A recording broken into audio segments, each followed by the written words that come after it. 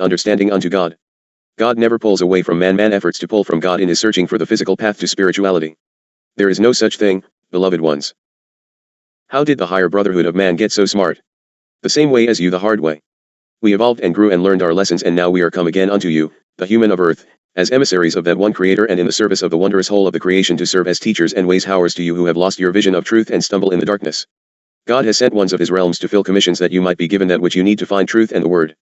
The choice of participation shall be left unto each until the final hour. As the cycles turn and the will of creation rotates, there would be the time when you would again look unto God. We come only as heralded as the hosts, in service, and forerunner of God, unto your placement, for we are representative of naught except your higher self coming into awareness. We act in separation only as you separate from us of higher beings. You were sent forth upon the planet to be caretakers, and now the consequences must be faced for failure to perform your task in gentle and balanced truth in action unto her. We have held the earth most carefully and assigned to her the very brightest spirits. In this age now, our patience is rewarded, for there are those of you who at last look up and see beyond the microscopic interpretations of those singularly misleading egos. You begin now to perceive us and communicate with us. We do that which we can with the primitive words of your ego-created languages, but it is much like speaking with our hands through the movement of shadows on a cave wall, the fire of your interest ever flickering and fleeting. But crude and primitive symbolism is that which we have with which to come into communion, and so shall it be. For as you sense the reality behind words and follow the direction of guided and divine thought, there is movement in your life as a collective people desiring change from the chaos into life. Perhaps you can now leave the cave of deceit and enter the sunlit garden that has ever been your true home and heritage. We are referred to in many ways, the pattern beings, the winged ones, the travelers of the heavens, the sky people, the light bearers and the flying tribes. We are but the hosts sent in service for a transition back into godness, and to act as alarm clocks to those sleeping while destruction descends upon you. We are come at your request to open the door of the prison you have built around yourselves without realizing the consequences of the isolation of a fragment taken from the whole of Godness. The journey of spiritual growth has been long indeed. There is no quick fix and no instant perfection. Perfection comes only with and through God, and therefore man seeks in all the wrong places and directions, searching for a physical way to attain godness. The very simplicity of the transition is too much to be reckoned with in most instances. The God within calls softly unto you to open your eyes and see that which he has sent unto you to light your path. We are your brothers come to show you the way, and the captain of the ship is perfection of brilliant light which is missed by the totality of its surrounding capacity. You cannot see because of all of which you see. You look for proof in a manner understood only through the physical experience, and you shall never find understanding through the physical, only through the spirit. It is, however, only through coming into truth and knowledge that will allow your physical journey to be long enough to allow your spiritual understanding to find balance and peace, for you are manifest upon a physical plane of experience. Ours is to bring truth that you might be an informed transitioner. What ye do with the word is placed within your own decision. We judge not, for yours is to have free will choice, and ours is to bring the word. We come with total love and petition that you look carefully indeed, for the cycle of change is now upon you. Salom. May you ever see as with eyes of the eagle and walk gently as the dove, that we each and all will be found whole and worthy of flight unto our source. I am Jai Orgo Series Hayton. Chapter 1. Rec number 1 Hayton. Monday, October 22nd, 1990, 8:24 a.m. Year 4 Day 67. Monday, October 22nd, 1990. Today's watch. Hayton present in the light of truth, that the word shall go forth and that we might move quickly along with the writing. Information hidden or hoarded cannot serve the people. This of course is why the effort to ban the journals truth shall set you free. I urge all parents to keep very close attention to your children, especially the young ones, during these immediate days and nights. This is the celebration of evil and satanic sacrifice. Do not allow your little ones to go out about the streets. If you are not strong enough as parents to disallow this trick or treating, I strongly urge you to be in immediate attendance. As your world moves into higher and higher rates of chaos, there will be more heinous participation in Satan worship. I want you to ponder the possibility of your child being stripped of its skin while alive, and I believe it will give some of you strength enough to deny the ridiculous lottery game of going forth for candy pieces about the neighborhood. I plead with you to hear me, for the terrorists' plans are already laid. Further, there will be an attempt to cause you to believe abductions will come from space. Brethren, please hear this as warning. As you observe the ridiculous nonsense going on within your halls of Congress, please do not think it is unintentional. There are so many thrusts projected that it is mere sleight of hand to deceive you. The shadow government is set forth now to get everything and more than the first foolish document brought within their clutches. What is happening now is a great intent to unseat as many incumbents as possible. However, any Democrat on the administration side of the issue will be preserved if possible. Otherwise, the leaks of bribes, etc., true or false, are for the intent of getting you the people to retire the old line Democrats and vote in the opposition, which will then give the administration voting power over the Congress. The elite have set it up to win either way. You are headed for a new world order, and you are headed there very quickly. It is up to you to act. Liberty Lobby material. Rather, Dharma, than to randomly thrust information upon you, allow us to present that which is already coming forth, so that there is guidance as to where and how to come together to stop the wave of this consuming beast. There are some things in the following material with which I do not fully agree. However, it is material upon which you can take action in a positive manner. To conserve space, I ask that this not be set into indention. I will tell you where the quote begins and when it ends. Quote, "Are you ready for a new world order?"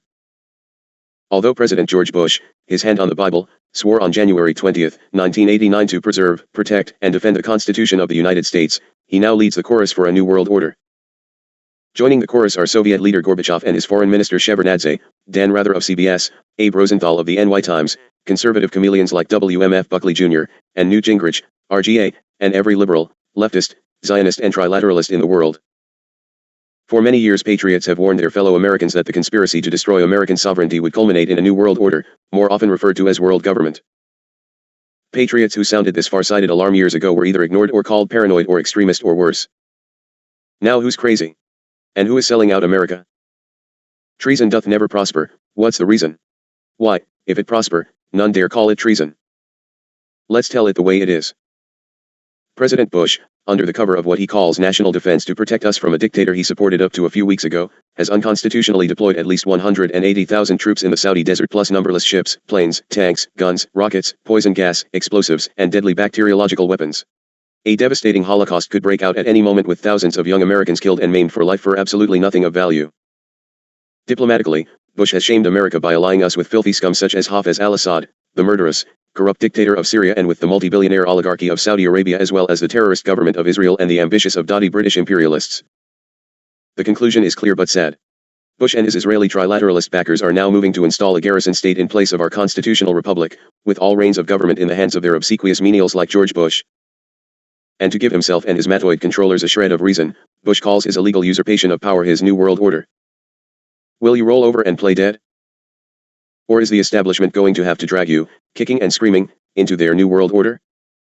Syndicated columnist Pat Buchanan is one of the few prominent voices to say no to their new world order. He's fighting. He's kicking. He's screaming. Unfortunately not very hard any longer.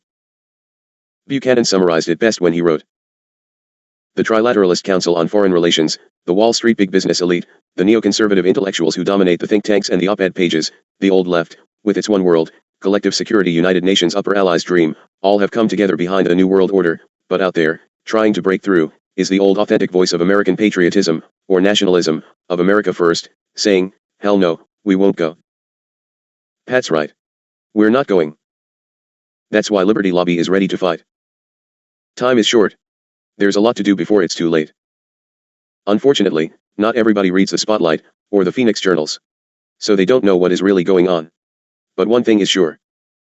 We've already got the American public on our side if they ever knew it. Trouble is, they sure are being brainwashed by the establishment media, which treats Bush's illegal intervention and his New World Order blabberings as worthy of respect. Here is what you can do. Spread the word. You know the facts from this letter and the Spotlight and the journals with expresses. Ed Note, now known as Contact. Call radio talk shows. Write letters to newspapers. Tell the public what Bush can do with his New World Order. It would seem that you can tell them in any obscene language you choose, for as with 2 Live Crew and the Mapplethorpe art, there appears to be nothing obscene left in your vernacular. Tell M you're not going.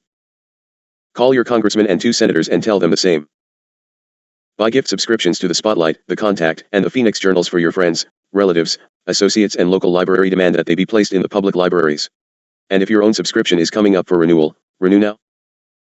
Make a contribution of service or whatever you have to offer to these workers in behalf of America's freedom. In the case of Phoenix Institute, these contributions of size can be invested in precious metals and used as collateral, giving you a personal win/win position, whereby you can contribute and have your gold too. Contact the Phoenix Institute for Research and Education Limited, P.O. Box 27740 Las Vegas, NV 89126. The funds will be used to spread the word through newspaper ads, radio shows and mailings to millions of patriots in America. In short, do what you can to alert the country to the conspiracy to destroy our national sovereignty in a bottomless pit of international corruption. Remember, your influence counts. Use it. **********. Continue quote, different document. President Bush and his New World Order. Say it once. Say it twice. Say it 3 times. New World Order. You might as well say it, since you're going to be hearing a lot about it in the days to come. It's nothing new. The world improvers have been working on it for a long time, but they've never admitted it publicly before. Now, the cat's out of the bag, and you can thank your conservative Republican president and his chorus of yes men for it. In his book, The World Conspiracy, author Nikola M. Nikolov describes this old conspiracy and succeeds very well. The evidence proving a plot to impose world government is there and it cannot be denied. Many authors, in addition, such as Anthony Sutton, the Phoenix Journals, etc., have detailed this plan in infinite outlay. Please go and research for self to know truth. To usher in this new world order, a good war is needed. Well, not exactly a good war, any old war. And the war that Bush and his superiors have fashioned is war enough. It's a lousy war and no war aims that will stand up to examination, which is exactly what the rest of the media are making sure of. But let's examine what this war is all about and what to expect from it and what not to expect from it. Like all wars this country has been slickered into since the Civil War, it is presented as a do-good-for-others war with no thought whatsoever being given to the advantages supposed to flow for us. Isn't the world mission for the internationalists to improve the lot of everyone else while ignoring the problems at home? But just to be different, let's examine all of the magnificent results to be logically expected for the great American suckers who are expected to fight and pay for Mr. Bush's war. Let us look at things for a change from the standpoint of the interests of the American nation and the people who inhabit it, not the interests of the Israelis, the British, the Arabian oligarchs, the international oil companies and bankers. We realize this is a unique outlook, but let's make a stab at it. Let us ask some questions, very specific. Let us consider the major and vital issues facing the American people, which happens to be exactly the issues the politicians wish to avoid. Will Mr. Bush's war lower federal spending? Will it lower taxes? Will it lower the federal budget? Will it decrease the size and power of the meddling and wasteful federal bureaucracy, including such freedom-expanding and helpful agencies as the IRS, FDA, and CIA? Will it diminish political corruption? Will it lower the interest burden? Will it fight inflation? Will it lower the price of gas, diesel, heating oil, etc.? Will it fight the drug plague? Will it make it safe for people in cities to walk the streets again without being mugged or killed? Will it help to uncover the crooks who perpetrated the SNL scam of $500 billion or so? Will it aid the American farmer or wage earner or retired worker or the homeless and destitute? Will it clean up our slums, fix up our highways, provide cheap public transportation and give the unemployed honest labor producing for society instead of the waste of war? Will it clean up our smutty media and entertainment? Will it replace pornography with art? Will it improve or even serve to maintain your quality of life in any way unless you are of a favored class of profiteers or own an oil well? The answers to these questions are evident by asking them. War always increases the size and power of the government. It always enriches the sleazy profiteers and tends to keep the politicians in office. It always diverts the attention of the public from the real issues, centering their ardor on unattainable chimeras and will-o'-the-wisp rhetorical flourishes, a sure and certain recipe for domestic disaster. And in this case the worst chimera of all is the New World Order of the international madoids, carefully designed to separate the American people not only from their money and their blood but also their constitution, because what we are talking about is world government, nothing less. It wasn't too long ago when the conservatives of America were often heard sounding their opposition to the socialistic, leftist world planners who made the mistake of actually saying what they meant. When they said they were for world government, they made no effort to hide it. But the conservatives and libertarians now working for world government are not that frank. They are only working for free trade, a world money transfer system without any encumbrances, the letting down of all immigration barriers, the elimination of passports, even an international money system, and they profess not to understand that the culmination of their desires would result in the end of American sovereignty, the Constitution, and everything identifiable as American. Can they really be that stupid? Or do they just expect the American people to be stupid enough to swallow the bait? This is a fight for American sovereignty, you can be certain of that. Loss of sovereignty means loss of everything Americans have built. It is repudiation of every American who has died for his country, as certain a repudiation as this government now gives to the many POWs and MIAs lost in Korea and Vietnam, and the ones who will certainly be lost, forgotten, and repudiated in the war Mr. Bush is trying so hard to get started. Remember that in case you're thinking of enlisting. As Theodore Roosevelt said, real patriotism consists of speaking the right and doing what is right, even if the president and the trilateralists/Israeli lobby don't like it. It's time to speak up. End quotes. Asterisk asterisk asterisk asterisk asterisk. I, Hayton, can only urge you to take these things within thine hearts and hear the fading beat of the drum of freedom. You are on the brink of losing your very sovereignty as a nation of the United States of America. I can add nothing to these urgent messages which can be more pointed or thought-provoking. I can only tell you that they tell less than the half of it. If you still need some confirmation regarding this subject, I shall just reprint from a couple of telefaxes sent to us from the Associated Press International. Sometimes truth is hidden in the projections and at least give you a good idea of what is being hidden from you. For everything printed, 99% is kept from you. You have no freedom of speech. Quote, Huntsville Times, October 17, 90. Senators push aid for Israel, benefits hidden in money bills. Washington. 2 money bills being pushed through in the waning days of Congress have been stuffed with benefits for Israel that could be worth hundreds of millions of dollars with virtually no public debate. More than a dozen provisions, most initiated by Senator Daniel Inouye, D. Hawaii, and Senator Robert Caston, RWIS, have been tucked away in bills appropriating money for the Pentagon and for foreign aid in the fiscal year that began October 1. Inouye chairs the Appropriations Defense Subcommittee, and Caston is the senior Republican on the Foreign Aid Subcommittee. Ranging from a $15 million refurbishing of Israel's port at Haifa to a new $180 million strategic petroleum reserve in Israel, the benefits apparently are intended to counterbalance Bush administration gestures to two Arab countries, Egypt and Saudi Arabia. President Bush is seeking to forgive $6.7 billion in military debts Egypt owes the United States and has sought congressional permission to sell $7.5 billion in weapons to the Saudis, with another $14 billion expected to be requested in January. Those moves, intended to reward both countries for their cooperation in the Persian Gulf crisis, have raised worries among Israel's supporters that the United States might be tilting away from its closest ally in the Middle East. At the same time, Israeli officials have appealed to the United States for additional aid to offset the increased costs of keeping military forces on high alert. The increased activities, including keeping planes in the air, will cost Israel an additional $1 billion this year, officials say. Supporters of Israel are pointing to bellicose statements against their country by Iraqi President Saddam Hussein. They also are reminding the United States of its promise to maintain Israel's qualitative edge in regional military might. Israel, with $3 billion in direct cash aid each year, already is the leading foreign recipient of American largesse. They know our budget better than we do, one aide said of the pro-Israel lobby. Among the bill's new provisions: making Israeli firms eligible for contracts under the Pentagon's $200 million plus overseas workload program, which provides for local service and maintenance of military facilities and equipment. The defense bill directs the Pentagon to identify and develop new specialized capabilities in depot maintenance and repair in Israel, and says Israel may have the inside track on maintaining US F-15 fighter planes and converting 400 F-4 aircraft to drones. Giving Israel, along with Turkey, first choice of excess defense equipment no longer needed by the Pentagon, potentially including large items like aircraft. Establishing a 4.5 million barrel strategic petroleum reserve in Israel, valued at about $180 million, to which Israel could have access in the event of a wartime emergency or a state of heightened military readiness. Positioning an additional $200 million in U.S. military stockpiles in Israel.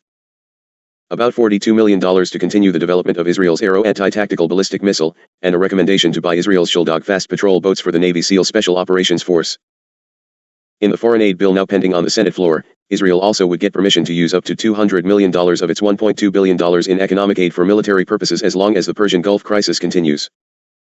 That bill also would provide that Israel receive $1.7 billion of its $1.8 billion in military aid within 30 days of beginning of the fiscal year. That means the United States would have to borrow the money and give it to Israel to reinvest, earning about $60 million extra for Tel Aviv in interest. The bill also would give Israel access to $100 million in new buying power for defense items. End quote. So be it, for as you sleep the foxes are eating your hens. Now, if the next doesn't make you throw up, I can't imagine what will cause you once to rise up and pay attention. Can it be that the citizens of this world are so easily gullible to lies? Quote, same paper, Associated Press, October 16, 1990. Let me assure you there is a reason this would run in a Huntsville Times. You will not see such a document, uncut and untampered from the AP in establishment publications, unless it is to give misinformation. You must be the judge. 5,000 Arabs live in Jerusalem village. Jerusalem. Abdullah Sain, a bearded auto mechanic, is not afraid of an Iraqi chemical attack. God, he says, will decide if he lives or dies. Yet, like most of the 5,000 Arabs in the South Jerusalem village of Beit Safafa, he stood in line to get his gas mask on Mon, the first day of nationwide distribution of the protective kits. Handing out the masks to Palestinians points up the contradictions the Israeli army faces in dealing with Arabs in Jerusalem. The government considers the residents of Beit Safafa to be Israeli citizens, but many see themselves as enemies of the Jewish state. Some youngsters receiving the masks in the Arab village said they'd been tear-gassed by the army for stoning soldiers. The government decided earlier this month to hand out the masks to Israel's 4.7 million citizens in case Iraqi President Saddam Hussein makes good on his threats to attack Israel with chemical weapons. You good Americans paid for those masks, where are yours? Last week, the army tested its distribution network in 3 small Jewish towns. On Mon, it opened some 400 stations throughout Israel, hoping to distribute 2 million masks by the end of the week. Residents of Beit Safafa trickled into a community center to be among the first Arabs to get the masks. A half-dozen paramilitary border police armed with M16 assault rifles and clubs were on guard, a sign that not all is peaceful in Beit Safafa. Some houses, half hidden amid dusty olive trees, flew black flags from rooftops in mourning for the 19 Arabs killed by police on the sacred Temple Mount in Jerusalem on October 8. The killing won't go without revenge, said Sain, the mechanic who lined up for a mask. I don't think any relative of those harmed in the attack will be satisfied by getting a gas mask. For Sain, getting the mask is proving a point, our right as Arabs who are living in Israel and paying taxes. The Arabs of Beit Safafa are an acute double loyalty case. Until Israel captured the Arab sector of Jerusalem in 1967, the border that divided the city divided the village. One quarter was Israeli, the rest Jordanian. Today, Many of the villagers support Saddam. The village has lost people in the nearly 3-year Palestinian uprising against Israeli rule. Saddam, oh hero, strike with chemicals, a cluster of children defiantly sang into the microphone of an Israel Army radio reporter outside the gas mask distribution center. A boy waved a toy pistol. A lieutenant colonel speaking for the army on condition of anonymity said Israel feels itself responsible for its entire population, he said, and is buying extra gas masks for the 1.7 million Palestinians in the occupied West Bank and Gaza Strip. OGAG. In the occupied territories, unlike in Arab sectors of Jerusalem, Palestinians will have to buy the gas masks. Rubiha Alian, a smiling, dark-haired secretary who lined up for masks, said she was not afraid of a chemical attack. If it comes and somebody remains on the earth after that, she said, it may change the situation in the area, make things better. Mrs. Alian came to the center only because of her 3 children. Dozens of children and adults were trying on the masks and listening to Arab instructors as uniformed army officials handed out boxes with protective kits. Sain was unimpressed. I think these masks will not be good against Saddam's chemicals, he said. Even if Saddam attacks with chemical arms, I'm not afraid. There is God and he decides if I live or die. End quote. *********. I remind you once, the plan is for Israel to utilize chemicals on the entire area in order to wipe out the Palestinian problem. They are setting it up right in front of your eyes and you continue to accuse Saddam of satanic intent. No, the cover-up of accusations is to hide the truth of the incident. Please hear and heed truth. Risk exposure. Headline. The $6 trillion debt iceberg, a review of the government's risk exposure.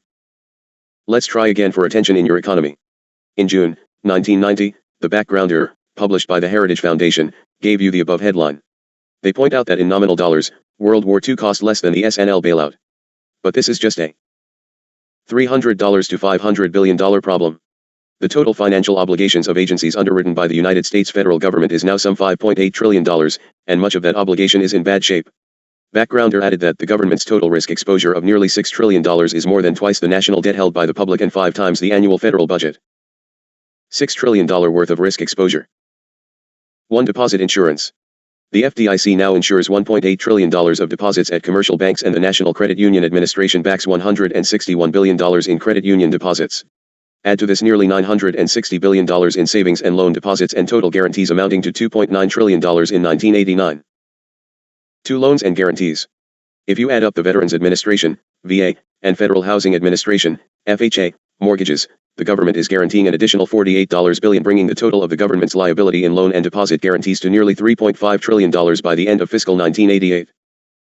3. Pension programs. It is estimated that the government's liability in this area runs over $819 billion for 1989. 4. Direct loan programs. These include Export-Import Bank, the Small Business Administration, College Housing, and the Rural Telephone Bank. This outstanding portfolio adds up to $207 billion at the end of the fiscal year 1989. 5. Government-sponsored enterprises. GSEs are technically private organizations, but in practice, they are treated as extensions of the federal government. GSE stands for Government-Sponsored Enterprise. An example would be the Federal National Mortgage Association, FNMA, which has $110 billion in mortgage loans and has guaranteed another $208 billion in outstanding mortgage-backed securities by the end of 1989. Collectively, the top 5 government-sponsored enterprises had an outstanding debt obligation of $763 billion at the end of 1989 and are the fastest-growing source of all federal credit exposure. Regardless of that which you are told, these will be bailed out by you, the public, as they fall for as long as there are assets. As of June, the total financial obligations of agencies, such as above, underwritten by the United States federal government was some $5.8 trillion, and much of that obligation is in bad shape. I was asked to include the above in the Express for your confirmation, as we have recently written about these items. Once, as they read the journals and the Expresses are beginning to share public documentation of our statements for your confirmation.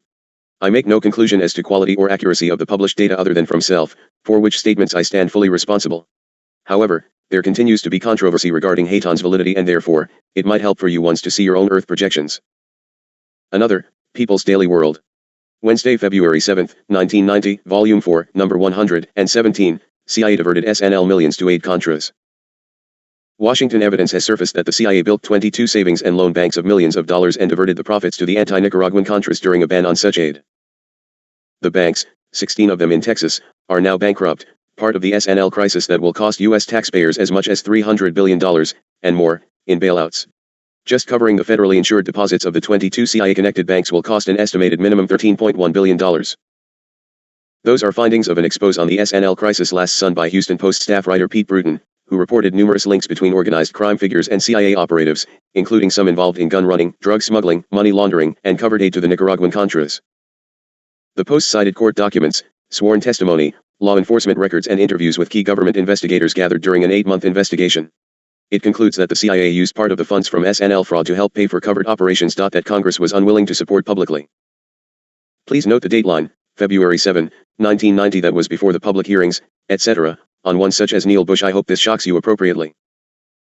President Bush's son, Neil, was a director of one of the CIA-connected banks, Silverado Savings of Denver, that will cost taxpayers $1 billion in bailouts, alone. The article charged that the CIA has intervened in criminal investigations involving agency operatives accused of SNL fraud and may be at least partly responsible for the fact that a substantial amount of suspected fraud has gone unprosecuted.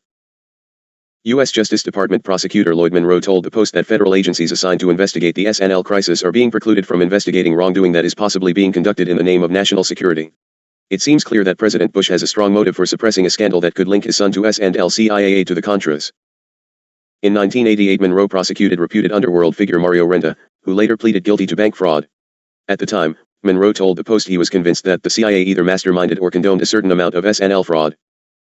Sun's article pinpoints the case of Robert L. Corson, chief of the now-defunct Vision Bank Savings in Kingsville, Texas, who helped St. Joe Paper sell 21,000 acres of prime Gulf Coast property for $200 million to a consortium of investors that included several organized crime figures and CIA operatives. But only $58 million of the profits went to St. Joe, while $7 million was channeled to a company tied to narcotics smugglers and drug money launderers in the Isle of Jersey off the coast of England. Corson received $3 million in kickbacks in the sale. That same year, Corson rolled up $150,000 in gambling debts, spent $250,000 for a speedboat and $100,000 for thoroughbred horses. After Vision Bank Savings went bankrupt, Corson fled to San Diego, where he is living in a luxurious beachfront house. Other insolvent SNLs linked to the CIA include Sunbelt Savings, $2 billion in taxpayer bailouts. First Financial Savings of Pennsylvania, $1.9 billion, and Lamar Savings of Austin, Texas, $1 billion in bailouts. Central America solidarity groups reacted with anger. We uncovered many similar illegal activities in our investigation of the Iran-Contra scandal, said Rick Emmerich, spokesperson for the Christie Institute. If the public was not incensed by the Iran-Contra hearings, perhaps they will be incensed to learn how much these covert operations are costing them in their pocketbooks. Bob Green, a spokesperson for Nicaragua Network, said, "This is just one more example of how low the Reagan-Bush administration would stoop in their genocidal war against the Nicaraguan people. The evidence linking the White House and Oliver North to drug trafficking, gun running and money laundering is overwhelming. In a nation that really cared about fighting the drug plague, people would be up in arms about these disclosures. It would be on the front page of the New York Times. How can it happen in America? Dear ones, let us take one hard-to-believe and incredible situation at a time. When I tell you how this can be with the individuals, I must have your trust. You cannot know how deep the subterfuge and lies go within the very physical, human fiber of ones involved, nor would you be able to read without accusing Hayton of lies. If I write it herein, we will await the time of trusting, and then it shall all be revealed. At this point, however, you must stand and face that which is upon you, and further distractors are not helpful. You can change these things if you will work together within your constitution. That is where it must begin, and then, and only then, can you come into understanding of the other that will be given unto you. First, you must understand the terms Zionists and Hazars. Stop pulling anti-Semitic nonsense on speakers. I ask that my introduction in the Mossad Connection, now in press, be appended here too. If you cannot understand history and the lies, you cannot change of the direction planned for you of earth. May God allow of your understanding, for you are in grave circumstance. Dharma, allow us a rest please, and we can check as to how much further space we have for writing. Thank you, Keela, for your service. I withdraw to stand by in salute unto that which you ones are doing in this time of danger and threat. God shall be thine shields if you will but ask. Saluhaton to stand by. Chapter 2. Rec number 1 Soltech/Hayton. Wednesday, October 24, 1990, 8:37 a.m. year 4 day 69. Wednesday, October 24, 1990. Today's watch. Hayton present in service unto God and man within the light of truth. So be it. I ask, Dharma, that you avail yourself and service, briefly, to Commander Series Anthony A. Soltech 4, before we write this day, I must call urgent attention to you ones. There has been a rather small earthquake within the past 12 hours in Northern California which bears great importance. It is a sign to you ones who will see and hear. The quake itself is not of great importance, it is the fact that it is in the area of Levining, close to Yosemite, but that is not the point. It epicenters in the area where the radioactive bulge of molten matter made radioactive by your Nevada testing is coming to a head. This quake has 2 points of interest. It tells you where first the toxic material might surface and also relieves a bit of pressure from the cone itself. I move to stand by, thank you. **********. Seoul Tech present to speak of general information regarding the type of quake just experienced in this most important area. I am responsible for the command following most closely your Earth changes in a geophysical attitude and, hopefully, allow you once to have knowledge regarding these changes and possibilities involved. I can also tell you what to look for relative to a given action as follow on. Please do not ask me to define explicitly in Earth time frame. We calculate possibilities and probabilities by sequence of events. I shall also make it as simple for general understanding as I can find words to fit descriptions. The relatively small quake in point was experienced in California to the coastal area near and around San Francisco as well as throughout portions of Nevada, most important indeed. To allow understanding to the lay public, I must first speak of volcanism in general. Therefore, I ask ones who know all this information to please be patient, for we find that 99.9% of the human masses do not have the foggiest idea of that which we outlay unto you. Volcanism. The term volcanism implies volcanoes and they are, to be sure, a spectacular product of it. But volcanism involves much more than mere volcanoes. Any invasion of the Earth's crustal zone by magma from below is properly called volcanism. If the magma pushes its way far up into the crustal strata but does not reach the surface, it is termed intrusive volcanism, but if the magma flows out onto the surface via volcanic or other vents, it is called extrusive volcanism. These, of course, are Earth/English words and will need translation for other language groups. The question may well be asked, why does molten material from the Earth's interior force its way into and through the hard rock of the crust? This is one of the questions that has vexed your geologists for many years. Not only, why does magma invade the crust, but, where precisely does the magma originate? It is obvious to you close observers that release of pressure on the interior of the Earth by deformation and fracturing of the crust triggers the outward movement of magma, but whether it originates initially at the Earth's core, the mantle, or even the crust itself is difficult for you to determine, for you have not enough knowledge or ability to research those pressures and temperatures to reach valid, provable conclusions. It depends on the type of volcanic activity. Most volcanoes tap only relatively shallow source regions, however, this does not obviate the deep-seated sources for certain types of volcanic activity. Nearly all major mountain masses are underlain by intrusive masses and frequently there is some sort of extrusive volcanism in evidence as well simply through visual observation. Mountain building mechanisms such as folding and faulting cause volcanism, but volcanism, once set in motion, can be a potent mountain building mechanism in its own right. Massive intrusions may lift and warp the surface layers and extrusive magma finding its way to the surface through faults can build huge piles of volcanic rock. Also, intrusions may be exposed by the wearing away of the softer overlying strata by erosion and the hard igneous mass will stand up as highlands. The Adirondacks and mountains of New England, for instance, are of this type. Please understand that I am speaking of the United States in this instance, for this is where the scribe can have association and this is where the subject in point has and is occurring. The information is valid for all Earth locations geographically. Other examples are the smooth lava flows in Alaska's Valley of the 10,000 Smokes which poured out of a volcanic vent just a few of your decades past and still have the appearance of motion as observed. Today the area, Katmai National Monument, as you have named it, has only about 100 smokes active. It is, however, an area only in the sleeping. Another great example of a landscape filled with volcanic plugs, the Kasiki Mountains in Cameroon, is far different in visualization.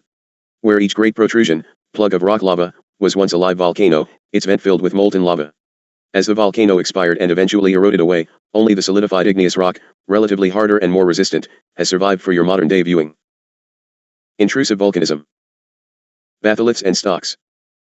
The largest of the intrusive masses is the batholith, found to underlie every major mountain system and frequently exposed at the surface as the roots or cores of ancient mountains that have eroded away. But the batholith is not merely the upper margin of the monolithic Sima volcanics. It is a lobe that has forced its way well beyond that into the sedimentary, or altered rock, layers that form the continental epidermis, because of lessened pressure as a result of diastrophism. As for size, a stock is simply indication of size. There is not reason of two terms other than somebody felt it helpful to describe the bulging or hat under the surface as a batholith if over 40 miles in area and a stock if smaller. Both will be found in the same bulge. The batholith and stock are coarse-grained igneous or plutonic rock that has obviously cooled slowly deep underground. At their point of contact with the stratum above is a metamorphosed aureole or baked zone where the combination of heat, pressure, magmatic fluids, and gases have commonly given rise to concentration of useful minerals. For practical Earth purposes you may as well regard as essentially bottomless structures, and intrusive rock has not been seen to actually crystallize as extrusive lavas have. You are, as usual, dealing again with conjecture on your placement, and it serves well enough in concept. Laccoliths. On a much smaller scale than the batholith are several other kinds of magmatic intrusions. One of these, the laccolith, has some of the character of a small batholith or stock except that it is fed from below by a tube cutting across the overlying strata like the conduit of a volcano. However, where the volcanic bore gets into the surface rocks, magma rising up the laccolith feed pipe loses some of its impetus and spreads out between two flat-lying rock layers, eventually forming a lens-shaped mass that lifts and bows the surface into a dome, and this is indeed most important to the subject in point. Sills. Similar to the laccolith but much more common is the sill. In this case the invading magma spreads out as a flat sheet often for many miles but does not throw up the overlying layers. Sills come to your attention when erosion exposes an edge as a shear wall often darker and harder than the surrounding rock. The downcutting Hudson River, as example, has revealed a sill in the Palisades that is particularly striking because of the columnar jointing of the cooling magma. Another major feature standing out in a moderately subdued landscape is the Great Wind Sill of Northumberland, England. The black escarpment describes a 100-mile crescent from the Pennines to the sea, and since its steep side faces northward, it was seized on by the Romans as the foundation for Hadrian's Wall. Again, within the U.S., you will have a good example in the Black Canyon of the Gunnison. Dikes. If the invasion of the surface layers is in the form of a thin sheet cutting sharply across all horizontal strata but falling short of intersecting the surface, then you have a dike. Visualize a sill turned on edge, except in the case of a dike it draws magma from its entire lower edge rather than from a bore or conduit. Dikes often occur in swarms, most frequently radiating from a volcanic vent. If the resulting igneous rock is harder than that which surrounds it, erosion may lay bare the solidified magma in the volcano conduit as a neck or plug and the radiating dikes as long narrow ridges. Shiprock, New Mexico, is an outstanding example. One can see the radiating dikes exposed at the surface, and Shiprock itself is a volcanic plug. Pegmatites. Note that although the originally molten rocks involved in intrusives are properly classified as plutonics and should therefore display a coarse granularity, only the batholith or thick sill is highly typical. Generally, the smaller intrusives isolate the magmatic melt into such thin or limited quantities that cooling is quite rapid and crystal formation is impaired.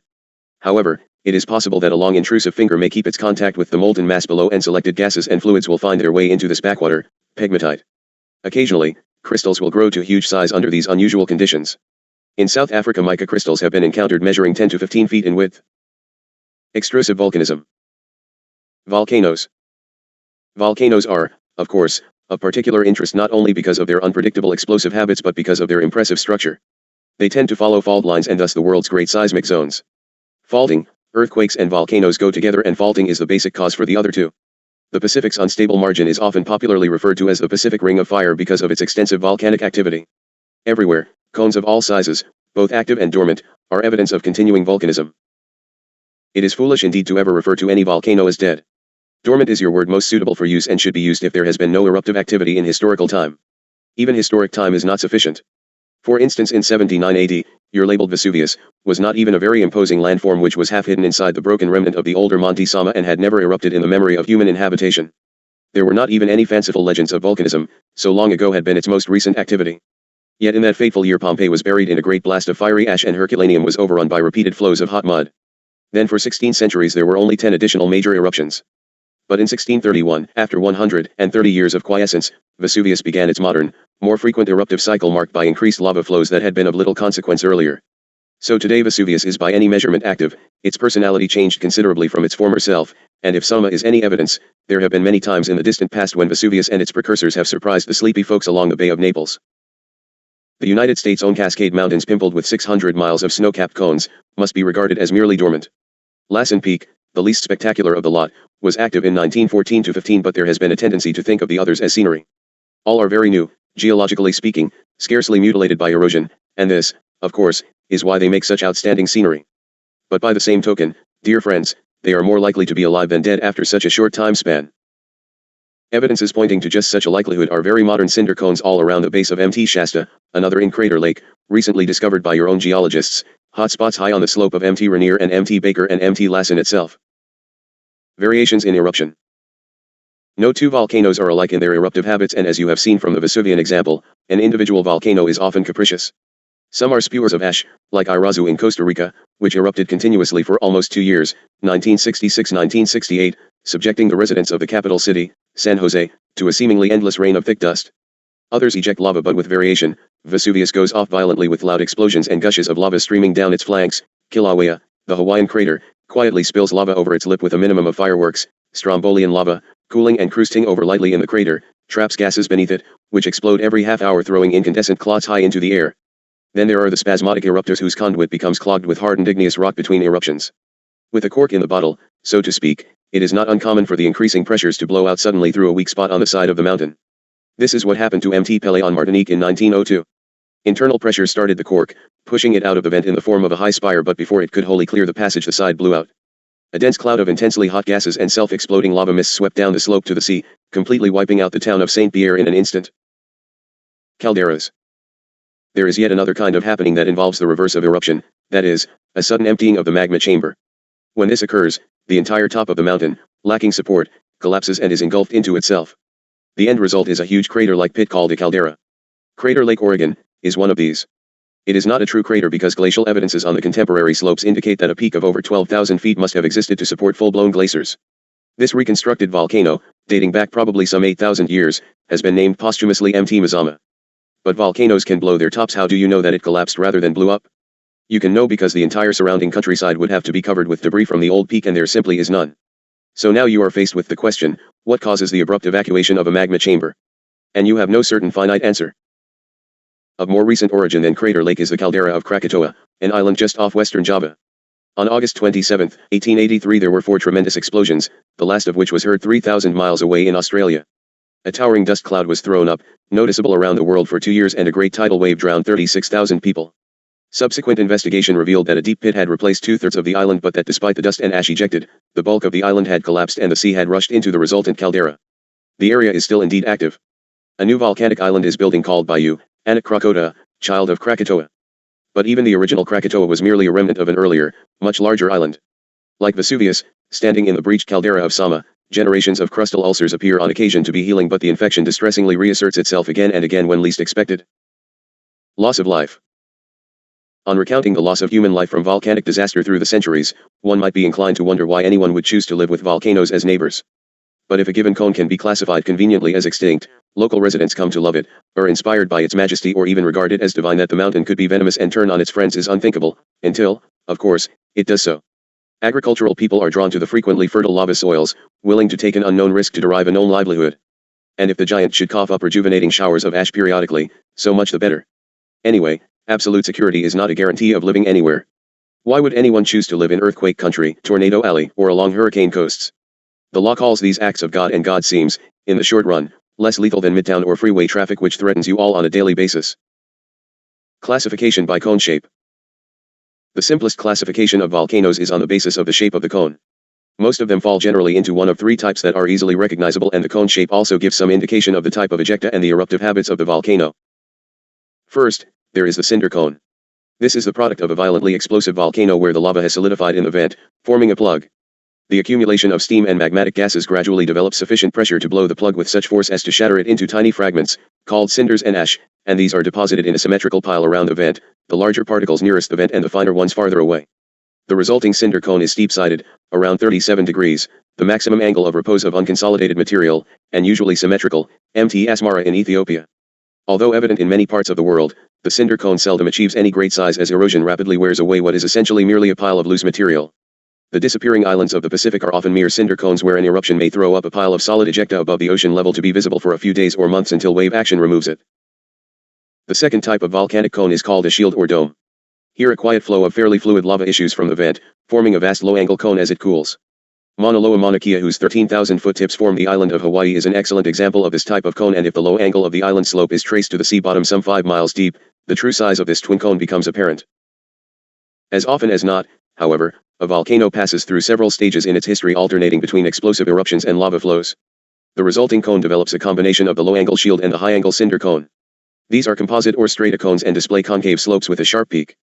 Imagine first a cinder cone, but before it can erode away, it is overlain by lava flows. Then built on top of this another cinder cone followed again by lava. The end product looks like Fujiyama, Shasta, Rainier, or Egmont, the world-famous volcanoes that inspire poets and legends. The most telltale concave slope development, however, is shown by Mt. Shishaldin in the Aleutians, which is smoking and active today. Its classic shape is totally unscarred by any type of erosion as it continues to build. Currently, Shishaldin towers well over 9,000 feet above sea level and almost 40,000 feet above the ocean floor and growing.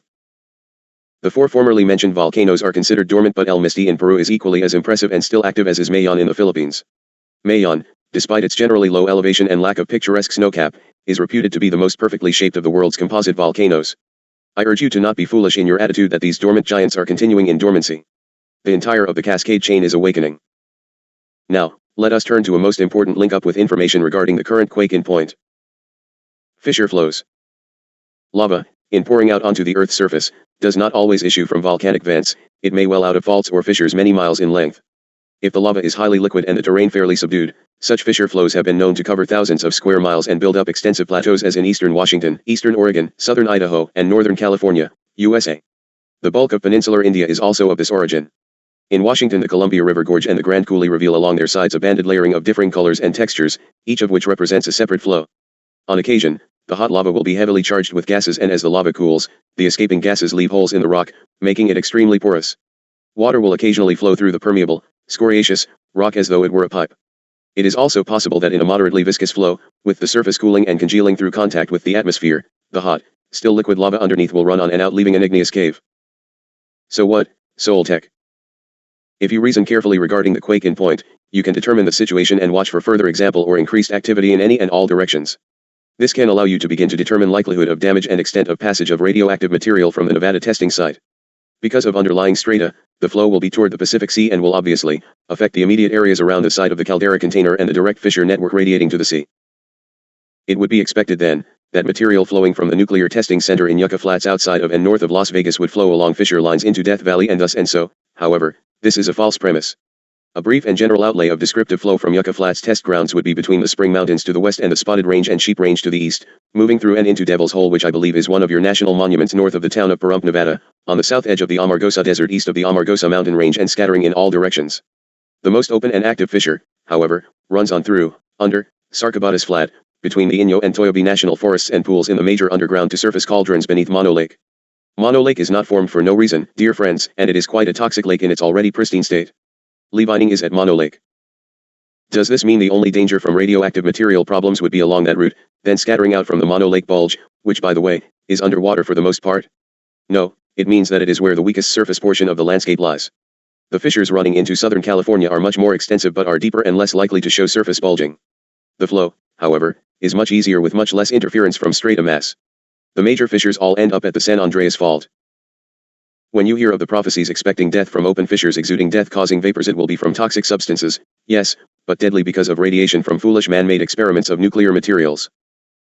How much will surface, if it surfaces? I cannot answer, for it depends upon pressure buildup, pressure slippage versus man-caused slippage and extent of flow. You can expect deadly gases to spring from what you call Lake Elsinore and on down to the Salton Sea. These gases may or not be radioactive.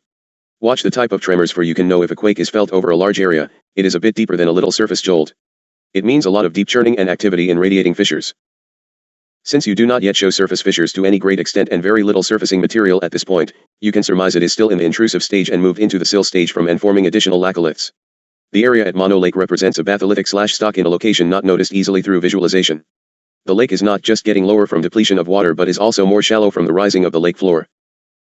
I am not here, Dharma, to argue points of physical geology or geography. We have great difficulty with your new names, for everything the entire area described was once at the bottom of the sea, and my vision and instrumentations recognize no difference except for isolating the identification of markers for you ones. The quake in point is of little notice except for the massive information it should be telling you. More important substance is coming forth along the New Madrid Fault, but the toxic quality of the California tremor bears more destructive potential from that aspect. The widespread activity is indeed important, but I have not the facility nor you the understanding to outlay it all. I just ask that you be at alert. If you can understand the functioning of your mother's circulatory system, you can better know where safety can be found in order to continue service in this time of transition and upheaval. You in contact and counsel with the higher energies will be given to know if you but listen. You who just desire to save your assets, of all types, will likely not hear and discount much of this information, so be it, for it is most certainly up to your own acceptance. Thank you, Dharma, for scribing this information. I realize you have neither the time nor the interest in these matters, but your service is greatly appreciated, for I have no receiver regarding these matters in this location. Much focus is given to this area geographically, and I am greatly appreciative of your willingness to entertain my input. I ask the blessings of understanding in behalf of you ones awakening from the confusion of the sleep, and I am most grateful to be of whatever service I might project. I take leave in salute unto you of our landlocked fellow man. Salom and salut. Soul Tech to clear. Hayton returned to sign off for the session, as it has grown quite lengthy, being that Soul Tech has not been subjected to having to reduce a chapter to a page nor a page to a paragraph, as has been jest upon Hayton. When we come back, I will continue with items of today's watch and shake you up a bit with quantum cosmic code. I shall at first reduce the paragraph to a sentence, but as you might guess, the subject is technical indeed and may require a bit more in-depth projection of wordiness as we move into the subject of genetic doubles abounding upon your place these days of political and technical chaos. So be it. Let us close this segment and take rest. Salut. Chapter 3. Rec number 1, Hayton. Sunday, October 28, 1990, 10:59 a.m. Year 4 Day 73. Sunday, October 28, 1990. Today's watch. Hayton present in service unto God and men within the light of truth. So be it. We are always pressed and crushed into the time limitations of earth limitations, therefore, I must ask patience from ones who correspond and/or ask input, for you have not enough hours in your days to accomplish all our work and allow the journals to flow. Also, I do have some inquiries which need response to the general group of readers. I shall be brief, for the material in the journals and expresses is too urgent and timely to allow distractions, but I shall refer to queries regarding information within the books to clarify some points for all readers. Dharma, as time-consuming as it is, I must ask for expressions presented by the letter from M.A. Ramadan of the UN. He has given phone contact information, but all need to have this information, not only the one. We will please reprint the letter portions and I shall respond to segments. The letter was not to Hayton but rather to George Green, at America West, but I have asked to respond for perceptions and opinions cloud the issues. Dear George, although it is extremely difficult to read the mind of God, it seems he does not put all the eggs in one basket. For some reason, he gives different people different pieces of the cosmic puzzle. This is all the more likely at those transitional times where the ultimate unity of mankind will be preceded by vast decentralization and fragmentation to facilitate the dismantling of the present outdated world system and create a far more enlightened one. Yet, in order to go higher, man has to use his mind less in high-tech and more in understanding cosmic design. Your publications are a great challenge in this respect. They force us to use discernment. Fortunately, they caution us, from the very beginning in the first book, I Am Sananda, p.128, that man shall never force truth onto another. For it would be worthless. We, therefore, have to use all the understanding and self-discipline upon entering the minefield that God has planted to test us.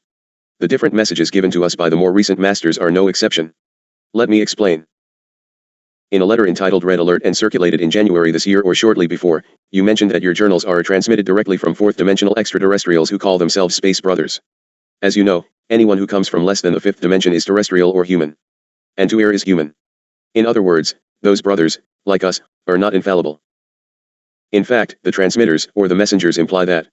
For example, in the August Journal Express issue entitled Psychic Guru, Volume 3, Number 4, you quote Hayton as saying that my computer system rarely reflects errors, which means that he does make mistakes sometimes.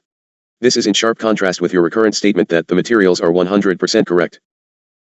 Adding the conflicting statements of the several Rainbow Masters, inter alia, the major pitfalls of the journals include the following. I shall ask interruption before going further to make comment about the preceding statements. I ask that you all be gracious and patient with our contacts and publishers. Brave, indeed, are the ones who stand forth against Earth forces to bring truth. Please know that in January, ref above, George and Desiree, who wrote Red Alert, had met the receiver and had access to any of our writings for less than 3 months. Please note that much of the above observation is correct in concept where man, fourth dimensional downward in the counting if you like, is subject to error.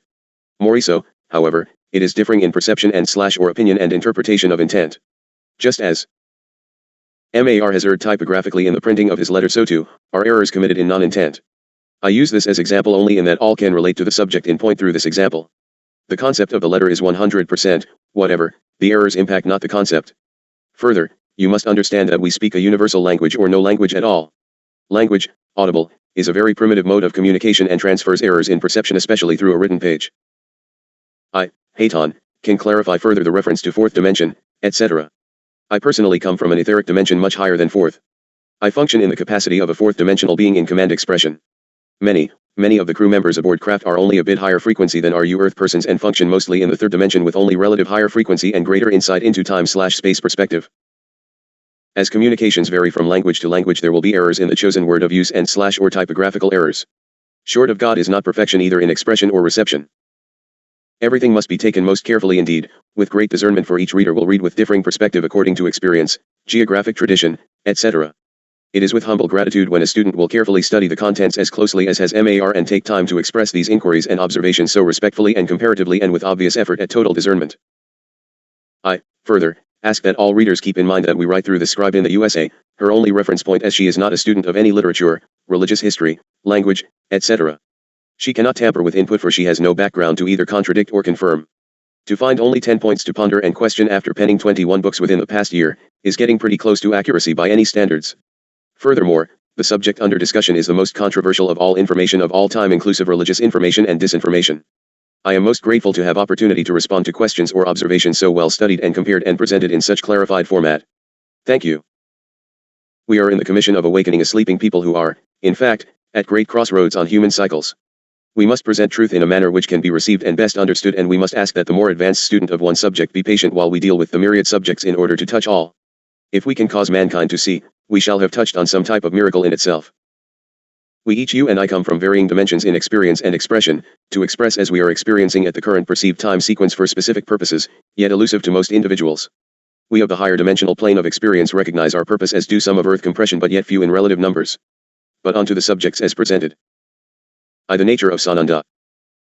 1. In the red alert letter, you mention that from the aforementioned fourth dimensional masters who call themselves space brothers like Hatan, Ashta, and Sananda, comes the shocking truth.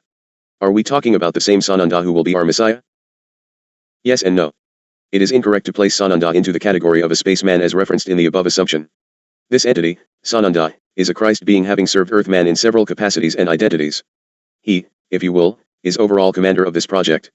There is no way to limit his intent, stature, or abilities. There is such misunderstanding of factual truth regarding God and life, perception, illusion, and reality that it would take 10 journals to outlay it all. But, the greatest misperception of mankind is to categorize the masters, teachers, God, and thus and so. This entity known as Sananda, is a designation of identification, as I gather you already recognize from your intelligent factual information. It is now time for the readying of the planet for the perfection of truth to return first within man. Just as the myth goes that he went forth to prepare a place for you, so we now ready a reception for him in God growth. The English language simply has not the proper definitive words for total clarity to express my full intent. I, Hatan, am expressing in the capacity of Commander-I, however, come from a dimension of totality of expression and / or manifestation, Atan. We do not rank in the higher dimensions and yet, it is the only measure I perceive you recognize. Yes, to respond to your last question, it is the return of God, by whatever name you have called him. Actually, it is a return to consciousness. The awareness of God in that manifestation of Godness can be returned into that consciousness. God dwells within his creation, so without contradiction God is already with you. Keep in mind the question which bore no misunderstanding on your part but might very well among the lay reader Messiah meaning a professed teacher, messenger, marked by mystical idealism in behalf of a cherished cause or sense of historic mission devoted to perfection in belief in the absolute rightness of truth. To attach this entity to any one religious doctrine is to err indeed. 2. Ashta himself distinguished in the letter between space people and the spiritual people, who start from the fifth dimension.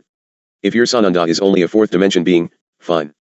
But in this case he cannot put the seal of truth after almost every other transmission in the journals by equally ranking brothers. True. We have effort to define categories as clearly as possible while knowing that man cannot conceive of that which we proffer. Allow me to note that Sananda is from the highest dimension and has all qualifications to place his seal upon the word. It was not our intent to indicate equality as such, although we allow some ignorance on the part of mankind into the higher truth of unlimited existence. We have ability to manifest the expression of our thoughts and it is very hard, indeed, to describe this quality unto ones who have nothing against which to relate in any manner, in consciousness. The reason for any such reference as to seal is to allow knowledge that statements are carefully considered as to content by counsel of higher energies that none overstep the boundaries of command of another in purpose and direction. 3. But let's assume that your Sananda is higher than the fourth dimension. If this is the case, why does he hardly refer, if at all, to other high-ranking masters like his assistant Kuthumi or to Sai Baba, when several books were written about them and their miracles? This is going to be harder for you to understand, for I am not sure I can answer without confusion. You have simply not had access to all the materials presented and that which has not yet been given into print. There are thousands of hours of audio tapes wherein this subject is covered most carefully in detail. Babaji has come forth on many occasions to witness thereof through the scribe, as has Lord Kuthumi. This scribe has no recollection of any contact prior to mid-September of 1987. Sipapu Odyssey was written as a fantasy in 1986. She was not exposed in any manner to Space Command nor to higher energies prior to that time. In fact, she had very negative opinions of the entire operation of same. Dear ones, it is a time of remembering, now. I further urge you ones to not err in perception of assuming, for instance, Sai Baba to be an identical energy form of Babaji. You must be most careful, for it has been told to you of physical format to beware of bringers of great miracles in the closing cycle, for they will most often be of evil. All will not be of evil, and I certainly infer no such thing. I just warn you to be discerning and know that that which can be done by these miracle doers can be done by you if you but accept your creative godness within. He of light will always tell you such, and the teachers come forth to prepare the way. You will be the discerner, for God has created you with free will choice and you will stand responsible for discernment. I.e., the mind field. I apologize to the sender of this letter, for the document has been separated in the faxing thereof, and we may have these numbered queries out of order. I will, however, effort to respond properly. 2. The nature of Jesus. For in the Green Book I Am Sananda first edition we are told by Judas Iscariot, another master, that Thomas complained to Jesus Christ that your disciples have falsified your teachings. They say you are the Son of God, and have pronounced that you are equal to the creation, page 131. Yet, in the Rainbow Masters first edition, p.58, Serapis, who claims he is often referred to as the Commander Hatan, equally claims I am that I am, Christ, the only begotten Son.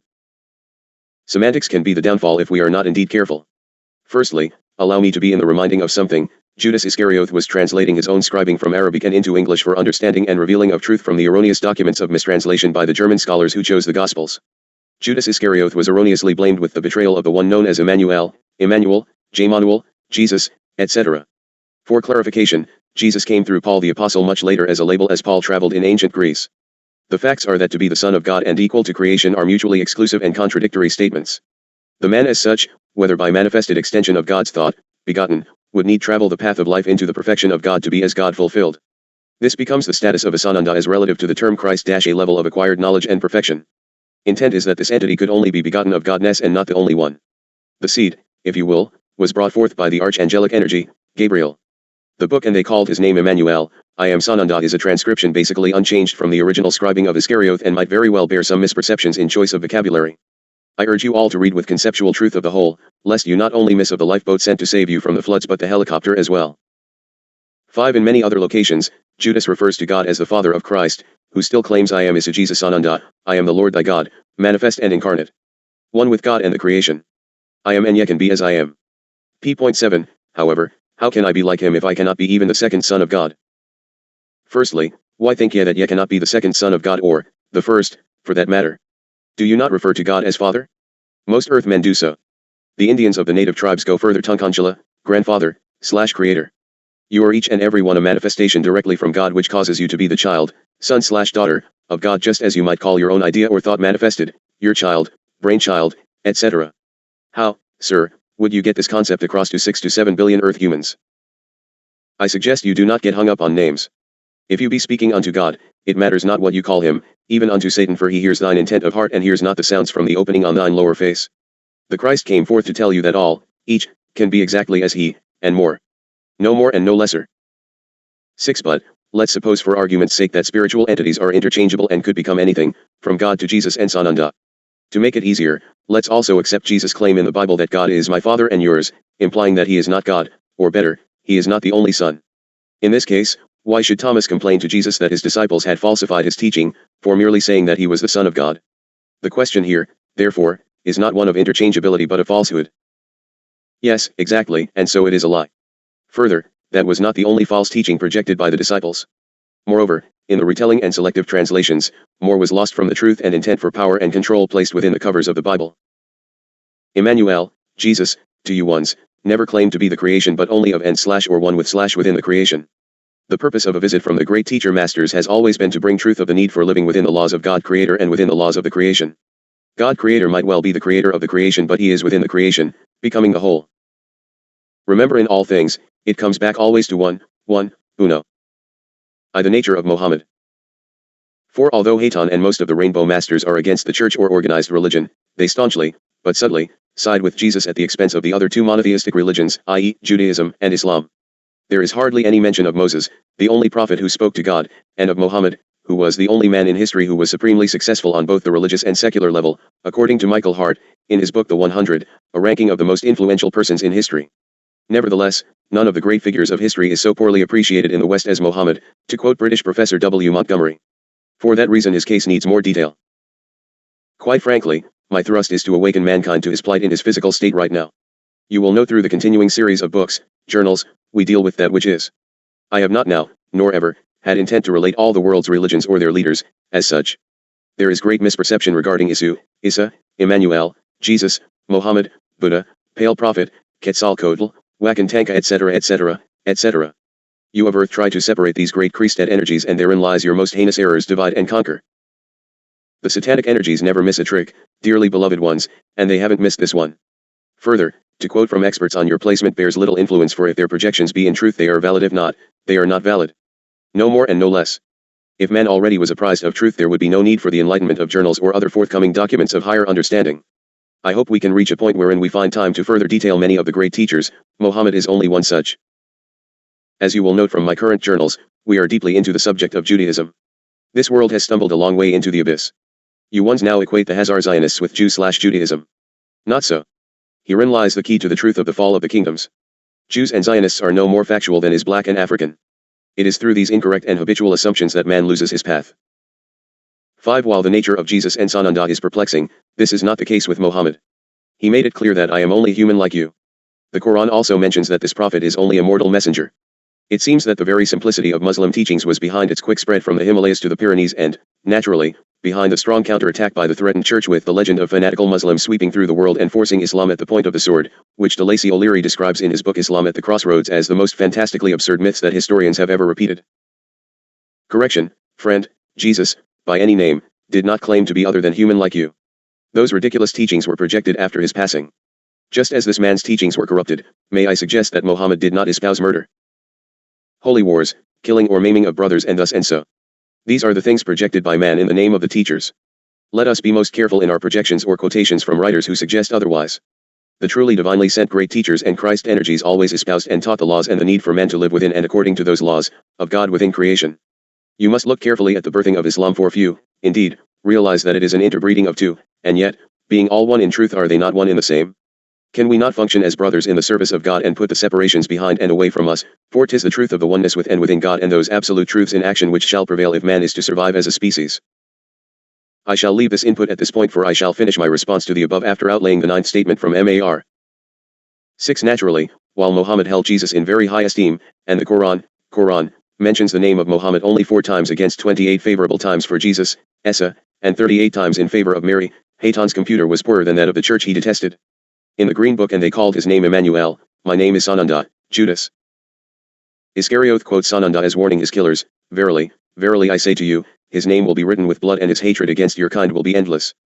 But since he will be a false prophet, referring to Muhammad, and bring you a false doctrine, so will his cult eventually be finished, when your kind and his kind will put down the foundation for a bloody ending for this world. P. 118. It is interesting that this statement is not confirmed by the seal of Sananda at the end of the reading, yet still bears his name in the title. Rec #3 Iscariot / J. Manuel Sananda, Thursday, August 10, 1989. Last, first, please. The portion above, in parentheses, is identification for the ones handling the writings. Dharma sits to the keyboard and identifies the speakers nothing more or less and labels the writings for further reference. Rec number 3 means the third writing on that date. Iscariot / J. Manuel Sananda means the subject, speakers and reference for placement. Sometimes there are 3 or 4 separate documents in receiving at a given date. There will always be reflected a time which you have not noted, which may indicate that Dharma forgot to note the time or perhaps you omitted it. This is for information when documentation is required in time sequence of instructions and / or happenings upon your placement to allow actual reference timing. Then, of course, the remainder indicates the day, date, and year. The other indication of year, 2 day, 359, indicates the sequence of days since the onset of the new calendar of counting from August 17, 1987, at which time you entered the new calendar of sequence. I have no wish to pick problems with the Quran as such. Please understand that I care not one whit what it says. Islam, for instance, is a cross between the teachings of Jesus and Muhammad, etc. It is incorrectly translated at the very best, for as I have stated, Jesus as a label was incorrect, therefore, the translation is incorrect. The overzealous nature of using Mary as a holy deity is incorrect in all instances and was begun and expounded by the Holy Church of Rome. I, Hayton, detest no church club above that of another. I detest any group that projects lies upon believing people. I care not where they are or who they are. If a lie be a lie, the telling of it by great numbers of liars does not make it truth. Regarding the quotation of Sananda by Iscariot regarding the warning, please realize you have left out the circumstances under which the statement was made. Also, you must realize several different facts herein which I will attempt to delineate. Sananda, the one you call Jesus, was before the council and palast at his condemnation. He warned the crowd and people present that one would come forth, Muhammad, who would write his name in blood and the hatred would last endlessly. Brothers, that is truth enough. The hatred of the Arabs and the Jews under whatever religious doctrine prevalent is endless and bloody at best. The term, prophet, must be considered very carefully to discern the meaning of false prophet. There were ones who were proclaimed prophets, i.e., Moses, Daniel, Ezekiel, etc. Muhammad came forth as a leader and teacher, and I do not even speak herein of credibility or incredibility, I simply speak of his status as man/teacher. He was falsely called prophet, although his projections have come to pass in a most remarkable manner. The measure of the proof of a prophet is total coming into being all projections. Therefore, it is not until after the fact that a man can be labeled a true or false prophet. Before the fact, the prophet would have to be referred to as false or projected prophet. In this instance, the entity J. Manuel has just proved his worth in that one instance as a true prophet by projecting the above prediction regarding Muhammad. Now, as to credibility. About the Quran, just as the Holy Bible of the so-called Christians and/or Jews, I make no statement at all. I am not come to compare the books of instructions, for they are all tampered and mistranslated. However, there is also truth abounding in each and all. It is for the individual to isolate the truth of God according to the laws of God and the creation. If the instructions are according to the laws, it is of God; if not, it is augmented by man and thusly altered in form, i.e., thou shalt not kill - meaning thou shalt not murder. Therefore, Murder is murder, and likewise are the other commandments. Truth is truth. I speak of the true laws of God and creation. I care not for the voted in rules of man to gain power and control over his brother. Now if you believe that ultimately the bloody end of your world will come other than through the hands of these hating rivals, look again, you are already on your way, for the Zionists have infiltrated all of the nations, and the bloodshed shall be violent and terrible indeed. Chapter 4. Rec number 1, Haton. Monday, October 29, 1990, 8:06 a.m. Year 4, Day 74. Monday, October 29, 1990. Haton present to continue with yesterday's rewrite. Dharma, it is hard to realize that your equipment is adjusted, but, Kila, you must check frequently, and when we write of the disconnection of Zionists/Jews/Israelis in definition one from another, your computer is set to destruct the program data acceptance. It is hard to lose hours of work when we are so pressed, but ones must realize the impact of our work and the desire to quiet our message. So be it. I hold you in protection while we again sort it out. Salut. Continuation of letter response to M.A. Ramadan at the United Nations. I believe we have a completed number 9 intact, therefore, we shall pick up at number 10, please. 7. But let's go to the argument itself. It is very likely that Jews and Muslims will finish each other in the coming years the way the Church finished the Jews. In Spain, the Inquisition, after a glorious era for Jews under the Muslim Moorish rule in the Dark Ages. Yet, what have corrupt Muslims and Christians to do with Mohammed and Jesus? Besides, the fact that both Muslims and Jews will be at each other's throat does not mean that Mohammed and Moses were false prophets. Further, false doctrines die or shrink after the death of their leaders. However, Christianity, Judaism and Islam spread only after the death of Jesus, Moses, and Mohammed respectively. Of course Mohammed was a fighter, but so was Krishna, who was admired by the journals. Like Krishna, Mohammed's forbearance in victory, his ambition, which was entirely devoted to one idea and in no manner striving for an empire, his endless prayers, his mystic conversations with God, his death, and his triumph after death, all these attest not to any impostor but to a firm conviction which gave him the power to restore a dogma. This dogma was twofold: the unity of God and the immortality of God, overthrowing false gods with the sword, and the other starting an idea with the words. Those are not my words but those of the French poet laureate Lamartine in 1854. This, hopefully, will explain why he was far from being an antichrist and that he must be called the savior of humanity, in the view of the famous English playwright G.B. Shaw in his book The Genuine Islam. Again, you have stated your own point, my friend. It is very likely that Jews and Muslims will finish each other in the coming years the way the Church finished the Jews in Spain, the Inquisition, after a glorious era for Jews under the Muslim Moorish rule in the Dark Ages. A Church of God would finish no one, and, further, there was not a glorious time for anyone during the Dark Ages. You allow projection of the Church Haton detests in the preceding inquiry, but you will find that Haton detests nothing save evil. If the Church in point in any discussion is presenting lies unto the people, Haton detests it, no more and no less. I care not for the speaker or the listener in such instance. I detest the lie, for lies are enslaving to the creations of God. One of the biggest lies thrust upon you unsuspecting citizens is the projection that false doctrines die or shrink after the death of their leaders. Oh no, the scenario and teachings are changed to suit the wishes of the power elite, and the doctrine thrives in the lie without the presence of the originator to counter it. In these instances of the spreading of the lies, they come forth from the very ones who are the teachers of darkness and ignorance to empower themselves and rule the multitudes by ensuring ignorance of truth. Krishna is an excellent example. Krishna is one thing fighting another. Just as with Mohammed or any other great teacher, you will find at the foundation of truth, they did not teach fighting or war. Therefore, those doctrines are false teachings, come forth after the entity walked your placement. Fighting and warring are the toys and activities of human mankind, not God. What do I think of Mohammed? If his words be in truth, I bend my knee unto his wisdom. If the projections as brought forth in the name of Mohammed or Jesus or Buddha, etc., is of evil intent, against the laws of God or creation, I abhor them with all my being. What do I think of the observations of Lamartine and or G.B. Shaw? I need not their opinions as to truth or stature, for I have some carefully laid forth laws from God and the creation upon which to base my discernment. These ones intellectualize response not against the laws of God and the creation but according to the input of the times. Some of the conclusions are in truth and others fantasized according to conclusions of opinion. It is neither good nor bad, the opinions simply are. I remind you of something most important when you ones refer to triumph after death. There is no such thing as death except to a mechanical housing device, therefore, all triumph after death. Where you attend life after perceived death is far more important than any triumph after death. Your placement will be according to your level of discernment, learning and growth.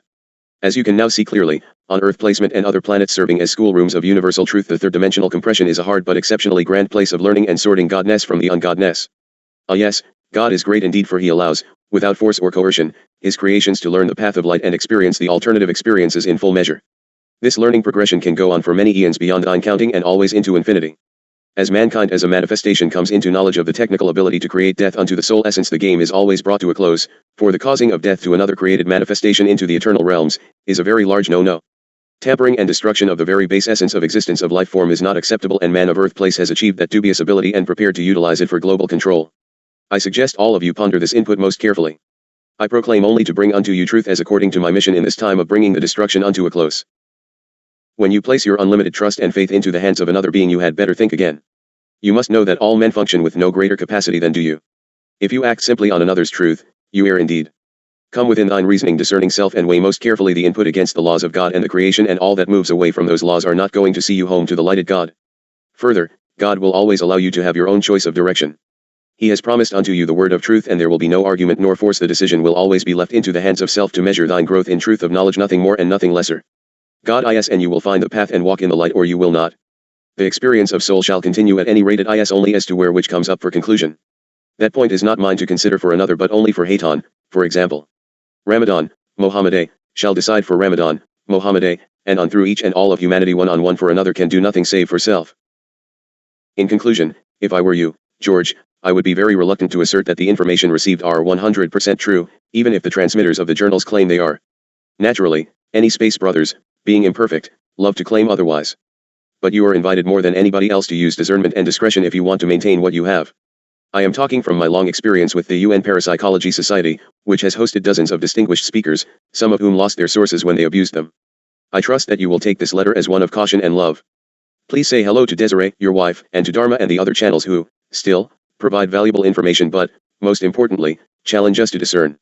After all, as you know, only those who use discernment will be eligible to survival in the coming years of truth and, therefore, move up to the next sublime cycle.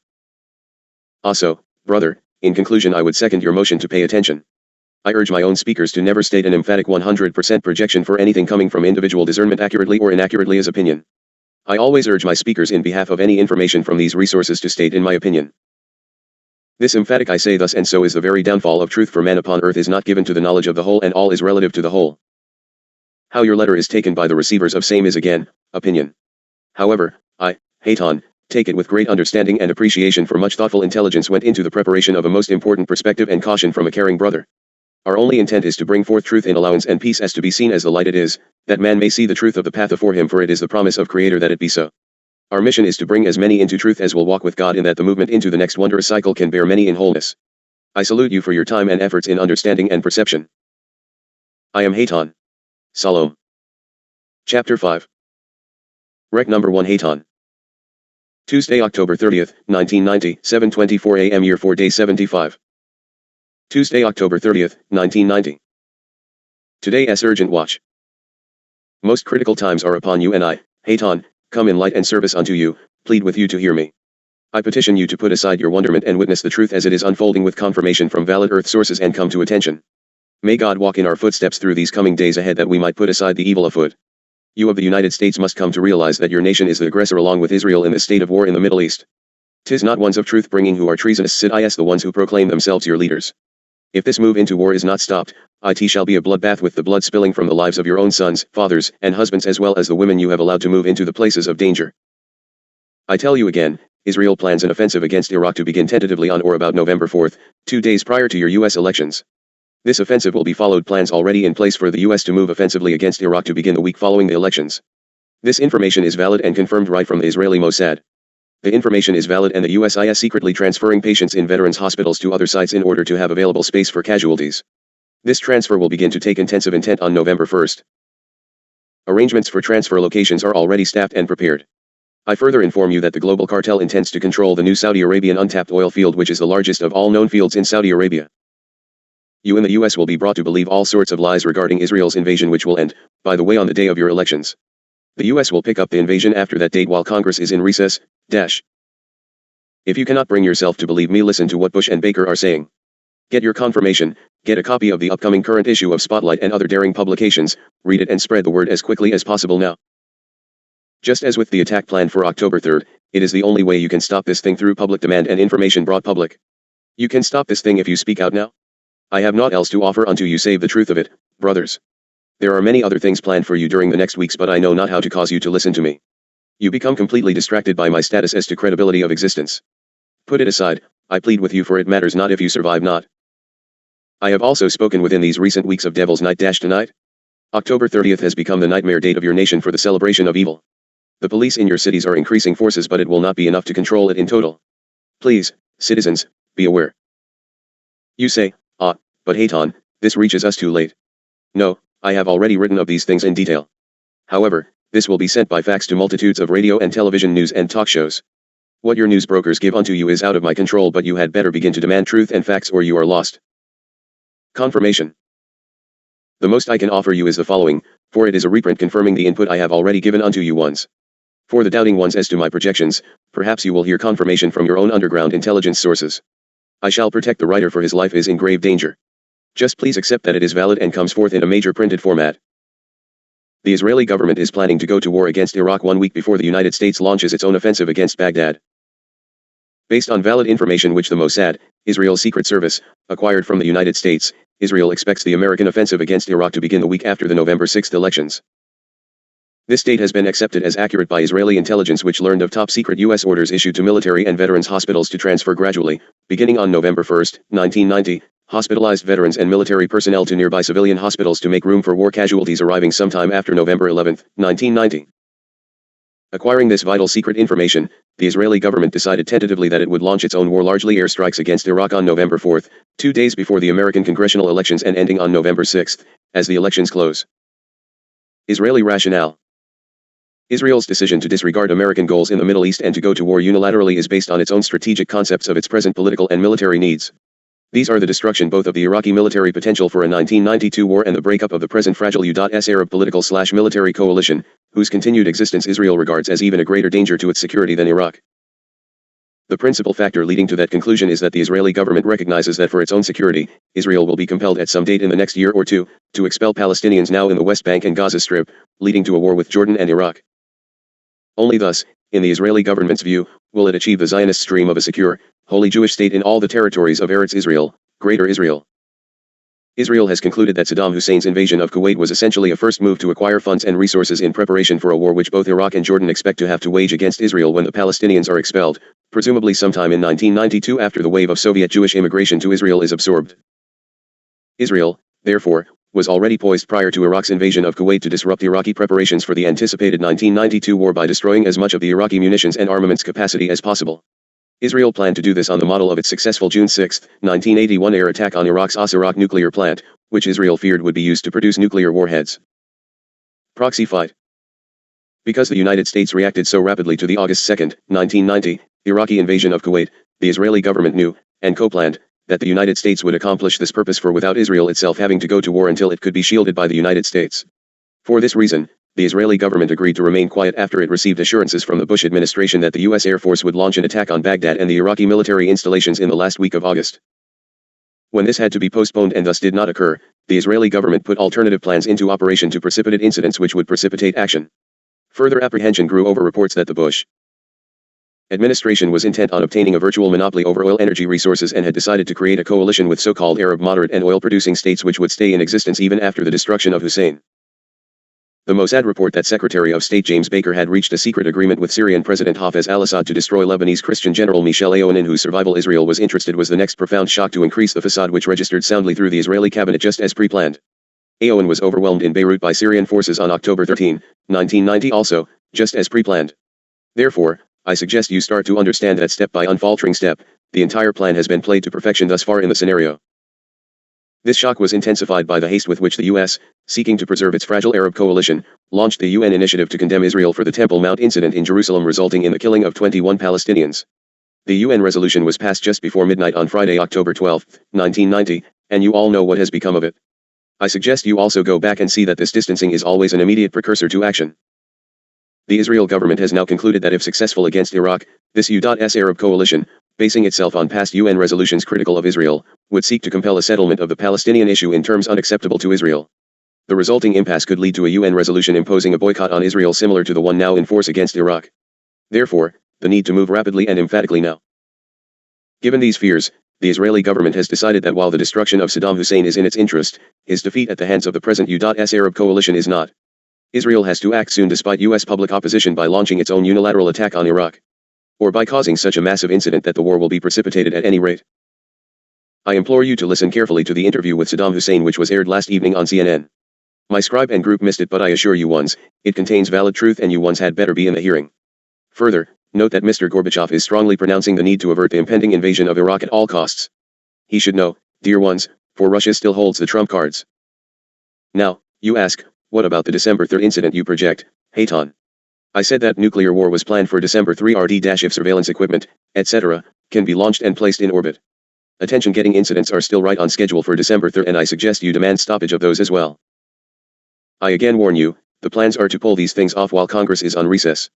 The President has already told you as much. There will be no declared war by Congress. It will be done by presidential order. What of those Saudi oil fields? It finally has found its way to the public in spite of all efforts to hide the fact that there is a gigantic new untapped oil field in Saudi Arabia. It will prove to be one of the largest and potentially the most profitable of any supply of crude in the world.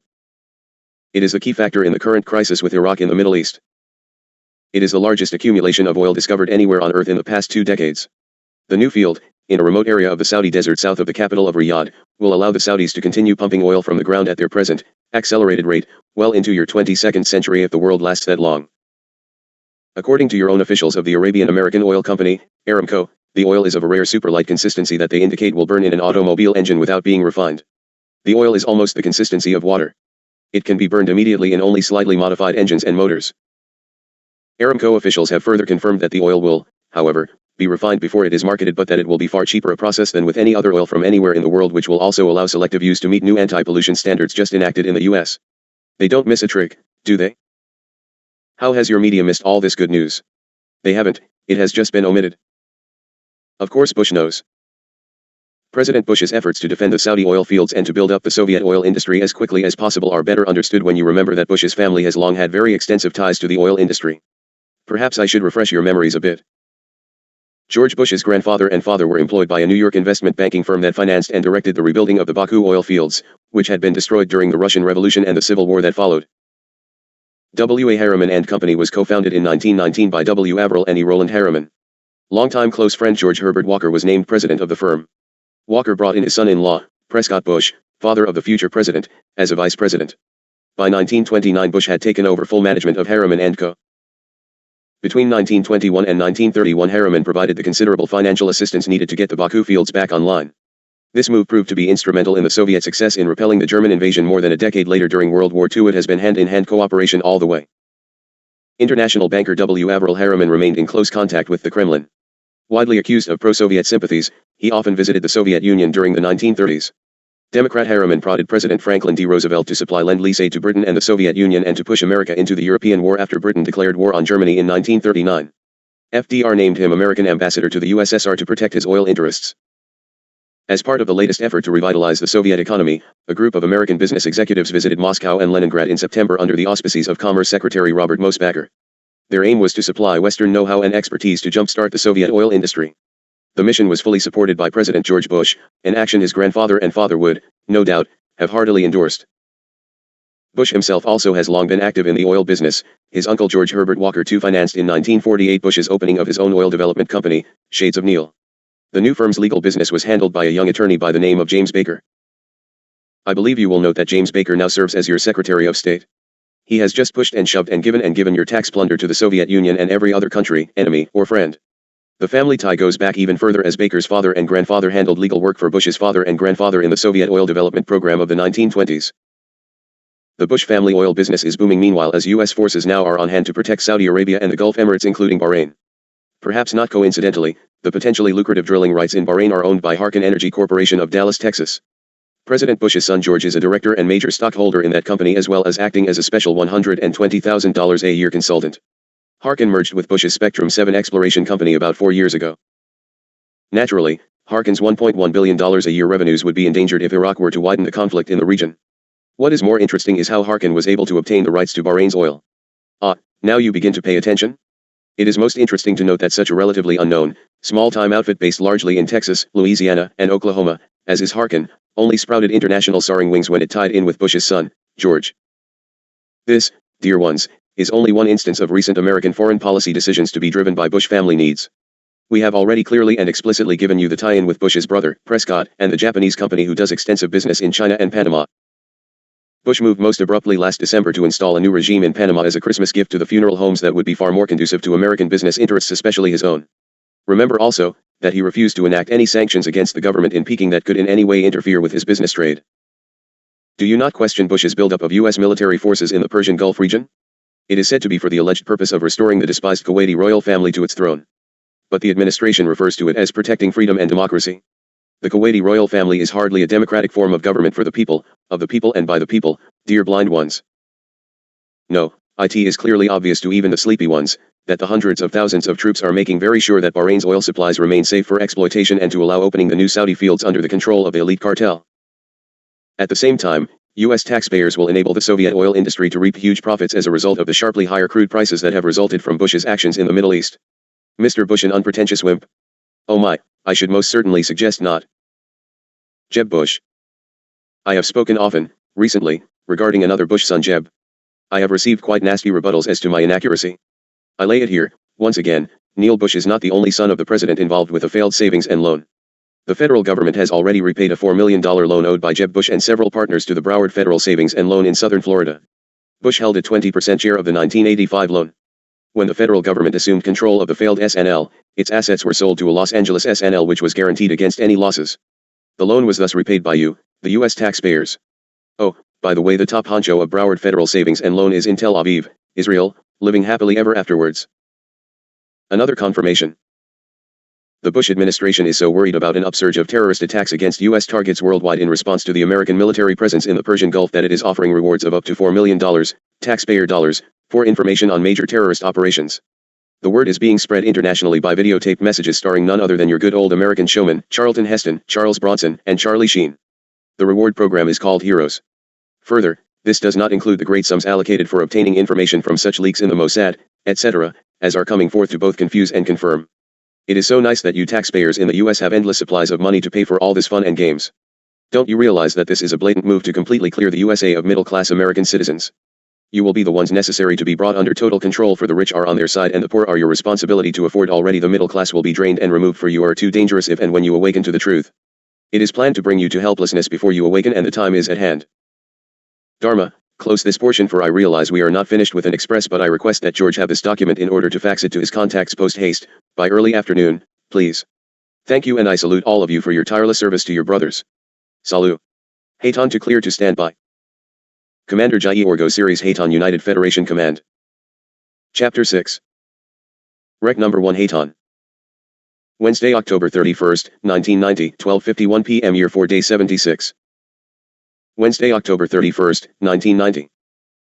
In the radiance of truth and the encircling sacred circle of infinity, by and through the grace of God and in the purpose and intent of service unto God and man, I am here, Hayton. Information sorting. As ones who are joined with you ones in intent and purpose and labor in these vineyards of truth, I see the impatience and overwhelming overload of, how do we get all the information to print and also get the remainder of our tasks into manifestation? Dharma, I see and feel the pull from the other tasks you perceive to rest upon you, nay one step at a time, for you and me, it is first the word. Ah, but there are so many words, you rebut so many subjects. Yes, precious, and they all must be touched upon so that man can then go and know that for which he seeks. It does not mean that we need write of it all again and again, however, we must continue longer in the myriad subjects to our best ability, that each might find the key which unlocks the first door, so that man will continue past the other doors of knowledge. It is the very least that we can offer unto our brothers who have become people of the lies. So be it. First we deal with that which is. Man must confront that which is, so that he can change of it into a path to glory instead of a path into slavery and destruction. He must see a glimpse into the distant past, correlate it to the not so distant past, and see, again, the correlation with that which is thrust upon him now. Day to day the scenario changes, but the plot is ever the recycling of similarities. Remember that which I gave unto you a few days past, all macroscopic objects have discernible differences, but if you enter the microscopic world of molecules and atoms you find absolute identities. To round out perception, we must allow you to see inside this world of quantum physics so that you can look within the cosmic code and into the language of nature. Further, we must be able to cross the bridge which moves from the finite into the infinite. Oh, I see, Dharma, you can't do that because you know not that. Keela, I do. It is better that you do not. In this way, you come as the innocent child awaiting knowledge, not efforting to correct mine. So be it, and Sila. First, however, must come understanding of your current circumstances so that you can understand that which must be done to remain in ability to function properly, to come into the additional knowledge of universal language and truth. Be not too impatient, Keela, as we write of the heinous, for you must look squarely into the truth of that which has been thrust upon you by the foes of Godness, and then, only then, can you understand the process of transition and higher manifestation in tapping of the cosmic and universal particles from which all is made manifest.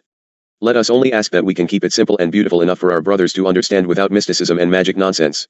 It is the very simplicity of the universe which astounds and confounds, not the complications, dear ones. Then you ask of me, why must we bring controversy into the picture which gets me killed or maimed? Because you must know who the players are, my dear. If the wolf is dressed as the sheep and hides his truth from you, how do you protect the sheep? You must learn the historical data regarding the wolf and then watch for the clues which always give the trickster away in the light of truth and confrontation. A sheep will continue to be a sheep, the wolf will blow his cover. Relative to the above statement, the ancient Hazar Zionists did all the right things to deceive to this very point in time to fulfill the prophecies as put forth against this turn of the cycles. The question has always been, who will see the clues and recognize the wolf? The Zionists use the Jews, sheep, as the cover, and it is not realized, until too late, that the wolf has possession of the entire flock. Truth will stand, Kila, against all rebuttals and stone casting, firing squads and election ballots. Truth does not come from majority rule. Truth is.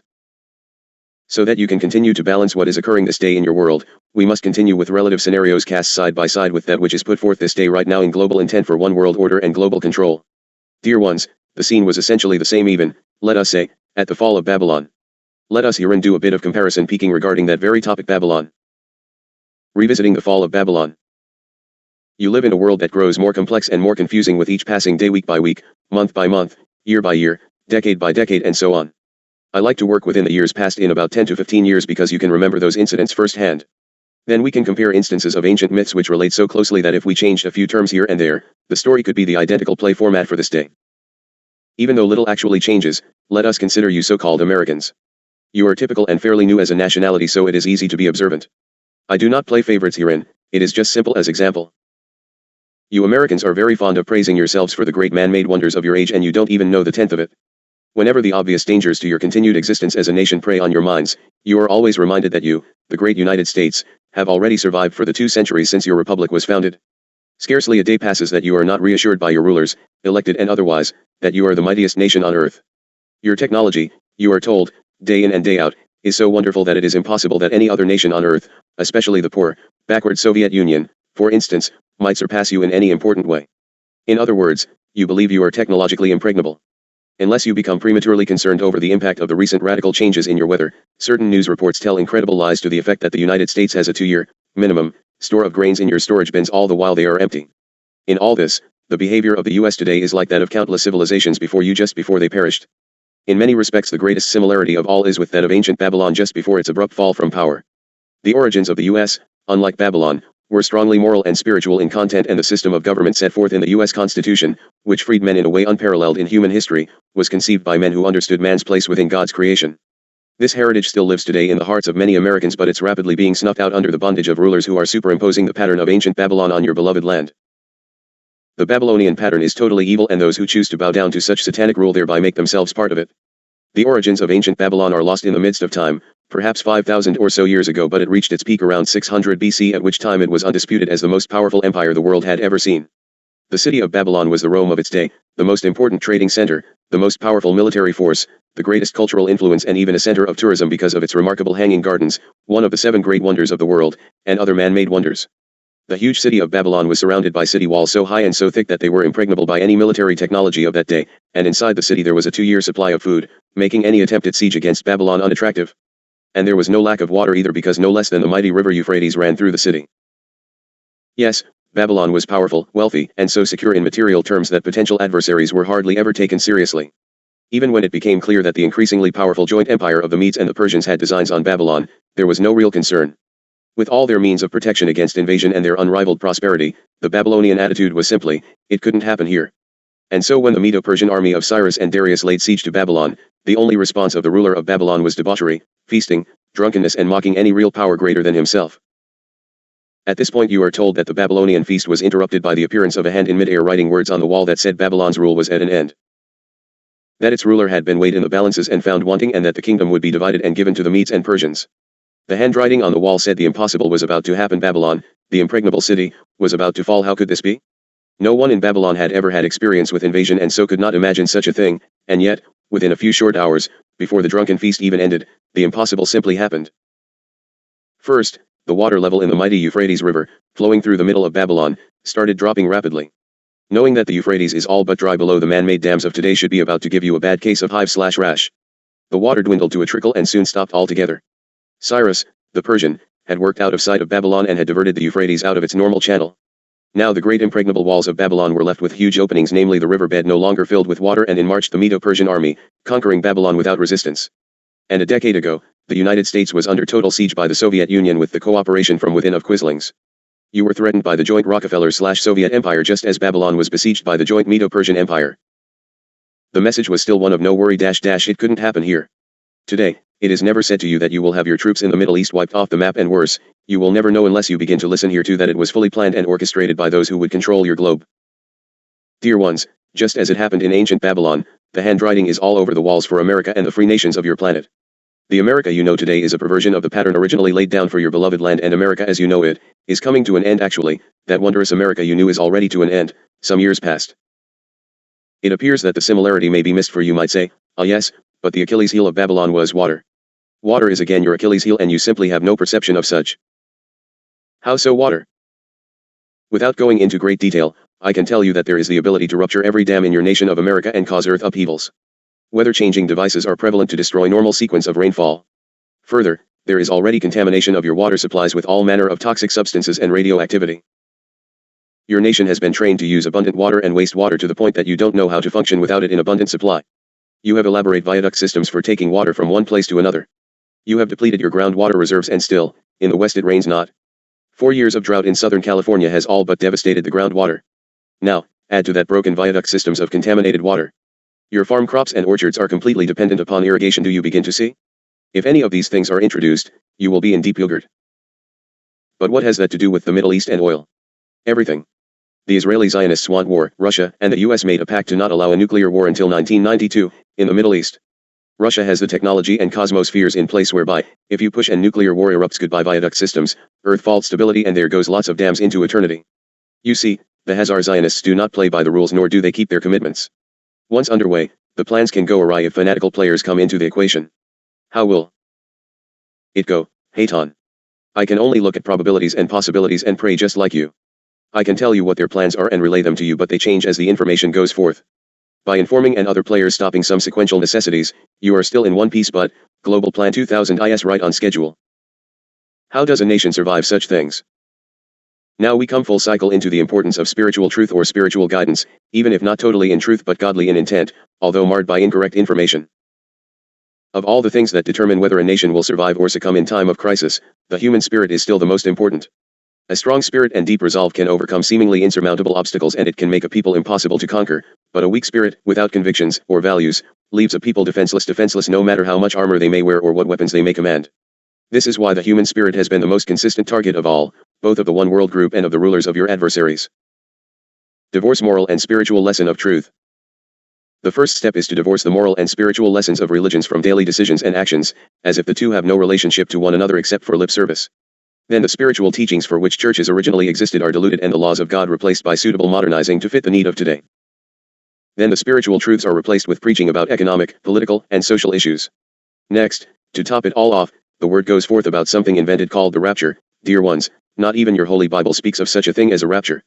The latter is to reap destruction upon the masses, and the former is to play with the fires of hell.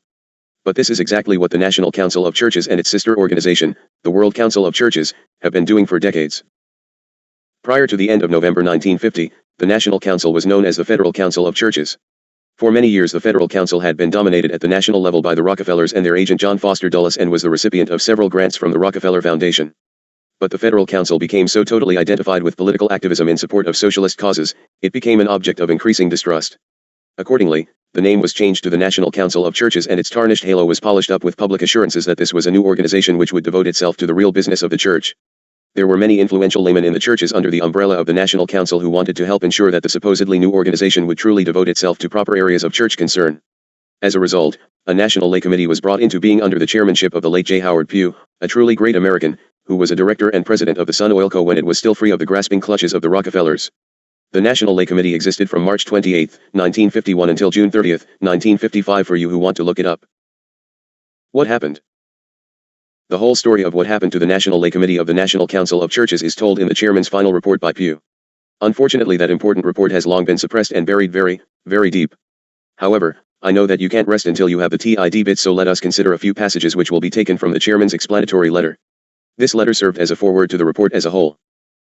The failure of this most important effort to bring about an enduring partnership between the clergy and laity, I feel a very real responsibility to provide a comprehensive and factual account of those steps which led to the board's action discontinuing lay participation. We lay people found ourselves not only deeply in the minority but often poles apart from the clergy, who invariably outvoted us 10-1 in these sessions. The members of the lay committee were often misunderstood in their urgency to keep the churches out of politics and their insistence on the promised evangelism. Our premise was that instead of appealing to the government, the church should devote its energies to the work of promoting the attributes of Christianity: truth, honesty, fairness, generosity, justice, and charity in the hearts and minds of men. We attempted to emphasize that Christ stressed not the expanded state, but the dignity and responsibility of the individual. Their philosophy, it seemed to the lay committee, looked to an ever-expanding government. With few exceptions, the members of the lay committee had agreed to serve only because they had been assured that the new National Council would avoid the political involvements and controversies of the old Federal Council of Churches, which was now superseded. Most of the members of the lay committee came finally to the realization that a wide chasm existed between the thinking of the laity and the clergy and executives of the denominational bodies which comprised the National Council. Now, since June 30, 1955, the committee ceased to exist as a committee of the General Board. The members of the lay committee believed, and so stated, that the political adventures of the National Council in the field of economic and political controversy would seriously hinder and not further Christian leadership in the pressing fields of evangelism, fellowship, and education. It appears from the record that the National Council could find no room for opposition to the philosophies and practices carried over from the old Federal Council. Lacking the patience to resolve the basic problem, it has sought to bury it. And thus, dear ones, more than 30 years ago ended the last major effort to deflect the Rockefeller-dominated National Council of Churches away from its political programs and toward concern for spiritual matters. After more than 4 years of frustrating and fruitless effort, the National Lay Committee was dissolved and the prize forfeited. How many of you will roll over as you are thwarted in this, our work? We shall see. That dissolution signaled the end of any influence of the general church population of America on the policies in the National Council of Churches. The National Council proceeded on its way, proclaiming to the public that it represented 34 million Protestants, while using this power base to help undermine your free republic and the churches themselves to the very fiber and core of the truth itself. The National Council has done irreversible damage.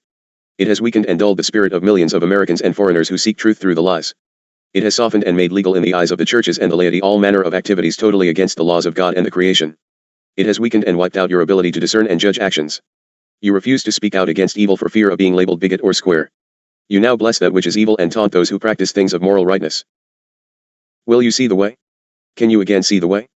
I can only give unto you truth, and you must make the choices. Let us hope and pray unto our Creator/creation that we can regain balance, truth, and understanding, and that God shall grant grace unto the petitioners in truth. You can regain the wondrous spirit instead of continuing the destruction if you will but turn again unto the lighted path. Do you see, Chalice, that if you do not turn about and change these things of error, the rest is of no consequence? What good would it do to know quantum physics and cosmic codes if you are enslaved by your own doing? What good does it do for you to know that visibility of manifestation is attained at a harmonic of 169,443 relative to the latitude/longitude and dependent upon the minutes of arc and degrees in direct relationship to the speed of light harmonic? Now, suppose that you know that at a harmonic frequency of 169,443 you have visibility of unified structure, or, could it be 16.9443 or 1.69443 or 169.443? It doesn't matter, for all are a direct derivative of the keystone of mathematical infinity. Let us suppose now that you know this magic number, and at a certain grid location all mass becomes visible at this finite frequency. What have you learned? If you know not how to achieve that frequency, you have learned nothing. Well, comes the next thrust. Why don't we invent the will with this wondrous mathematical equation? Because it is already invented. You just don't have it. Further, if you don't turn your mass of chaos around and about, you will neither have it nor have need of it. I repeat, you can move to glory or be swallowed by the chaos. The choice is yours. Allow us to close, Keela, as the day is at twilight and other things are in need of tending. Thank you for your service, and may we all ponder upon our relationship with God, for I prefer to move us into glory. Aho.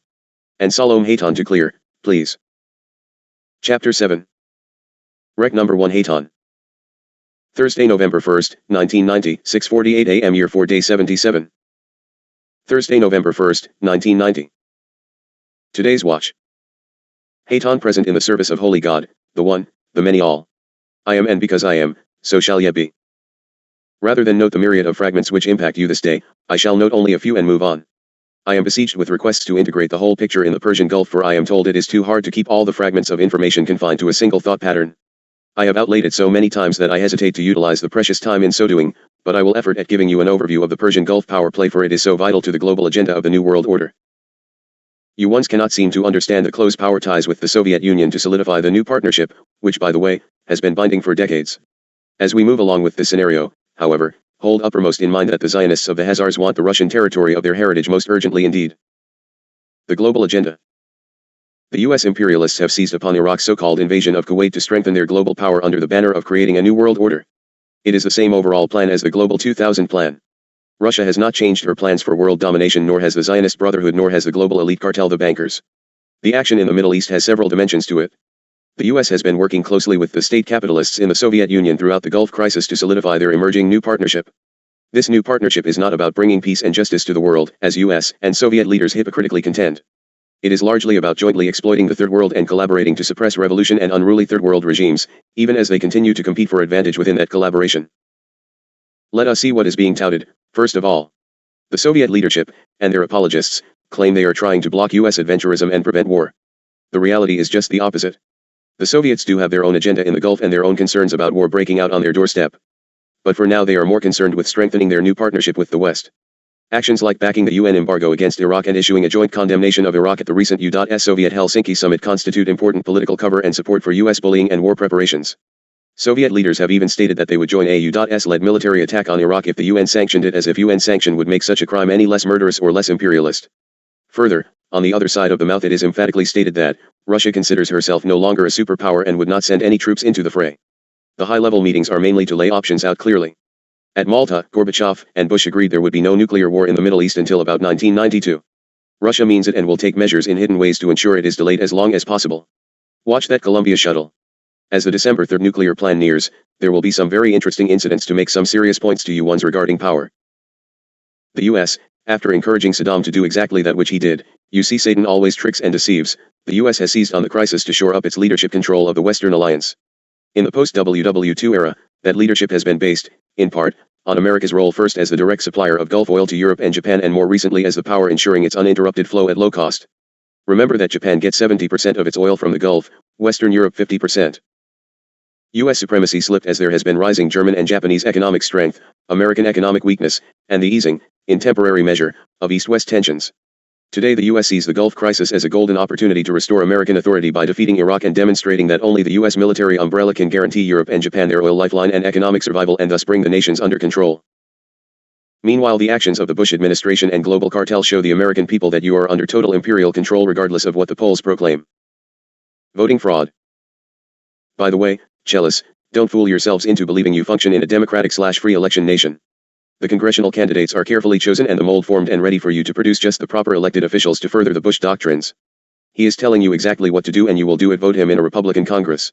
After all, look what Congress has done to you, given you a worse tax burden than you have ever known. The ballots are fixed. Ballots with propositions are printed by at least 2 or more printing houses in each area. On one ballot the items will be worded in such manner as to require an improper vote, thus in the counting of final tally there will be absolute control of outcome. The public will appear to win on some measures while you are ahead completely on the important issues. Ballots and computer voting apparatus are fixed in worse manner than the gambling machines in Nevada and Atlantic City. Funny thing about that, they don't even need it for you once do exactly that which you are programmed to do while you think you are showing them. I would most carefully consider these things if I were some of the self-thinking elite who are rerunning for office, for they are expendable and Bush wants them out. They have erred in greed and payoffs and are now blackmailed into silence either way it goes. Let us see if any one of them will speak out before they are hanged by their own team. Intimidate third world challengers. America's massive intervention in the Gulf aims to intimidate any third world challenges to imperialist domination. The New World Order the Bush administration is crowing about is really just the same old lopsided global order that already exists but is ready to pull your constitutional rights through a new constitution and new rules which you cannot oppose openly. With America as the one and only superpower cop, imposing its agenda at the point of a gun from Panama to the Persian Gulf, under this order 40,000, at least, children of the oppressed die every day from starvation and preventable disease just as planned and orchestrated. In oil-rich Saudi Arabia the status quo means that a mere 12% of the women are literate and over 1 in 10 children dies before their first birthday. Long live the royal elite oil lords. These frigid calculations of empire, not a desire to prevent aggression or bring peace to the world, have led the U.S. to massively intervene in the Gulf and spurn repeated Iraqi offers to negotiate. Bush comes forth and is tired of the treatment of a few men who refuse to leave the embassy in Kuwait and on that premised lie will slaughter your own countrymen in Iraq and Kuwait and thousands upon thousands of your kids, he calls them. Even ones with loved ones in custody in Iraq urge him on as if crazed by the desire for a good old marine bloodbath. Some argue that it is irrational, even outright crazy, for the U.S. to go to war in the Gulf because war could destroy many oil fields, spark a global depression and or throw the Middle East into turmoil. All this and more could happen, and such possibilities gravely concern imperialist strategists. Yet they are even more concerned about losing control of the Persian Gulf and the erosion of their global power, and if they feel they have to go to war to protect them, they will. This too, is the big B word. One of many points of timing is to pull this war off prior to full operation of the new oil fields in Saudi Arabia, which could easily be destroyed later in all-out conflict. I referred to these fields within the past 2 days. New type of war? Good gracious, no. In 1502 the Portuguese mercenary and explorer Vasco da Gama sailed to the southwest coast of India with a fleet of 21 warships. His goal to seize control of the lucrative trade routes between Europe and the Far East from Arab merchants. The ensuing combat was terrible, with no atrocities too horrible to commit against the infidel competitors. Cities were devastated, ships burned at their docks, prisoners butchered and their dismembered hands, noses and ears sent back as derisive trophies. A bit, I interject, like that which will happen in the relatively near future by your government while claiming it is done by the aliens from the cosmos. It has already been in preparation and training of you once to expect that action from your space brothers. What commodity inspired those 1,502 atrocities? Oil was not a point, it was over spices important things like pepper, cinnamon, cloves, ginger, and nutmeg. These spice wars were some of the world's first wars over commerce and marked the rosy dawn of capitalism as erroneously and heinously projected by the criminal elements. You see, this is the kind of capitalism that Marx and Lenin wanted to suppress. However, they suppressed it by destroying the people caught in their own clutches of dictatorial state power. Yes, your world has ever been thus does it begin to fit with that which I have been outlaying unto you for consideration concerning the purpose of earth compression experience. Today, you ones look at the olden times as absurd that cities were ravaged and leveled and thousands massacred over pepper and nutmeg and cinnamon for your pumpkin pies. But in the future, the fact that tens of thousands of troops squared off and hundreds of thousands, even millions of lives were risked and sacrificed over oil will seem even more ridiculous. There is already abundant technology available in your current day, to have already obsolete all use for carbon fuels of any kind. It is sad to note that at least in 1502 there were no alternatives to spices. Today there are many, many alternatives to oil. Secondly, oil has distorted the world's economies and fouled the environment in ways nothing else could do. Strange outlook, if you survive a century from now you will still be using spices, you won't be using very much oil. Mideast oil big powers fuel. Let us look at statistics which might tell you a great deal about that which is at hand. Middle East oil has been essential to the functioning of the Western capitalist economies for over 4 decades in 2 major ways, as a source of super profits and as a cheap source of energy and raw material for industry. Between 1948 and 1960 Western capital earned $12.8 billion in after everything reported profits, so you know it was far more, and that was just Middle East oil. This was on fixed investments totaling a mere $1.30 billion, a rate of return far beyond any available in the industrialized countries. Now, don't get confused, we are not speaking of banking, criminal robbery via the law or anything else, just oil. This was just spending change to the elite, dear ones, and that was a long time ago. Today, despite the larger role played by the producing countries, oil remains extremely profitable for imperialist capital. In 1989, 52 of the world's 500 largest corporations were oil companies, with sales of a staggering $758 billion. 7 of the 14 largest U.S. corporations are oil companies. In 1989 their $248 billion in sales and $14 billion in profits accounted for 37% of the total sales and profits of the top 14 don't err in calculation of these figures. This does not even begin to scratch the surface of either profits or numbers of corporations. You cannot even imagine how much money and how many corporations are unknown, hidden away in places offshore and in Nevada, for instance. I am going to use your own published data, however, for I do not wish quarrels on distractor points. Globally, 22% of all U.S. profits from direct investment in the Third World and an estimated 60% of total Third World profits accumulated by U.S. capital come from oil. Much of this income is derived from refining and reselling oil from the Gulf. For example, on average, 30% of the oil imported into the U.S. is by the 10 largest oil companies from the Persian Gulf. After all, every barrel imported brings a subsidy from you taxpayers of a minimum of $0.75 per barrel. These super profits have boosted the profitability of Western capital as a whole. But that is not the only way the system has benefited from Middle East oil. Oil is far cheaper to produce in the Persian Gulf than anywhere else in the world, particularly in the developed countries. One reason is that oil workers are paid a mere pittance. Indian contract workers in Bahrain's oil fields, for instance, make a poorly $75 a month. Another is the staggering productivity of Gulf wells. The average well in the U.S. produces some 12.5 barrels of oil a day, while the average well in Saudi Arabia produces 5,668 barrels a day. In other words, the U.S. has to use 700 times as many wells as Saudi Arabia to produce the same amount of oil. Cheap oil from the Persian Gulf has lowered production costs and raised the overall efficiency and profitability of imperialist capital. Oil has become the primary source of energy for the capitalist economies of the West, which have been structured around it in 1,000 ways. Today the Western powers are the world's biggest oil gluttons, with the 7 largest consuming nearly 1/2 of the world's output. The U.S. alone, with 5% of the world's population, consumes 26%. The importance of Persian Gulf oil has grown since the 1970s and the onset of the pervasive economic crisis that has gripped the Western imperialist-dominated world economy. This has occurred for two related reasons: high volume and low price. Because the Gulf contains 2/3 of the world's known oil reserves with more on the tapping board and produces 30% of the world's oil, excluding, of course, the Soviet bloc. Gulf producers are the most able to boost output to meet rising world demand and prevent price explosions. With oil reserves of 255 billion barrels, fully 1/4 of the known world's total, and a small population, Saudi Arabia in particular has played a critical role as a swing producer, able to raise and lower production according to the demands of the global capitalist cartel economy. Saudi production went from 10 million barrels a day in 1981, for instance, when oil prices were high, to 3.3 million barrels a day in 1985 when demand was down, to 7.4 million barrels a day now. It is expected the Saudis will further increase production to seemingly make up for any current loss of oil from Iraq and Kuwait, which is ridiculous in itself. Capitalism. A beautiful concept, fully reliable and wondrously conceived, has been destroyed in practice. This is because of the greed of man and the desire to control and suppress his fellow man. It is sad, indeed, that ones of great suppression of the masses would so clearly point out the inconsistency of capitalism as practiced, not conceptually.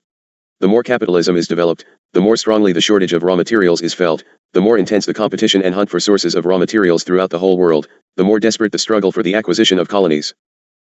Now it might seem that I would suggest communism. Oh, dear me, have we gotten nowhere? The communism as practiced, say, in East Germany, will destroy West Germany and in turn, will be the downfall of Germany if not stemmed in some manner. In the mingling of the suppressed, all desire for production at one's own labors has been negated. Looting of West German businesses is completely out of control. Ones just take that which they want and cart it away. If the police or shop owner attempts to stop the thieves, others come and take their portion while the owner is occupied. The influx of people willing to take jobs at lower labor rates has flooded the employment market and increased the unemployment rolls. Further, the production has dropped drastically due to non-interest in work ethics. It is far more critical than you can imagine. This was well planned in order to bring down the German economy and thus, the nation as a whole. Methodically, the nations of Europe are being brought to their knees and become helpless on the ends of the cartel's strings. The growing importance of Middle East oil for the imperialist economies has made the struggle to control it all the more fierce, Saddam's takeover of Kuwait all the more threatening, and the U.S. reaction all the more belligerent. The U.S. supported Hussein's invasion to precipitate exactly what has occurred in the Middle East this day. Does this mean Saddam is a godly saint? My no. He was just duped. In the world of satanic greed, you cannot trust your brother. It is a mark of Satan. Remember the clues. U.S. power in the Middle East is exercised through a complex web of economic, political, and military relations with most states in the region, along with various forms of direct intervention. This network is designed to block challenges from rival imperialist powers, keep regional clients in line, and most importantly, crush mass rebellion, which has repeatedly broken out in the region against imperialism and its local enforcers. Dharma, close this segment now. They have changed your computer to eat your work from here on in this document. Examples. 2 examples illustrate some of their means of control. 1. Even though the oil-producing states now own their production facilities and earn billions in oil revenues, they remain economically subordinated to imperialist capital. To begin with, they are overwhelmingly dependent on oil income, mainly from the West, and Western capital still controls refining and distribution. In 1981, Western multinationals controlled over 82% of the world oil sales, along with over 56% of world production, with the 7 biggest controlling over 40% and some 37% respectively. These countries also remain dependent on the West for investment capital, industrial goods, in many cases even food. Iraq is a prime example of this economic dependence. 95% of its revenues were generated by oil sales and 70% of its food is imported. In working against this day, however, food reserves were carefully put aside with, of course, the U.SS undercover agreement to supply needed survival commodities in case the plan should break down. Don't believe for 1 minute that the plan has broken down. You just don't know what the plan is. Where do you think a major portion of that grain the Russians obtained from your silos is now residing? What about the supply of dairy products such as dried milk and surplus butter has gone? You disappoint me, Chelis.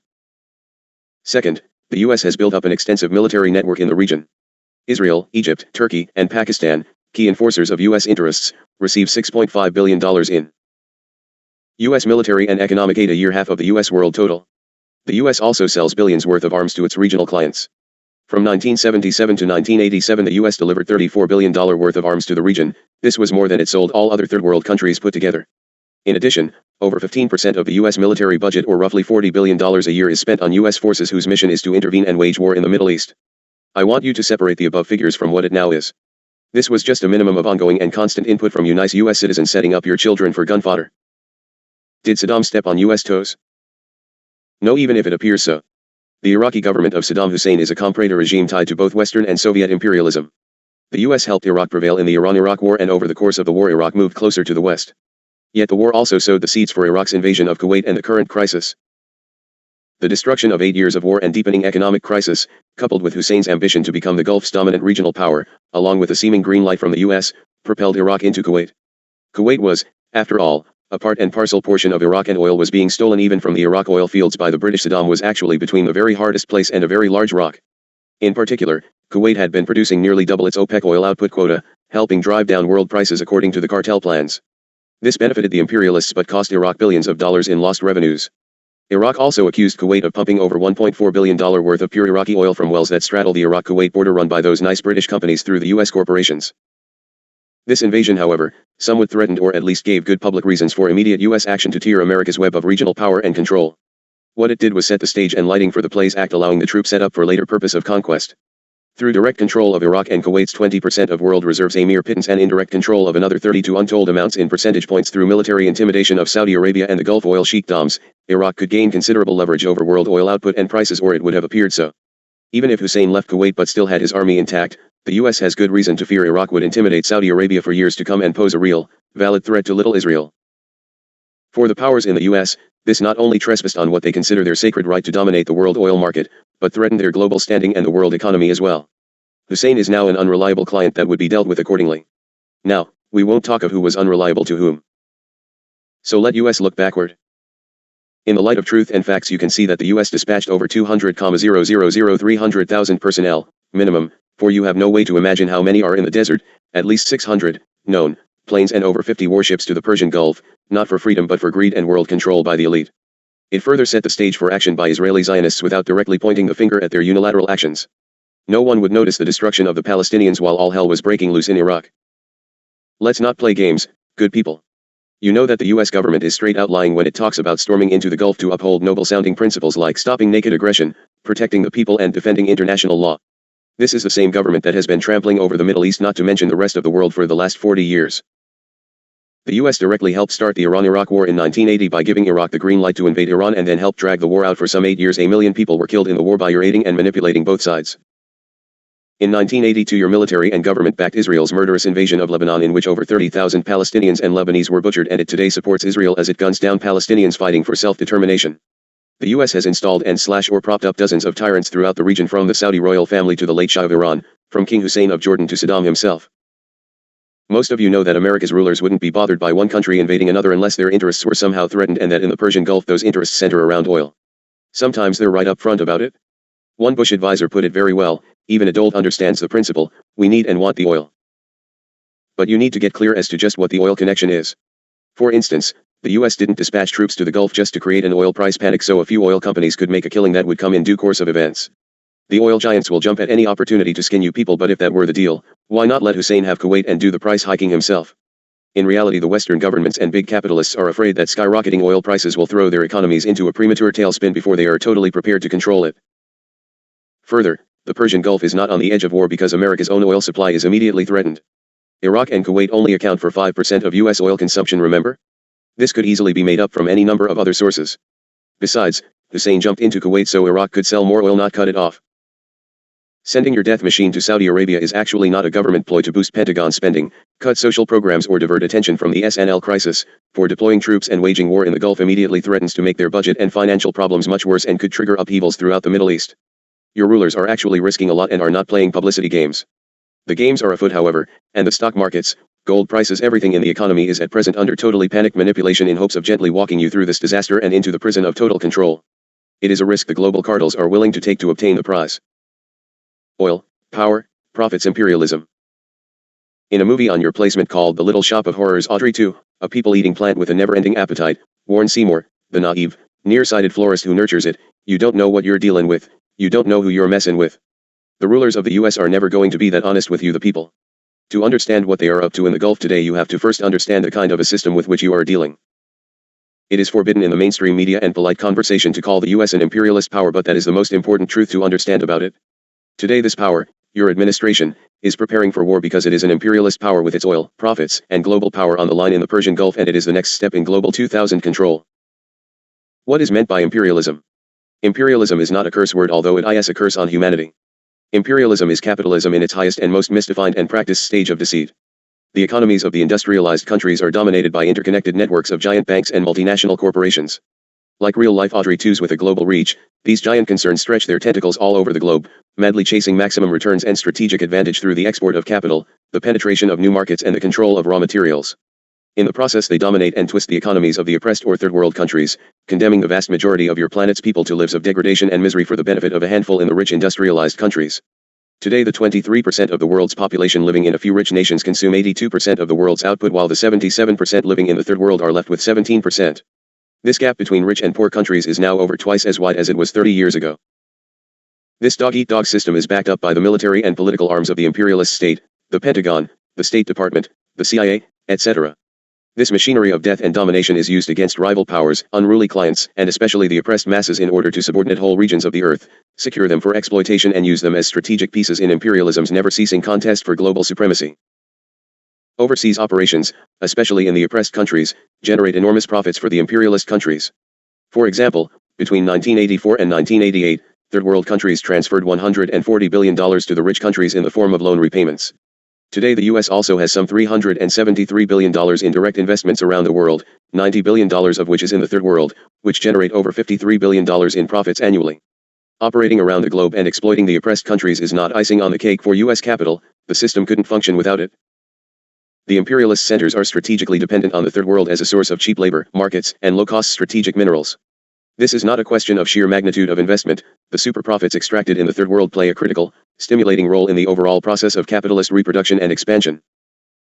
I believe that nowhere has this been more clearly demonstrated than in this current Middle East situation. Since your World War II, domination of this region has been a key pillar of America's global power and economic functioning. He who rules the energy resources, rules the world. The US is preserving its political and military predominance in the Persian Gulf. For one thing, this is strategically linked directly to protecting Israel and to ensuring overall U.S. controlling influence in the Middle East, a region of critical importance in global military and political affairs. Second, 2/3 of the world's oil reserves are located in the Gulf, with more opening up and U.S. predominance in the Gulf is crucial to maintaining effective control of world oil pricing and production. For the U.S., Persian Gulf oil is a vital source of super profits, a cheap and essential energy source for the West and a lever for U.S. leadership of the other Western imperialist powers. These U.S. objectives are in turn linked to bigger goals, maintaining, indeed reasserting, America's role as the world's #1 imperialist power and propping up the very fragile world capitalist economy as practiced by the elite cartel. This is why Democrats and Republicans from Jesse Jackson to Jesse Helms all support U.S. domination of the Persian Gulf no matter what their tactical debates over current policy, not just a few oil monopolies. And this is why they are willing to risk so much and slaughter so many to maintain it. Shift location. By the way of straightening out a few facts regarding the Jerusalem massacre. Palestinians threw stones over the walls of the compounds and into the Jewish quarter only after they were attacked by gunfire from that direction. By that time the moving of the worshippers had been completed and according to plans, only a very few remained and hardly any were injured in any way. Bloody handprints on the wall were a set-up. Use your intelligence, you do not get perfect handprints in blood from random injuries unless staged and orchestrated. The Israeli forces shot tear gas, rubber bullets, and live ammunition, including from a large caliber machine gun and an army helicopter. When the confrontation was over, blood was heavy on the walls of the mosques and on the floor of many nearby hospitals, not on the Jewish Wailing Wall. Hypocrisy and weaknesses. The massacre touched off immediate anger and outrage among the Palestinian people.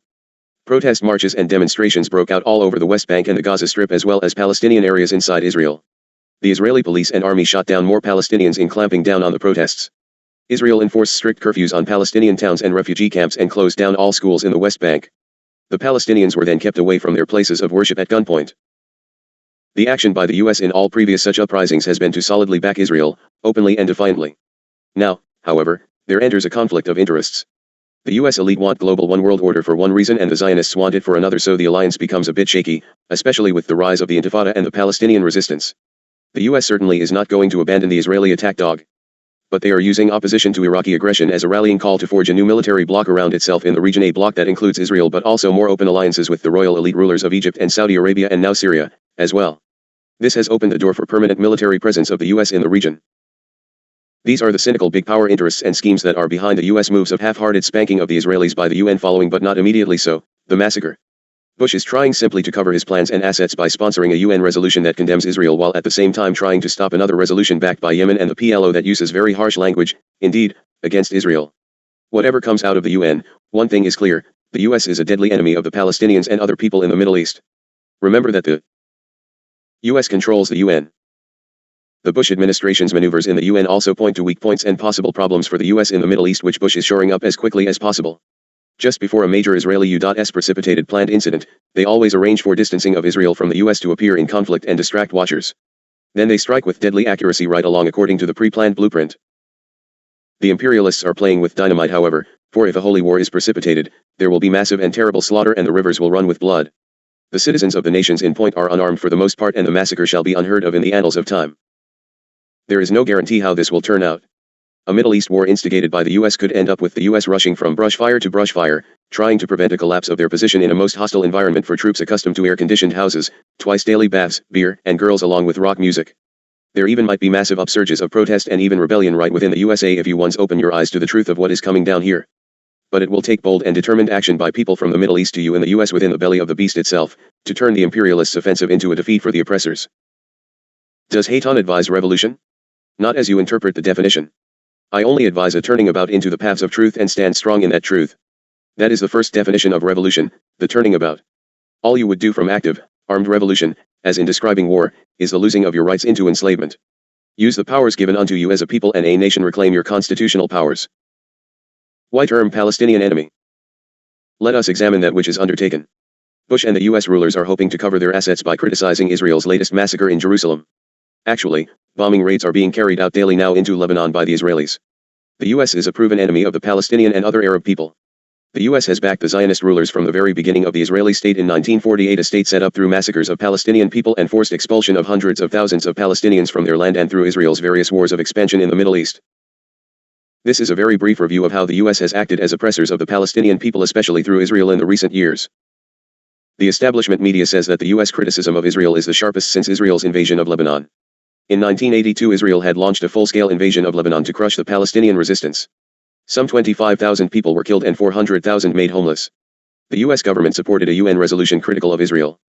But that was only a public show of a hard line towards Israel in an effort to respond to public pressure and also to deflect the pressures from the Arabs and to use the same opportunity to extricate itself from the image of a participant in the Israeli operation itself. Your own President Jimmy Carter emerged from a national security briefing and said, "The word I got from very knowledgeable people in Israel is that we have a green light from Washington." In October of 1985, Israel flew 8 US-supplied F-15s 1,500 miles across the Mediterranean Sea to bomb undefended PLO offices in Tunis.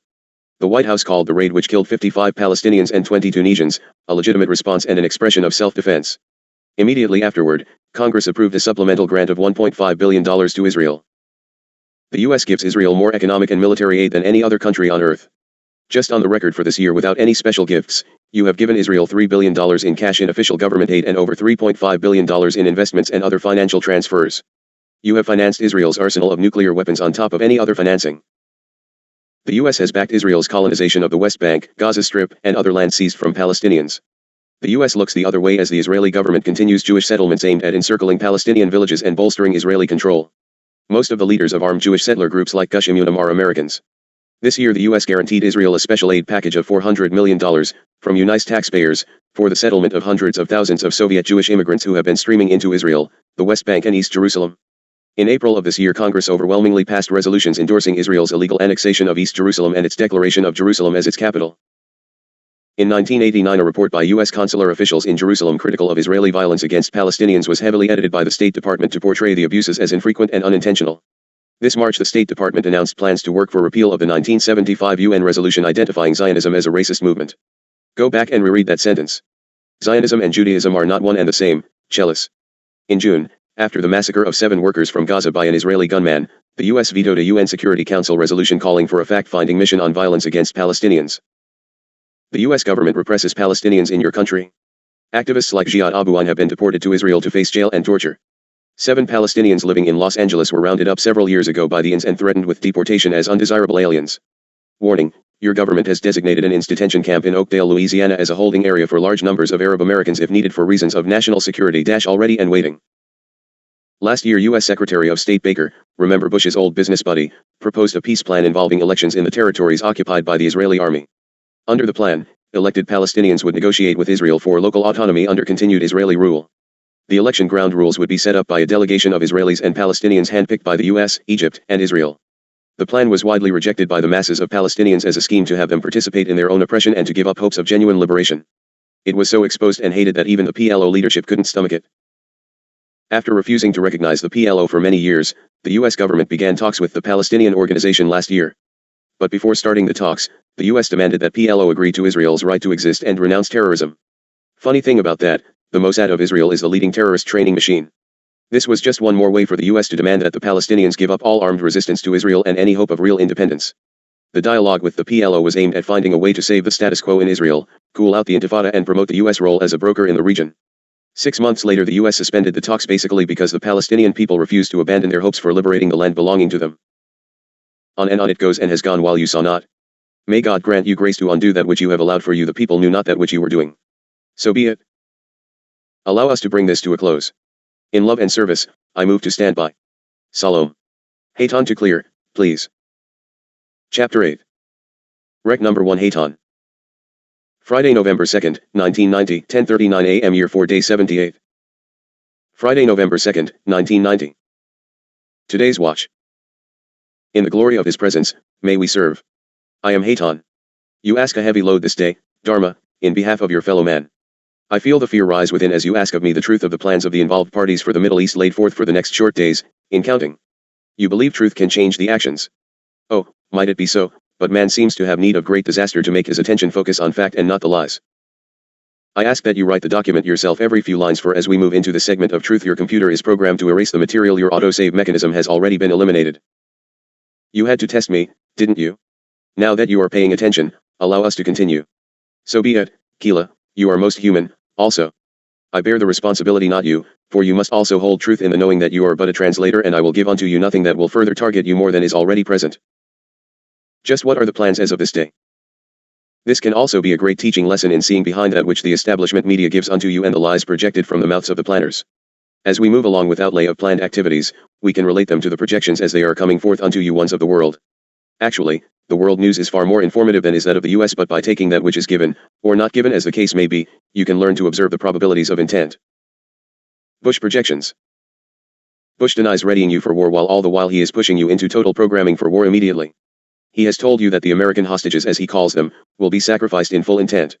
He has told you that a very few people in the embassy in Kuwait, after having been ordered, by Saddam, out of Kuwait, are to be fought over at the cost of death to over 1,000 other Americans in Iraq. He says he will not tolerate this kind of treatment of Americans in Kuwait, but will outright kill, by your own hands, the well-cared-for ones in the area, and you as a nation continue to urge him on in his crimes.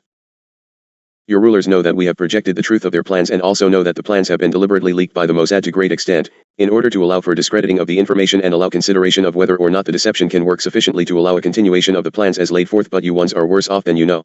The plans were laid forth by me in general format according to the dates put forth by the planners and Mossad and sent to over 80 radio stations alone.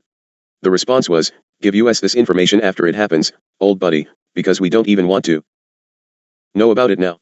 Word has been blanketed to all the networks as well as independent radio and TV broadcasters to disallow and decline any such information in the interest of national security. So be it. What is planned is more massive and destructive than you can imagine, for you think that you are greatly bonded with Russia. Now you had better look again. You are only bonded with the elite members of the global cartel in Russia, your deadly enemy. Every phrase that Bush utters now is full intent toward war and election to Congress, of his choices of representatives, which will push through all necessary constitutional deletions and changes to ensure his dictatorial powers. There must be world incidents to ensure that the cartel's plans are forced by you the people into law. They have set up win situations for themselves and lose circumstances for you, no matter which way you react as a people. The war plans for early November. Let me just tell you the plans, and then we can point out incidents which can give you proof of my projections. Keep in mind that our intent is to cause them to cease the operations, and I expect every thinking human to pray for success in stopping this insanity instead of forcing proof of Space Command existence. Either way, it will happen in the overall, even if not on the scheduled dates leaked by the Mossad and confirmed by your own security services. The fact that Bush denies the leaks should tell you the story. As planned, on November 4th Saddam, because he knows the plans and the enemy intended him to know the plans just as on October 3rd, will be in security out of Baghdad, even if reports place him there via media. As many American hostages will be placed in secure shelters as will go underground to secure their safety to all possible extent. The Iraq forces will be at ready, and the surface-stationed Air Force will remain in the air. Because the threat has come forth yesterday that if Israel strikes, Saddam will take out at least half of Israel, the stage is now set to fulfill exactly that which the Israelis have set up. The Israelis will proclaim that Iraq is set forth to drop chemical bombs on her people and are headed to wipe out Israel and attack the Saudi oil fields. Their international projection will be proved by the action of the Iraq Air Force moving into the air and missiles moved to defensive stance inside both Iraq and Kuwait. The facts are that Israel intends to precipitate chemical weapons detonation from Iraqi-marked Israeli aircraft, Russian-made, on her own people overfly the forces in the Saudi desert in similar planes and bomb at least one, or more, Saudi oil fields. In immediate response to the chemical incident, the Israeli Air Force will attack Iraq and bomb the daylights out of her until the 6th, election day. The UN will be in shock and immediately, if Russia allows it, the United States in the name of the UN will invade by the 11th. There is a gross fly in the ointment, however. Russia demands that there be no nuclear war allowed until 1992, according to the Malta Agreement, and Gorbachev doesn't have much say about it. To do an efficient job of pulling off the entire scenario of intended war, nuclear first strike on Russia, on the 3rd of December, the US still needs surveillance satellites in space and Russia continues to say no way. But, the hope is that with precipitated war in the Middle East and assurances of just surveillance ability over Iraq, the Russians will allow launching of the shuttle with that touted payload. The Russians, however, know that the surveillance equipment is aimed at the Soviet Union and it is doubtful if they will allow such equipment to be placed without destruction of same. Now we have observation of proof of this, which I tell you, Mr. Baker is in serious negotiations this day with his counterpart Russian. He immediately moves on to the Middle East, where it is touted openly and loudly that he will meet with other Arab leaders. No, the main meeting will be a finalizing of plans, or the rearrangement of alternative actions with Israel. You will note also as this day passes that the military officer in charge in Saudi Arabia of the US forces is hyping the troops for war within the next few days. The media is announcing that he ends his briefing by saying that he is only preparing them, but doesn't expect anything to actually happen for another few weeks. That latter is for your consumption. The troops are on notice and alert from the big boy himself. The desert is absolutely alive with so-called training maneuvers and preparations for offensive all-out invasion. The media and your government will later come to you, the public, and announce how lucky that your troops were in the middle of training maneuvers and were already in movement and could respond immediately. The hope, of course, is to knock out nuclear capability of Iraq right off the starting line. But you can't stop the air-fuel weapons counterattack, for they are on autopilot, so to speak. This is another portion of the negotiations with Russia to get the Soviets to utilize their space beam cosmospheres or base systems to knock out the nuclear weaponry to meet the requirements of Russia regarding timing. The intent is to gain control, not yet annihilate your planet. This is all planned for the US to have to act during congressional recess for two reasons: to allow the administration full power and to allow the congressional finks to claim inability to stop the action, a Pontius Pilate maneuver, of look how hard I tried but I wasn't in session. I warn you ones, the plans are well laid and all possible avenues covered. I can do nothing save warn you and stand by the watch. Other heinous things are planned by these ones for your attention as the weeks pass, but remember in your prayers we are your brothers and not your gods. We will honor all cosmic laws which prevent our intervention unless there is immediate pending total destruction of the planet. Petition God for help and input, not space command. We take our orders from the highest cause, not from command wishes. Either way, this is only the beginning of the massive manipulations coming upon you. I too, ask for mercy and grace for you of the planet who have slept so long, yet people of the lie. Your Earth elite and puppet masters have heinous things in store for you, dear ones, and we see not massive efforts in size enough to bring it to a halt without more pain and times of disease and oppression coming upon you innocent ones. I plead on bended knees that you reach out and take of God's hand that he might hold you in safety, yea of his own. He sends unto you help, would you but reach out and take of it. He sends his own to show you the way, but he shall keep of his promise unto mankind and allow of your free will choices unto the ending, and then shall it come to a halt. How will it be, beloved ones, from here on to Armageddon? You have been heinously programmed unto your death and ye have seen it not. Dharma, you have done that which you can do, you who weep long for the death of thine pet sparrow, can you not see? Man must act as individuals and he takes his lessons most hard. Years of our workers are to bring truth, impact that which we can to change of allowances and then release it unto God, for we cannot act for another. How shall it be? Will we change of the plans through outlay of the truth? It is not yours to know, Kila, for you, too, must move through the veil in ignorance, for 'tis the way of the humanness. I touch you ones and give unto you peace, that no matter how the outcome, you do not lose of your way nor of your ability to continue on with your work. God loves you so greatly that he is again sending unto you his hosts to be in preparation for the reclaiming of his kingdom again unto his name. So be it, and Selah, it shall be so, for it is the word and the word is God. Close this portion, Dharma, for the computer is fouled and will write no more at the sitting. This should be your own confirmation, Kila. So be it, for God shields ye ones of his foresent. Salom Hayton to clear and move to standby. You are under constant protection, and I again give warning unto the surveillance crews monitoring this information: ye shall touch not one hair of the scribe's head lest you declare war upon the United Federation Command, and I humbly ask that you recognize as much. Salut. Chapter 9. Rec number 1, Hayton. Saturday, November 3rd, 1990, 8:55 a.m. Year 4 Day 79. Saturday, November 3rd, 1990. Today's watch. Hayton present to honor and share that which is the counsel of our elders. I come in the light and service of our most Holy Spirit, Tanka in reverence unto the Wakan. Why do I come in foreign tongue? I come in thine native tongue, for it becomes most important to recognize of your source and resource this day in counting. You have used your calendars for the counting of that which is only correct according to the calculations of the scholars to fit a need. It would be well for all of you to honor the cycles of the 28 days of ancient counting, for the important things of life revolve around that number. Just as the sun is representative of Aten, so is the moon representative of Creator, and each of the 28 days of the moon's life represents Wakan, sacred importance. Even unto the lodge poles of the native ceremonial lodge is there 28 one which represents the presence of Wakan Tanka, who sustains the universe, the lodge as a whole. Each of these 28 days represents something sacred to your remnants of your ancients of wisdom. 2 of the days represent the Great Spirit, 2 are for Mother Earth, 4 are for the 4 winds, 1 for the spotted eagle, please do not forget this one of great importance indeed, 1 for the sun, and 1 for the moon. 1 is for the morning star, and 4 for the 4 ages, 7 are for the 7 great riches, 1 is for the buffalo, 1 is for the fire, 1 for the water, 1 for the rock, and finally, 1 is for the 2-legged people, you of human. Any way you add it in any language there are but 28. All and each of these things is honored in the great lodges, and I honor them for the truth of the life cycles. You ones must come to understand that names are but a language form of identification often stolen and misdefined to mislead you. Be most careful within your soul understanding, for it is therein that the truth is known, not from the name dropping from the opening in your lower face with the moving flaps and the wiggling protrusion. Further, it is the very breath of life that causes the sound, not the movement of the body physical. The mouth and the strings of the voice box are but tools upon which the wind of life plays the song. Be most careful that yours plays a symphony unto God and life, and not unto destruction and that which is evil. So be it. The buffalo was considered the brother which sustained life in the giving of nourishment, clothing against the elements and shelter, and he was greatly honored. He had ribs in the counting of 28. The wondrous war bonnets used through the centuries usually had 28 representative feathers. But one who now labels himself Little Crow is of the counting of 22. What might that tell you, brothers? He is the spotted eagle, little ones of the lie, and he shall bring forth the teachings of the oral truths of the winged tribes of the universe. Why do I speak of these things on this day? Because you are moving into a period of 3 days which will be most heinous indeed if the intent cannot be transmuted. As of this morn, there is still full intent on the part of Israel to fulfill the blueprint laid forth. God have mercy as the trial by fire begins upon your place. May we be humbly grateful if Creator hears our pleas and gives us longer in which to prepare for the sacred journey. We shall accept, however, that which is given unto us in the great sequence of the sacred cycle. We will give honor unto our placement wherever each of us might be in the experiencing and remembering, and may we honor those great reminders of lighted intent, honor unto the north for purity, to the east in the light of wisdom toward the morning star which is so brightly shining these days as to be unmissed by all of you who would look unto the eastern heavens and see, and then unto the west where is the thunderbird or setting sun of life. Look ever unto the south in great obedience and humble gratitude, for therein is represented the source of life. May we ever remember to give thanks for the allowance of experience as manifested by the Great Spirit in the truth of life. Aho. We are the bird tribes, sent again upon this place. May we serve well and forever in truth unto all our relations. As the song goes forth upon the winds of the 4 directions unto each corner and crevasse, now the dance be danced into the awakening, for the time has come. Asterisk asterisk asterisk asterisk asterisk. We must be in the remembering, for it is the time of remembering that which has long been forgotten, and what happens in the cycles of your perceived days in timing is but a flicker upon the screens of eternity.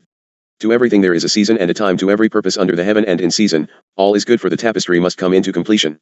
Come unto the source and ask for guidance, for if you are reluctant to ask the way, you will most surely be lost. So you ask, what shall we do? You shall live in the moment, for there is naught else, brothers. You live between 2 very dense clouds, the forgetting of what was and the uncertainty of what will be. All is balanced on possibilities and probabilities, and all is changeable as the winds of passage. Remember that every situation, every moment is of infinite worth, for it is the representative of a whole eternity, and how will yours be? You must always know that the sole single life which a man can lose is that which he is living at the moment. Therefore, if man puts off living that life, he has very little to look forward to in infinite journeys. You are in the present moment. You cannot know what tomorrow will bring forth. You can know only what the truth is for you this day, this moment. And more so, it is this moment upon which you are called to serve, so I suggest you serve it in all rationality. As you once struggle through these days of increasing deceit and ongoing and increasing deceptions, remember that people always overdo the matter when they attempt deception and give away their intent and purpose to the wary watcher. One deceit needs many others, and so the whole house is built in the air and must soon come to the ground. You have, however, come to a point in your nations where the elite can fool too many of the people too much of the time, but by the same law of the cycles man shall be given to see the lie, albeit sometimes too late indeed. We shall continue the journey as if it were already won, and so shall it come to be. Dharma, allow us closure as it is time for the gathering together. I ask peace unto you ones who bear great responsibility and purpose. We shall walk the path together, you and us, for we come forth afore the cycle closing, that the closing may be wondrous indeed. Salam. I am Hayton in you service. Salut. Chapter 10. Rec number 2, Hayton. Wednesday, November 7th, 1990, 8:22 a.m., year 4, day 83. Wednesday, November 7th, 1990. Today's watch. Soul-Tech/Earth Watch. Commander Soul-Tech requests that you once pay close attention to the earth changes and rumblings on your planet this day. Whether or not you can find relationships is immaterial. Note the activities in the Mt. St. Helens volcano along with the same day activities again at Mono Lake and the Aleutian Islands. Note the beaching of the sea animal life, dolphins, along the beaches of Japan, and realize that there is deep activity sending out confused pulses unto them from the volcano readying itself to blow or collapse. The Ring of Fire is in massive preparation for eruption and rearrangement of surface topography. The quake in Iran of this past 12-hour span is related to deep underground fissure activity rather than surface rumblings as perceived by your geologists. The surface event is coincidentally projected by Earth ones to give a lesson regarding the push for a holy jihad, just as was the last Iranian quake.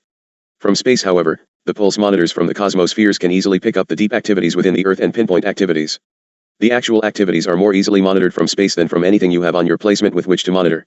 Further, it is easier to monitor non-surface Earth activity from the depths than to monitor surface trivia. Massive changes are underway which cannot be monitored from your placement. Just be aware and pay attention, please. Democrats still hold congressional majority. Unfortunately, you cannot measure majority of corruption. Now turn to world human doings. Good children, you kept Mr. Bush from getting a majority in Congress. It is the only balance you have left, and now we have a bit of time to convince our brothers to save the Constitution. I do not believe, however, you will be able to avert a war in the Middle East, for it is already moving from executive capabilities without congressional consent in any manner whatsoever. War now US only. Note that the word will be, this day, to the effect that the joint forces may not actually join the US in actual war, that the US forces may have to move alone. Mr. Baker has met at length with Fahd of Saudi Arabia and plans have been finalized. Assassinations and attempts.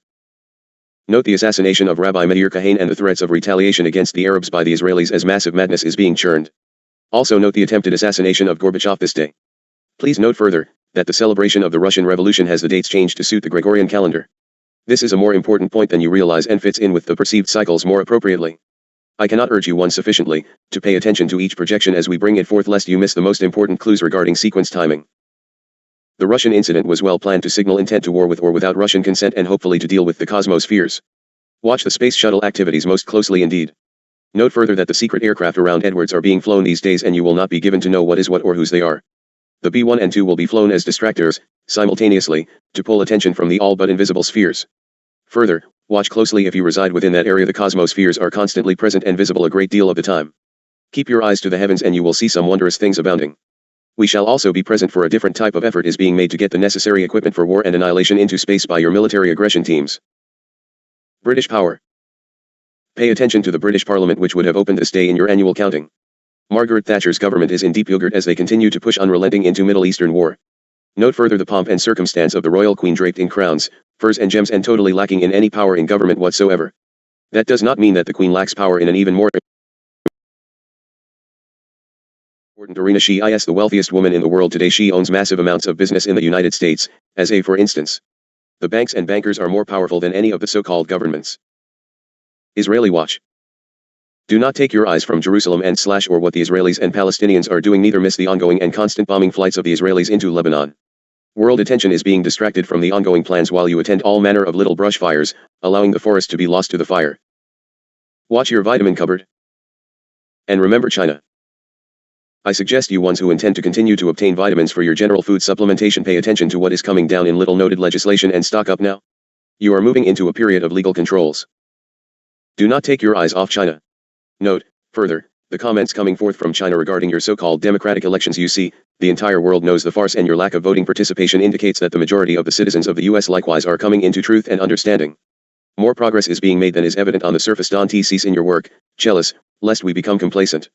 You must hold the Constitution, and it will not be easy, for laws were passed as Congress went into recess which shall impact you magnificently in a most heinous manner. Awaiting signature of Bush is a law requiring a registered nutritionist to approve vitamins for general use. The loopholes of your own physical well-being must be carefully attended, for the good health of the nation is under attack.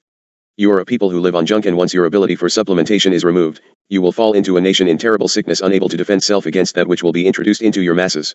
It is all a part of the plan, and you must not miss of it. Remember that the Plan 2000 only has less than a decade to be totally operational, and you under total control. 9 years is but the blink of an eye, even in your counting. So be it. Kahane. Since most of you in the reading public will not even recognize the name Meir Kahane, I feel it necessary to enlighten you as to his identity and why he held importance.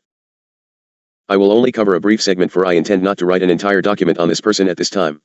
Further, to write of his importance, I must speak of others, and shall do so. I ask that you pick up the players as we move along in the interest of saving scribing time. We begin when in January 1976, Roy Godson and Tom Kahn, both then officials of the AFL-CIO, paid a visit to the Bureau's headquarters in Washington, D.C. to deliver their spiel about the dangerous, potential terrorist and Soviet agent Lyndon LaRouche. Does anyone even remember such a person as LaRouche? Well, he sits in prison for daring to run against the political Democrats and Republicans, but mainly against the Zionists, and bringing the Americans truth regarding your jeopardy therefrom. The Godson con voluntary information was long on lies and devoid of a single bit of fact, as even your own FBI special agents writing the notes at the briefing session admitted under oath. This is not about LaRouche, but we cannot write of these other persons without speaking of this man.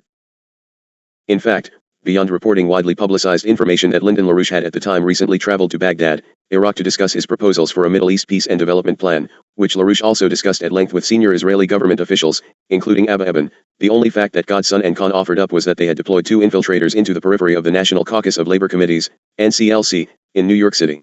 One of those would-be infiltrators was one Dennis King, who would surface in 1979 as the Anti-Defamation League's leading paid poison pen against any who would speak out regarding the Zionists' infiltration and takeover of your government. The goal of the Godson Khan walk-in was to bolster demands already put before the Bureau by British-trained Mossad officer Yuri Arayanin, namely, that the U.S. government shut down the above-noted political movement at any cost. Godson's pilgrimage on behalf of Israeli spy master Arayanin was not the first experience the Georgetown labor history professor had fronting for Mossad interests. Godson and the J4 scheme. In 1967, Godson and Robert Brown had served as the university chapter presidents of a short-lived outfit called the July 4th Movement. J4 was set up by Rabbi Meir Kahane and Joseph Jourba as a pro-war counter-gang to the Students for a Democratic Society.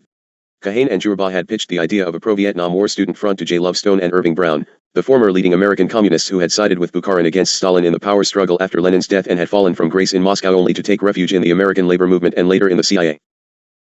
Lovestone and Brown funneled AFL seed money into the project, fully aware that Kahane and Jourba were already on the Mossad payroll. To secure their interests, they had installed Brown's son, Robert, and Roy Godson, son of Joseph, another ex-Red-turned-labor bureaucrat and Ersatz CIA agent, as the student leaders and the only other members of the J4. Although the July 4th scheme flopped, it would serve as the basis later for the Jewish Defense League countergang and the Khausa Front for the Unification Church. Roy Godson was only a graduate student at Columbia University, but he had already been steered into the orbit of dirty intelligence games by the time he put his name to an ad in the New York Herald Tribune seeking members for the J4 in the autumn of 1967. Oh yes, it is as blatant as this. Godson, Jr. really never contemplated the ultimate source of control over his activities henceforth, whether it be KGB headquarters in Moscow, Mossad's offices in Tel Aviv, some dirty crawl space at the CIA in Langley, or MI6 in London. And you thought Zionists and lovely Jewish sons of David were one and the same, sick, jealous. It was simply because he was his father's son that the mediocre academic failure was a player in the wilderness of mirrors and intrigue. Dad. Joseph Godson, a German-Polish emigre to the U.S., became an early associate of J. Lovestone, the founder of the Communist Party USA, who was ostensibly purged from the party with the Bukharinite faction in 1929 but allegedly remained a Soviet Comintern, Communist International, agent in socialist clothing until at least year 1938. Joe Godson and other Lovestonites founded a series of front groups, including one called the International Rescue Committee and the Jewish Labor Committee, as organs of what came to be known as the Trust, the most sophisticated overseas Soviet intelligence apparatus, which operated in league with prominent American and British financier networks seeking collaboration with the Soviet regime. The leading banking houses of Morgan and Mellon put significant funds into those trust projects, including the Lovestonite efforts. Beginning in 1950, as an outgrowth of the Lovestone-Irving Brown penetration of the U.S. intelligence community, which began during the Second World War with their active involvement in the CIA's forerunner of the Office of Strategic Services, OSS, Joe Godson went to work for the U.S. State Department as a labor attaché at a number of key foreign embassies, including Ottawa, 1950-55, and London, 1956-59. After serving as the Consul General in Zagreb, Yugoslavia, in the early 1960s and as a senior labor advisor to the State Department's Bureau of European Affairs, Godson ended his government career as the Consul General in Edinburgh, Scotland. On retirement, Joe Godson remained in London, founding an outpost of Georgetown Centre for Strategic and International Studies, CSIS, and creating a Lovestone International Front called the Labour Committee for Transatlantic Understanding, LCTA. Mossad tie-in. Joe Godson's second wife, Ruth, was an Israeli intelligence official of great standing, serving as the personal secretary to the Israeli ambassador in London. Her Mossad ties were a big negative for stepson Roy, who flunked his security clearances for a post as CIA congressional liaison during the early Reagan days before the CIA and Mossad virtually became the same entity. Although he was eventually cleared to assume a string of posts with the National Security Council and the President's Foreign Intelligence Advisory Board, the aura of suspicion still surrounded Godson, Jr., and served to track him into a very specific and very nasty corner of the international intelligence community. Perhaps one of the earliest indications that Roy was on a career track defined by Dad's own career was his first grown-up job, following the July 4th movement adventure, as staff functionary for the Mellon family's Pittsburgh apparatus. In 1967, Godson left Columbia for a teaching post at Carnegie Mellon University and a second job as program director for Pittsburgh World Affairs Council, a local Mellon family outpost of the New York Council on Foreign Relations and the London Royal Institute of International Affairs. And what of Yuri Arayanin? Godson's rabbi during this weaning period was R. Daniel McMichael, an aide-de-camp to Richard Mellon Scaife and a member of the board of directors of the Security Studies program at the Fletcher School in Boston, headed by none other than Mossad officer Yuri Arayanin. Under McMichael's direction and Melonscape Financial Largess, Godson, Jr. was sent around the world doing an oral history of the Lovestonite movement and gathering credentials as a labor studies expert. On or about the 15th of January 1976, Godson was plopped onto the faculty of Georgetown University as a labor historian and installed as head of a little-known AFL-CIO youth front group called Front Lash. In 1975, he had become a member of the original British Fabian Society Front in America, the League for Industrial Democracy, LID, also known as Chatham House. And to add the Mossad stamp of approval to Godson's future mischief, he was simultaneously made a director of the American Cultural Exchange Institution. Kahane was one of the most outspoken racists of your time and worked his evil rabble-rousing in anti-Arab rallies all over the nation, and his Jewish Defense League has made and still makes death threats against ones who speak out in any manner against Israel or Zionist actions in any format, including the scribe. Now, most importantly, Kahane may be gone but not forgotten. This is a major incident, his murder, and you have not heard the last of this. Pay attention, all the other players are still at work. Actually, Kahane was an expendable and was thusly expended.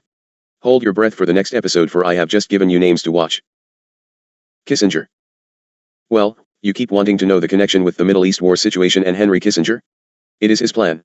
He laid the plans and orchestrated them in 1975.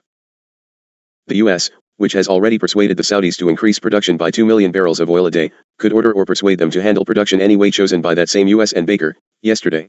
The Saudi Emirates production could be raised to 20 million barrels a day within 3 or 4 years through an already planned program. You see, you could then write off permanently, or at least for a generation, Iraq, Kuwait, and for good measure, Iran. So you can see the merit for Israel for making an incident of a little bombing of Saudi oil fields and a big incident of a nuclear shutdown of the Iraq, Kuwait, and Iranian fields, for that same generation. The oil price would be kept fairly low, ensuring the support of the world's consumers, say, Japan and nice unsuspecting Americans, or the price could be set somewhat higher, say about $20 a barrel. Cost of production would be no more than $2 per barrel. The U.S. could take a management fee of, say, about $10 per barrel. At 20 million barrels a day, your $10 management fee could reduce the federal deficit by some $70 billion a year after payment of the occupation costs. Sucking dry Saudi oil fields to bail out the U.S. economy is not a new idea, Chelis. In 1975, the enemy was the Organization of Petroleum Exporting Countries, OPEC. Kissinger manipulated the increase in oil prices at that time by secretly urging the Shah of Iran to steadily boost prices, even though it was official U.S. policy to restrain them. Today, it is Saddam Hussein against whom President Bush is willing to sacrifice 300,000 American soldiers to preserve our way of life. There can be no less than a death sentence against at least a minimum of about 30,000 soldiers, more than 50% of the number that died in your Vietnam sham. This is the figure for acceptable losses with no problem, should the U.S. engage Iraqi forces in combat. It will be far higher. Commentary Magazine Observation. The opening public salvo in the debate regarding intervention by war appeared in the March 1975 edition of Commentary Magazine in an article entitled Oil, the Issue of American Intervention, by Robert W. Tucker, then a professor of international relations at Johns Hopkins University. Those who insist that armed intervention be ruled out so long as we are confronted only with a distinct possibility of disaster are perfectly at liberty to do so. But candor does at least require them to concede that this is what they mean when they say that intervention is unnecessary. For there is a general consensus, which includes most of the optimists, that if the present situation goes unaltered, a disaster resembling the 1930s is indeed a distinct possibility. This being so, it is irrelevant, though true, to be reminded that the current economic malaise, above all, the global inflation, had its origins in conditions largely unrelated to the price of oil today and would persist even if this price were drastically lowered. A generally sick man who also happens to be hemorrhaging will not be saved from bleeding to death by being reminded of the other and more deeply rooted causes of his ill health. Now try this complementation of Tucker's piece. This was also in 1975, March, Harper's, entitled Seizing Arab Oil, written under the pseudonym of Miles Ignotus, Latin for the unknown soldier. The author outlined the necessary military components of an invasion, starting with the deployment of the 82nd Airborne. The author was actually Ed Lutwak, a pro-Israeli Anglo-American mouthpiece housed at the Washington, D.C. Center for Strategic and International Studies. Virtually every industrialized oil importer is in deep recession, with its threat of social instability and, in turn, political disarray, was the assessment of the author. Therefore, the only feasible countervailing power to OPEC's control of oil is power itself, military power. This, then, is the scenario: an Arab embargo or supply cut, an atmosphere of crisis, most probably in the aftermath of a short but bloody war between Israeli and selected Arab forces. The first question is where? The goal is not just to seize some oil, say in accessible Nigeria or Venezuela, but to break OPEC. Thus force must be used selectively to occupy large and concentrated oil reserves. Faced with armed consumers occupying vast oil fields, the price down to 50 cents per barrel, most of the producers would see virtue in agreeing to a price 4 or 5 times as high, but still 6 times lower than present prices. This being the ultimate goal, there is only one feasible target, in or around Saudi Arabia. Kissinger has gone public. Surprise, London and German newspapers are citing high-ranking political sources in Washington who say the Gulf crisis will be ended by December. Here you have the misinformation leaks at work. October 20 is the likely date for a U.S. military strike on Iraq. The truth is being printed daily in Europe. President Bush gave congressional leaders the clear sense that the administration was looking more favorably on an early war option. There are several things pushing to an early war, certainly before the first of the year, and most probably no later than mid-November. Finally, Henry Kissinger has been going with the same war scenario in a series of articles. In the Washington Post on October 1st, he warned of the danger that the Iraqis would actually withdraw from Kuwait. He, too, posed an October-November deadline, by which the U.S. should be prepared to go to war on its own, with only British support, if necessary. Dharma, close this document for the computer will destroy any additional information on the subject. Leave this desk and go elsewhere even as it prints the document as the attention is focused this day. Call to the office and get Oberly. You have been informed again and again, you are left alone and it is not missed. Do not open the door to anyone, lock them all. There are 2 men approaching your dwelling at this moment, do not respond to the entry bell. I am giving warning now to shut them down and cease and desist in approachment to this dwelling, but I am being ignored. Oberly, you will not be in the leaving of this scribe alone, and do not think that on such days as this that just another person will suffice for your presence. It is preset to know when you are absent. How dare you be left isolated without even a phone number to reach the Bear Valley moving site? Are we going to get attention to the seriousness of this matter, or do we play at games until someone ends up dead? Dharma, this is urgent. Hayton at ready, go now, and lock the dwelling now. Chapter 11. Rec number 1 Hayton. Thursday, November 8, 1990, 6:55 a.m., year 4 day 84. Thursday, November 8, 1990. Today's watch. Hayton present in light and service unto God. He has said that he shall stand afore thee, beside thee, and behind thee. What more might ye ask? The way becomes hard and contradictions come upon you of the physical, and ye desire compromise with just a little bit of evil that you may remain popular and shall not lose of thine friends. What is a friend who would desert thee for speaking truth? How little faith ye have in he who would walk with thee in truth. Play games with thine plight if ye choose, but spare me and the brothers of the command from thine silly whinings. Have ye ones not done enough in the perpetuation of the lies? Ye run about like clucking chicks and have dramatic swoons in seeking of your direction, still seeking it from another, lest ye have to face thine own errors in discernment. Well, I assure you that I weary of the prattlings and tattlings, and you among the group who continue in your information divulging shall be soon caught up in the confrontation. Ones within your own group set up yesterday's incident. Dharma was left alone when that human enterprise of others could be handled, when workers could have been most reasonably obtained. You cannot replace Dharma, and at this point she is the only one at risk. Not even Oberly is very much at risk, and none others. Why are not others in the group at risk? Because the interpretations of actions as studied by your enemies has led them to believe, rightfully so, that you are not a threat to them nor their cause. You are still so centered on selves that there is little danger unto Satan, for you continue to do of his work. Tell you who? Ye know who. The ones sent yesterday to this place were sent to enter and work on the computer from physical location and to place pulse beam base to impact Dharma. This must be done physically and not remotely, as electronic changes can be made remotely. 'Tis far easier, however, to simply encounter the target and get the job done instantly and cleanly without trace of electronic components left about to tattle. You are dealing with very professional hit squads, dear ones, and you act as if I ruin of your brunch. There will cease to be reason to quarrel over the bookstore, distribution company, and / or positions and attitudes if we cease to write. The word of truth shall go forth regardless, and it shall go forth untampered with compromise or that which you want to hear regarding the laws of God and / or the creation. It is not the time of your perceptions, it is the time of God setting the lies to truth.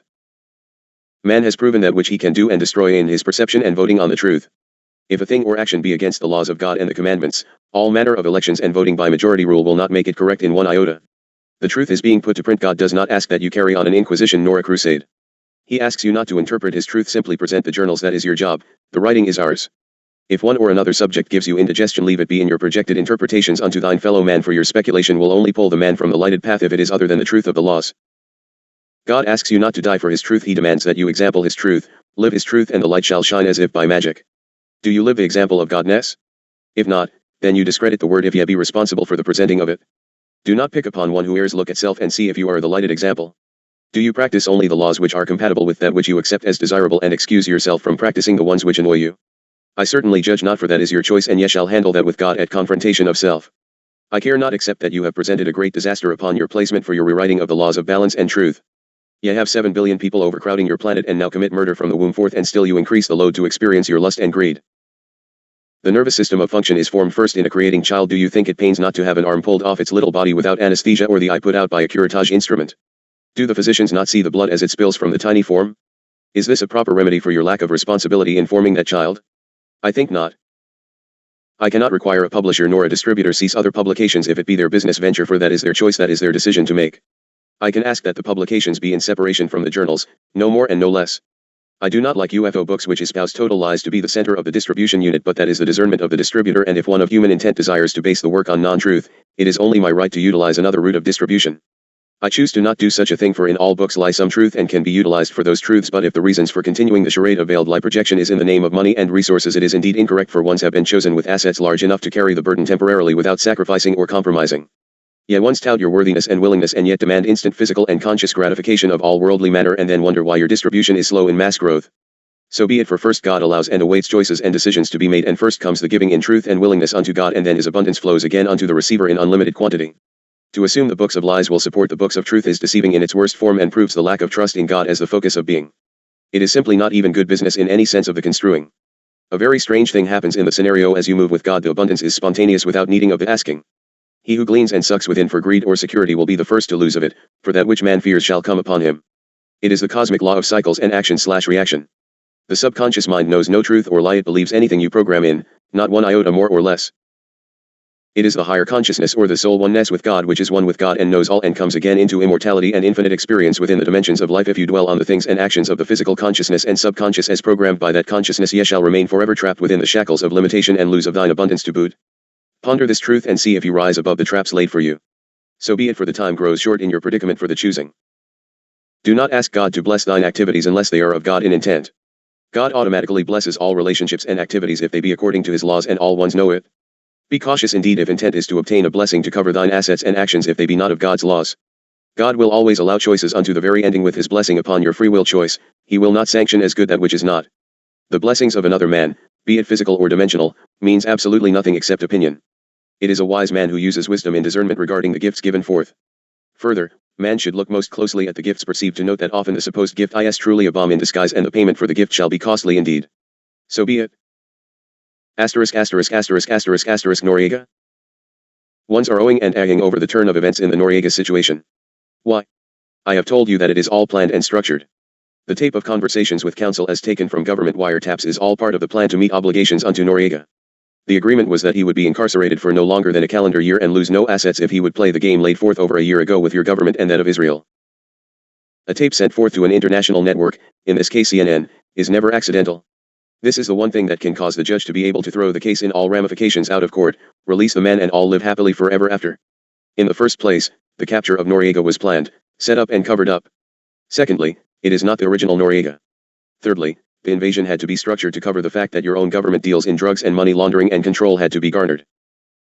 Why do you think your drug buster leader, Bennett, is leaving his post? Could it be that he wants out for there is no drug war? The government is in charge of the drug operations, and the empire has become so evil that even Satan gets indigestion? Ponder it. These things above were said to happen after the election. Dear ones, where is your attention? Countdown to war well underway. You still wish to tinker with Hayton's status? I suggest you listen to what is going on in truth about you. Your government is sending over 30,000 more troops into Saudi Arabia. You are going to soon have over 500,000 of your people over there. Britain has around 6,000. Now, just who do you think is going to have the most men killed? It is time you started listening to the Iraqi officials, for just about everything you have been told about the situation is lies, from chemical warfare by the Iraqis to almost all mistreatment of others by Iraq. The US is furious over developments with other world leaders in conjunction with Saddam, because the rest of the world wants peaceful settlement. Only the US, Thatcher's Britain, and Israel plan war. Note that ones invited into Iraq are not of the current government in any instance, except Mitterrand. Because the current governments are controlled by the elite cartel and the Zionists, and war is going to happen. Any and all congressmen, etc., from the US have been invited to come to Iraq and see for selves the circumstances and see the truth. The administration is furious and has all but stated that the State Department will not allow such travel. What about your embassy in Kuwait? What about it? The people in the embassy were asked, then told to leave the country. Your government can close it this day, and the people within will be gently and lovingly escorted safely to departure facilities. The play is to make Iraq look evil for starving these poor overweight American citizens and or cause Iraq to close the embassy, which, as you can deduct, will be called naked aggression by the US, and there will be an immediate invasion. The Iraqi ambassador went on public international TV with Larry King Live last evening, and spoke truth from beginning to ending. What more do you ones want? Let me tell you, you want war. You also think you want cheap gasoline? Forget it. You have no prayer of getting anything more than the elite conspirators will allow you to have, just exactly as they desire to set it up, and you are fools to the bait. Oh yes, you will most probably have that war very, very soon indeed, because you have to have the war soon while there is any excuse existing whatsoever. Further, it will be a US war of aggression, for you no longer have world support except from Thatcher, not the British, and Israel. In fact, the administration and the cartel are petrified that the cause for war will evaporate and leave no public reason for attack. I can tell you now, that it is not planned to allow that to make a difference, and incidents are planned to be heinous indeed, and set up to appear as if they are instigated by Iraq. Mark these words carefully. It is in countdown right now. The only ones in any nation being quoted and standing with the attack mode are the very ones who benefit through power and financially from the war. The people of the world's nations only want peace, but the people can no longer have a voice. You are only expendable pawns in the cartel's games. Iraq has no hostages, but the whole world is hostage to the evil controllers, and you see it not. Look who stands before the guns and tanks. It is not Bush or Thatcher, congressmen, or bankers. So be it, and may God grant grace in your coming into understanding. This will not go away through an act of God, my friends. It requires that mankind come into Godness, and then, only then, shall it go away. If your youngsters have any sense at all, Canada shall get a large influx of population immediately. Dharma, you have had enough load for now. I must allow you rest. I know that your heart is heavy, and yet we go on with our work, and our dearly beloved ones go on with the printing thereof. It is a hard path indeed at times. But, oh, you are cherished and honored, and even if that seems small, it is the gift of the universe. God grants wisdom to all who ask in his name and in his service. It can only be through truth and actions in wisdom which shall grant the freedom. It shall come to pass, these things set forth, in this your generation upon planet Earth. May God have mercy upon those who refuse to see and hear, for the way shall be dark indeed. Salut. Chapter 12. Rec number 1, Hayton. Saturday, November 10th, 1990, 7:55 a.m. Year 4, Day 86. Saturday, November 10th, 1990. Today's watch. Hayton, present in the name of truth, life, and service, may our work go forth in love and understanding, for man stands at the threshold of transposition. Some will move forward into this journey with enjoy, others shall find the road prickly indeed. Ours is to bring the truth of the laws and then allow man is discerning, for few will make up the remnant group, and none shall move forward in the remnant group without recognizing and coming within the laws of God and the creation. For this reason, beloved ones, I pound upon your ears and eyes that you find understanding and completion within your hearts and souls, for lip service shall not give you your ticket unto the transition radiance. Truth is truth, and until mankind comes into responsibility of his actions and knowledge of that which he has perceived incorrectly, will he be adrift in the thrashing waters of confusion. The purpose is not to offend nor deprive mankind of wondrous experience, it is to allow you to see the lies and help you change of your direction, so that transition can be made with sufficient numbers to again inhabit the planet in purity and wondrous intent, in soul honor and integrity, and not in the overpopulating, copulating stress within which the earth human lives and leaves self unfilled, only more and more stressed with each action and reaction. You must be able to see that in the transitioning very little changes in a planetary structure. The planet will still have been created for approximately 500 million people, and those who move with and guide the new must have truth, lest yet pull the new into the bogs of the old and repeat the destruction. I promise you, there is no peace and fulfillment in the lustful thrashing about of fleshly behavior, for peace and fulfillment are emotional things of soul development, truth, and responsibility. You of humans seek these wondrous commodities in all the wrong places and faces. Within our own group there are those simply seeking emotional stability, but come to find a passage and retirement security among a group perceived to tend their needs of earthly trauma and accept without judgment their misbehaviors and ill intent. Nay, brothers, this shall be the most strenuous and narrow journey of all, filled with constant discernment and judgment of self, others, and actions of both. Time is allowed for ones to stumble and regain balance. If balance cannot be timely regained, then we must move on and allow ones to journey in their own path, even if it be in confusion, for the remnant must survive and make passage. If yet pull yourselves into your joyous work, you shall find radiant fulfillment, brotherhood, and truth of solid relationships based upon true love and communion, a rare experience indeed for ones of human bondage. The new land and experience shall be inhabited with only the lighted souls of God with truth and knowledge, for this is the path of progression and responsible growth. I repeat something unto you once, and allow remembering to those who have experienced the wondrous energy exchange of communion with higher forces. You have not one thing upon human action to match, nor even come close to the glory of the simple touch of God. And you are birthed with that glorious hand upon thine being. Are you proud to have God experience and witness all that ye do? Well, that is the truth of it. Where do you drag God, and what do ye cause him to experience in your dark places? Does greed and lust dwell within thine midsection, pushing God from his own temple? Ponder these things, for the journey to wholeness shall be made by a sum near 144,000 more or less to allow for the creation and procreation of the new, in which to allow for the growth into the 500 million. Will you be among the travelers, or shall ye journey to experience more schoolrooms of dank learning? Ye shall continue your experiences until the lessons of truth are learned, little brethren. So be it, and the time of decision is at hand, for the time of separation is well underway. Again, you ask in irate rebuttal, but. No, there are no buts. The law is the law, and man has broken all the laws. They are not pious nor wimpy, they are practical and totally reasonable, intelligent, and foundationed on solid fact. Does this mean you are unforgiven for your errors? Of course not. God is total forgiveness in love and understanding of his gift unto you of free will choice. It does mean, however, that only a few will graduate into the total newness of evolution, no more and no less, who will walk with us. No, it is not quite like either/or, there are levels of understanding and actions beyond thine knowledge, and all short of Godness is imperfection, and there shall be dimensions of placement according to the level of thine perception and growth. Above herein, I am speaking of the remnant who will behold and experience the radiance of the new, for you see the old of earth was birthed into the lie, the new shall be birthed into truth, and ye who will make that journey must come into truth before the day of separation and accounting, for ye shall be the overseers, in conjunction with we of the hosts of light, of the transition. May the radiance shine upon ye ones of our extended partners. Communion with God is a wondrous thing indeed, and man has proven himself weary and sick of his disease upon the physical plane. May your journey be in truth, and thine actions at all times reflect the glory and joy of the experience that your brother can see and emulate. God is abundance and wondrous experience. You shall find peace, brothers, in the valley of his hands, and guidance which surpasses all remembered by your past experiences. It is the time of remembering. How are your memories at this time of awakening? So be it. It is with great honor and wondrous joy that I speak unto my beloved scribe in New Mexico. My cup runs over with fullness in her decision made with wisdom. Ye need not self when ye pen for God, just willing hands and the willingness to set aside your own opinions. Yours is an agreement to write no more and no less, and naught else will do or be allowed if it is to be the truth which shall be left to the historical records of time sequence. The truth must be left for the new experiencers upon a reclaimed creation, so that at journey's ending and cycle closing truth can surface to light the way home for the experiences of sequence dim the memories, and new souls must have experience. Do not concern selves with all of the mystery, for ye are not given to know. But some of you are sent to remember and show of the way. Will ye light the path well, or will ye pull down thine brethren? It shall be left unto you.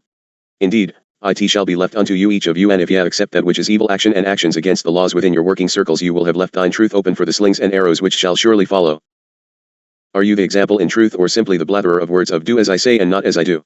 You know that soon the errors will be corrected or the perpetrator asked to withdraw. We do not set up a retirement village to tend of your needs, we set up an example place to tend of thine brethren's needs.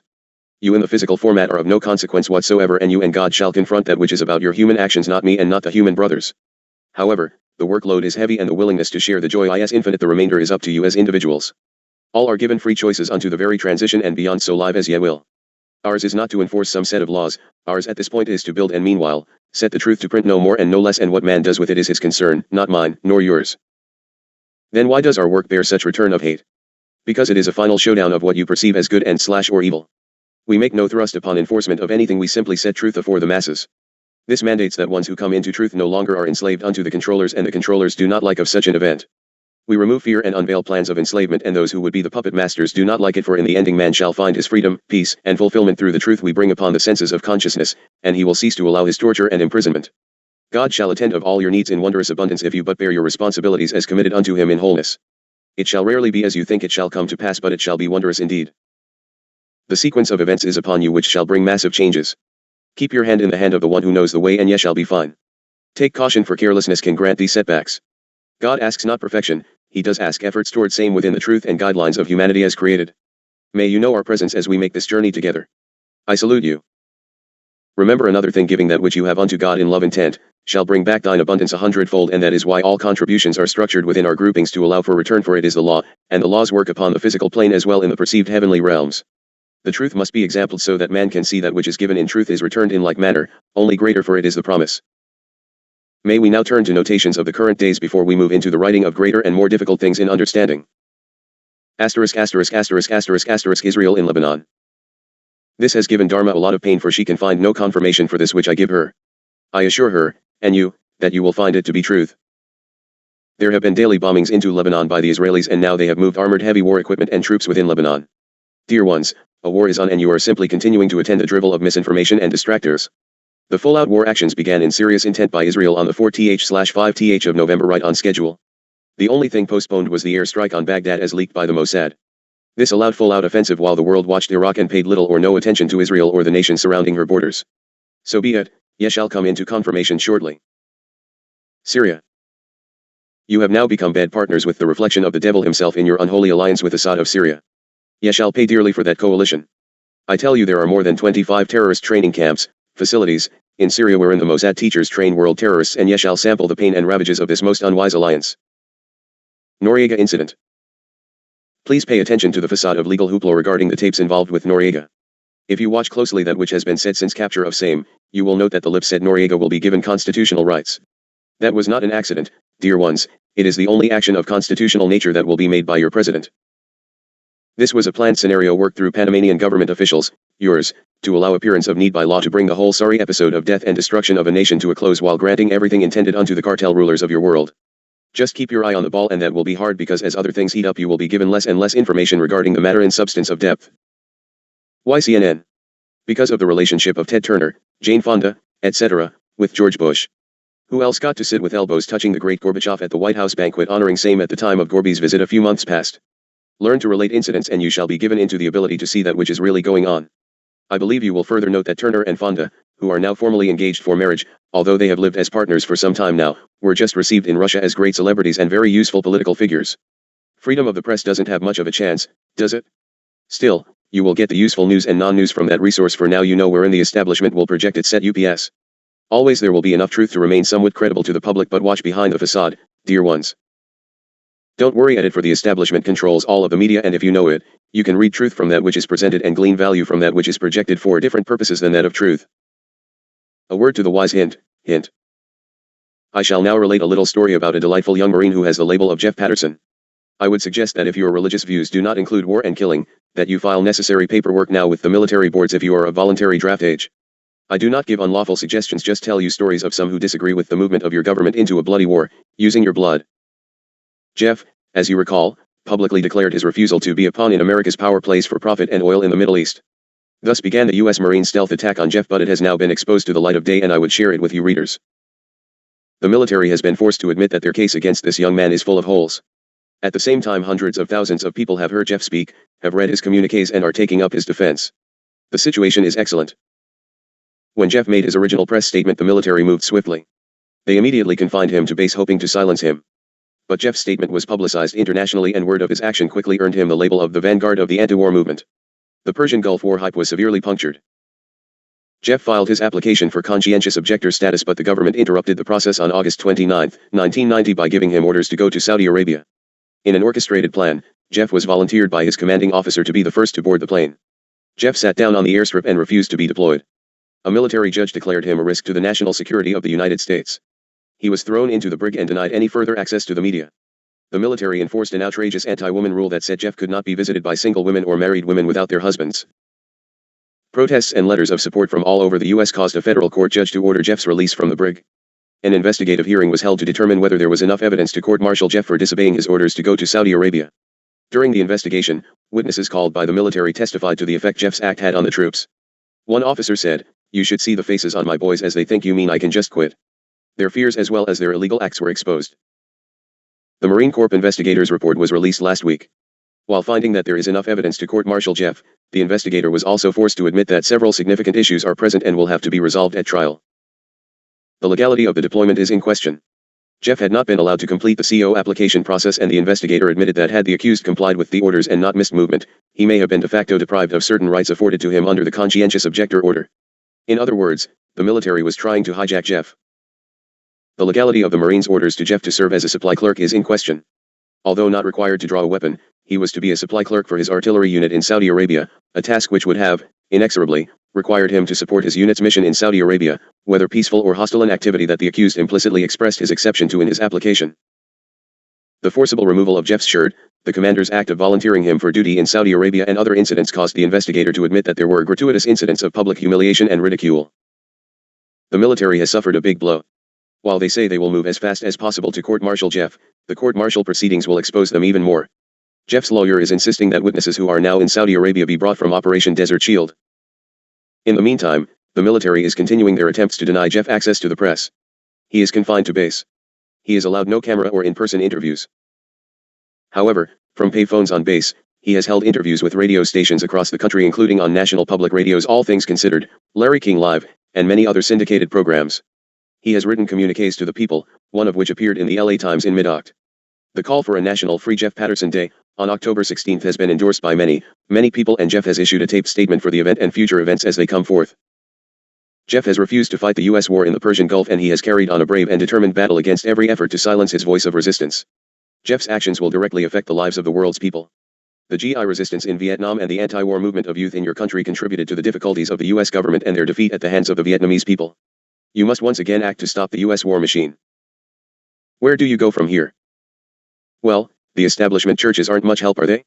The elders of wisdom decide the laws of God and decide that war is fine for all the nation's children. So be it. Yes, I know one or two religious organizations who teach a code of non-killing and non-violence and would qualify for CO teaching status, but you had better be clear in your intent before you go that route, for lip service will only get you arrested. Act before the fact, enter your CO petition and practice that which you espouse to defend your right to object and desist from war. God does not force, but God shall always stand with any who turn in truth unto and within his laws. May insight and truth be your guides as you begin of your life journey in this time of horror and manipulation by bloodbath. God shall rest his hand of truth upon your head if you come in truth and purpose of intent. So be it.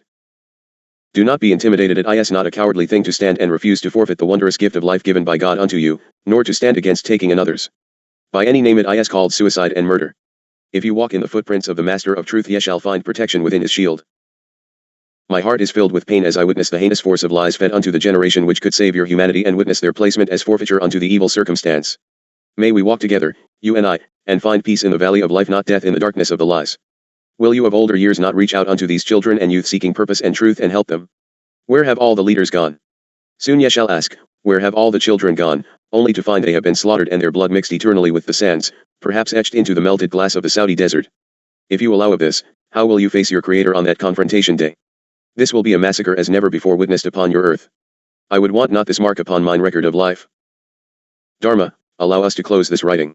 Go forth and continue your preparations this day in the getting of generator equipment, etc. The one thing which must not be gone without, is the ability to bring to print the word.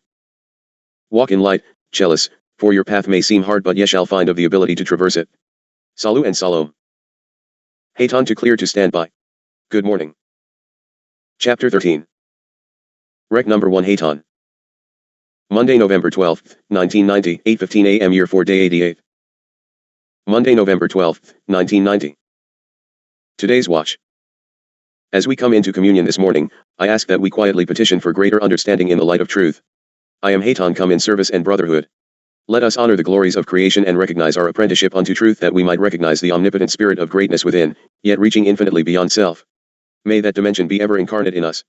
May your infinite power reveal itself that we might see in our locus as truth is seen and followed in the higher dimensions beyond the finite. Give us this day that which fills our needs for service unto you and unto our fellow man, and so, let us always recognize our own transgressions and errors of thought and action that we might rightly recognize and act in truth.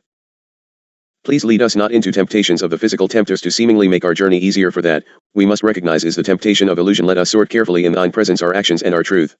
Let us not preach but rather, let us lead by example in love and totality within thine laws and the balance and harmonious order of the creation.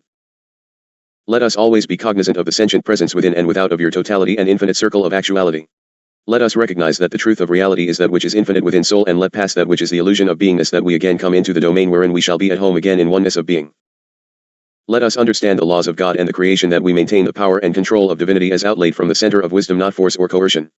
Let us realize that force and physical coercion is of limitation and only the soul is of infinity.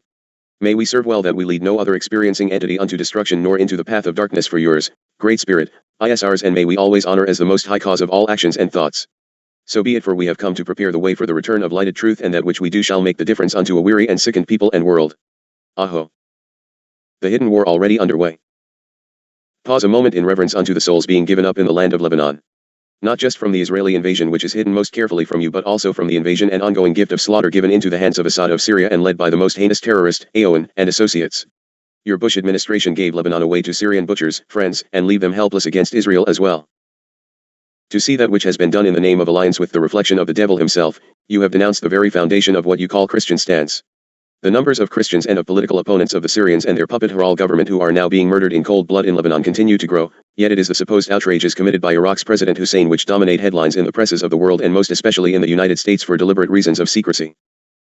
Since, on October 13, the Syrian armies in Lebanon began to smash the Christian resistance there led by General Michel Aoun, the troops of Syrian dictator Hafez al-Assad have massacred the Christians. They did it with the blessings of President Bush, who is the newfound political friend and military bedmate of anti-Iraq ally, Assad. The fruits of Bush's friendship with Assad were not long in coming. On October 21, the Lebanese Christian leader Dani Kamaoun, his wife, and two small sons, were shot dead in their home in East Beirut, murdered by men in military uniform, a joint effort of the Syrian/Israeli Mossad. Kamaoun, the son of the late Lebanese president, Camille Kamaoun, was head of the National Liberation Party and a strong supporter of Aoun's fight to end Syrian occupation of Lebanon. In 1958 it was Camille Kamaoun who called upon President Eisenhower to send in the U.S. Marines to preserve stability in Lebanon. Now it is another American president who is responsible for giving Syria's Assad the green light to take over all of Lebanon. U.S., British and Israeli complicity and active look the other way while actively participating in Assad's butchery is revealed by the fact that for the first time the Syrian Air Force was allowed to bomb Aoun's headquarters. Previously, the Israelis had demanded the Syrians be prevented from deploying their air power in the area because of the obvious implications for Israel. Could this not be considered by your astute United Nations as even worse than Iraq reclaiming their own child, Kuwait, as indeed worthy of world attention, and 500,000 troops from the US? The circumstance and murder and the subjugation of freedom, human rights, and democracy is indeed most heinously shattered by naked aggression. Protests. Americans of Lebanese descent have been pointing angrily to the hypocrisy which allows President Bush on the one hand to pontificate about democracy and sovereignty in Kuwait, and on the other, to allow Syria to devour Lebanon. The outrage is buried in budget debates and deliberately kept from the public masses. Secrets. There is an unpublished transcript of a discussion between Bush and Lebanese Americans which took place in Washington September 24, 1990, before the Syrian Blitz. One questioner asked the president, "Our government has been taking every action against Iraq that we have been urging should be taken against Syria for its similar action in Lebanon. Syria is now apparently allied with our government and others against Iraq. This disturbs us greatly. Unless our government has some plan to use its newfound leverage on Syria to cause Hafez Assad to conform to the norms of civilized behavior that we are attempting to enforce against Saddam Hussein." Then there was a letter to President Bush dated October 16, 3 days after the Syrian onslaught began, and written by one Tawfiq Nassim, president of the National Alliance of Lebanese Americans. Saturday, October 13, will be remembered as a black day in Lebanon's history, as a black day in Lebanese-American relations, and worst of all, a black day in American history.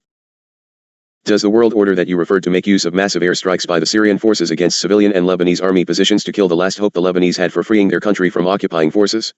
Does the New World Order call for entrusting the terrorist, drug-trafficking police state Syria, to restore democracy, freedom, and human rights in Lebanon? French role. So far the United Nations has shown itself a tool of Anglo-American policy.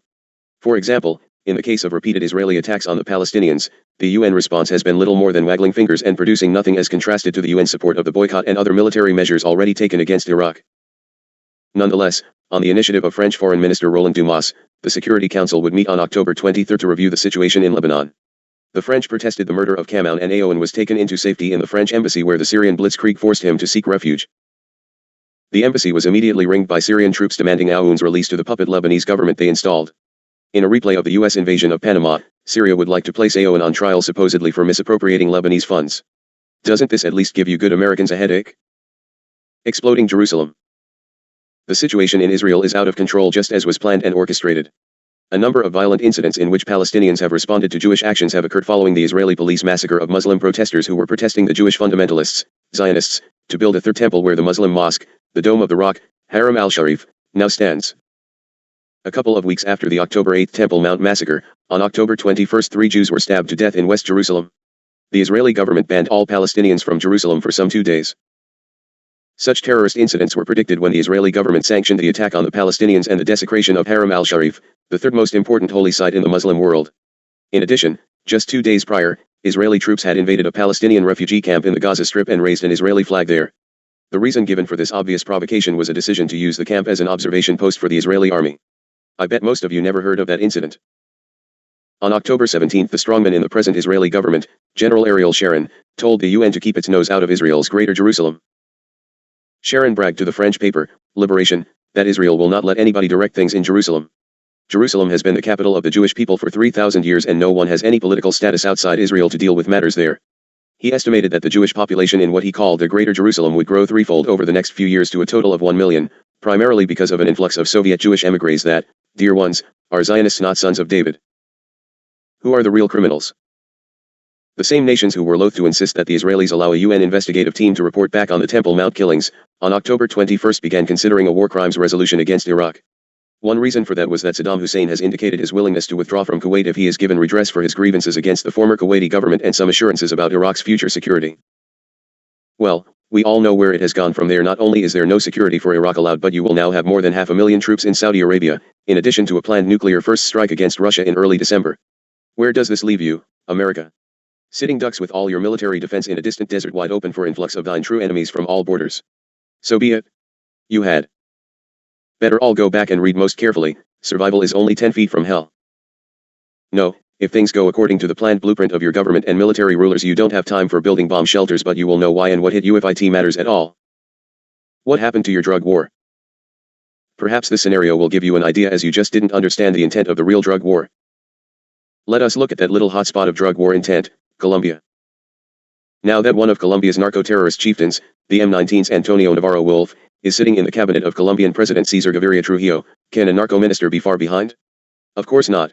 Check this out. Not according to former Ambassador Joaquin Vallejo Arbeláez, who made great and mighty waves when he told the press that he had advised the heads of the Medellin cocaine cartel to hire Henry Kissinger as their advocate in Washington. Vallejo argued forcefully for achieving peace, at the best possible price. That price, he said, included granting a ministry to the M19 narco-terrorists.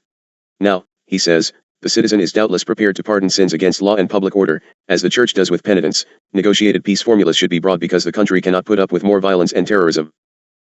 End of so-called war. So, President Gaviria is moving in that direction. He continues to sweeten his decree number 2047, which offers the drug traffickers reduced penalty sentences and protection from extradition in exchange for surrender, concession, and collaboration. With the latest changes, whether or not traffickers confess and collaborate, they are assured of a fair trial in Colombia and no extradition to the U.S. at all, under any circumstances. The criminal ill-gotten properties will no longer be subject to confiscation and they will remain free while awaiting lesser charges of possible criminal conspiracy and/or illegal arms possession of military weapons imported from places like the U.S. Now, they will remain free during awaiting legal hearing and further, if not sentenced within a year's time, a confessed trafficker will be released from custody, despite the fact that many traffickers have complicated and multiple charges against them. You know, that even in good old America, it takes longer than a year to even get ready and set to have a hearing on even the slightest charges, much more so sentencing. Anti-drug forces in Colombia are angrily denouncing this treason because many honorable people were assassinated and publishers' offices and presses destroyed by these terrorists as the war went forth. Well now, under the presumption that the destabilizing forces are invincible, have not been defeated, people are simply learning to reconcile justice with crime and allow the drug lords' placement in the government and merely dismantle the state of law. With the government's abandonment of any pretense of waging war on drugs, the citizens above suspicion who have been acting as the cocaine cartel's cat's paws are emerging all over the place. Exemplary is former ambassador to Spain, Ramiro Sandre Terán.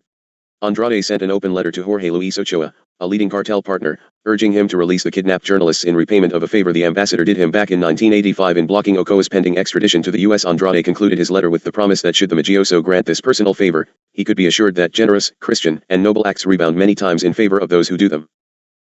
Legalization lobbyists are also having a complete field day. A new and large publication has come out in Bogotá called Palomas, entirely dedicated to achieving cocaine legalization as the path to peace. National University Law Dean Ricardo Sanchez got a column on the editorial page of the daily La Prensa to argue the inevitability of dialogue with the traffickers culminating, he writes, in gradual legalization of cocaine as the central point in stopping the acts of violence that are killing us. Not a lot different from the teachers of God's laws, I would observe. If the acts of the masses become unruly and heinous and totally against the laws laid forth from God, simply rewrite the laws to suit the need of Satan. That is exactly that which has been done, and now you pay the penalty of such voting in of suitable greed and lust-based laws of society, and the church is touting God as their foundation. It smells of death, my precious friends, rotting death of a civilization. Why doesn't Saddam just give up? Why should he? You had better pay better attention to facts, dear dreamers. American ground forces in Saudi Arabia are sitting ducks on a very dry pond for the artillery designed for Iraq by the lately murdered Gerald V. Bull, the Canadian-American space and ballistics genius whose advanced weapon systems were repeatedly rejected by the Pentagon. I shall insert a little side story herein just to give your resting peace more infusion of sleeping pills. Let US talk real plans. The US, dancing madly to Israel's tune, is preparing to launch a Mideast war, aimed at ushering in that wondrous projection by George Bush to have New World Order. Some members of your Congress are stunned by increasing evidence that Bush and Secretary of State James Baker three-handed Iraqi President Saddam Hussein at Takriti what amounted to an open invitation to invade Kuwait. Oh yes, they did exactly that, dear friends. However, no one on Capitol Hill has yet dared mention evidence of Israel's behind-the-scenes orchestration of the race toward war that began soon after Iraqi leader Saddam tested an intermediate-range missile capable of delivering nuclear or poison gas warheads right to Tel Aviv. The opening gun of the Israeli propaganda blitz was literally fired the night of March 22 with the assassination in Brussels of Dr. Gerald Vincent Bull, the Canadian-American space and ballistics genius suspected of helping Iraq develop its missile and long-range artillery capabilities. Bull, whose proven ballistic breakthroughs were rejected by the Pentagon, was shot some 5 times in the back and neck by a silenced pistol as he tried to enter his apartment in a fashionable suburb of Brussels. Belgian police termed Bull's murder an act of political terrorism, and the German news revealed that 2 Israelis had taken apartments in the same building shortly before the murder. One of them was known to be the Mossad chief in Brussels. Bull's assassination signaled the start of the worldwide campaign to cast Hussein as another Hitler, capable of touching off World War III. That little ploy and pronouncement continues to be thrust about constantly. The Israeli-directed propaganda explosion has continued to pronounce the lies regarding such things as Iraq bombing her own people with chemical weapons outright lies. Further, George Bush, just like Ronald Reagan before him, had adamantly refused to call for sanctions against Iraq and bent over backwards to improve relations with Baghdad right along with the blueprint plans and obvious collusion with the projected lies. Funny thing though, the instant Hussein acted as encouraged by moving into Kuwait, Bush reacted instantly from prior printed instruction sheets by sending massive U.S. forces into the Saudi Arabian desert. He all but acted accidentally before the fact even occurred, due to botched up intelligence information. Actually, Bush was reacting to a lifelong vision of the New World Order first proclaimed by your Woodrow Wilson and his alter ego, Edward Mondale House, later advanced by Franklin Roosevelt and Alger Hiss in their design for the creation of the United Nations. But to get Bush to overcome his deeply ingrained caution, it was necessary to make Saddam a credible threat to world peace. Saddam's native belligerents could be counted on to contribute substantially to the scenario. But who could take Iraq seriously as a major military power? That is where the genius of one Gerald Bull came into play. The military and scientific world knew Bull as a super brain on a par with Wernher von Braun, the space pioneer who launched the German V-1 and V-2 rockets against Britain in the closing months of World War II. Von Braun later masterminded America's initial penetration of space and the building of the first intercontinental ballistic missiles. Strange bedfellows, indeed, are made from war. In his youth, Bull had been known as the Canadian von Braun. He was a full professor of aerospace engineering at McGill University at the age of a mere 23 years. Outrageous theories. If anyone on your place could transform Iraq into a major military threat, it was Bull, whose outrageous theories for launching space probes with oversized cannons had long ago been proved by the US Army, not to even mention the research of the Soviet Union. Moreover, Bull and his Space Research Corp, headquartered in Brussels, had been working with Iraq to improve its weapons systems ever since the prolonged 1981-88 war with Iran. Bull's assassination in March was quickly followed by a succession of events that fired the world's fears of Iraq and its iron-fisted ruler, Saddam Hussein, right or wrong. The evidence is obvious that these events, if not planned well in advance by Iraq's enemies, were closely monitored with an eye toward their propaganda potential, along with blatantly perpetrated incidents created and committed by the Israelis themselves and then announced to the world as Saddam's madman actions. 4 days following the gunning down of the scientist, a shipment of 40 nuclear triggers, critrons, made in California was intercepted at London's Heathrow Airport. Several news reports drew a connection between Bull's suspected involvement with Saddam's missile program and the U.S. made nuclear devices. Then, on April 11, came the most frightening news of all. 8 crates containing huge steel tubes allegedly for a mammoth nuclear cannon designed by Bull were seized at Tees Dock in England as they were reportedly being loaded aboard the Mariner, a freighter bound for Iraq. Banner headlines and TV newscasts sounded the alarm.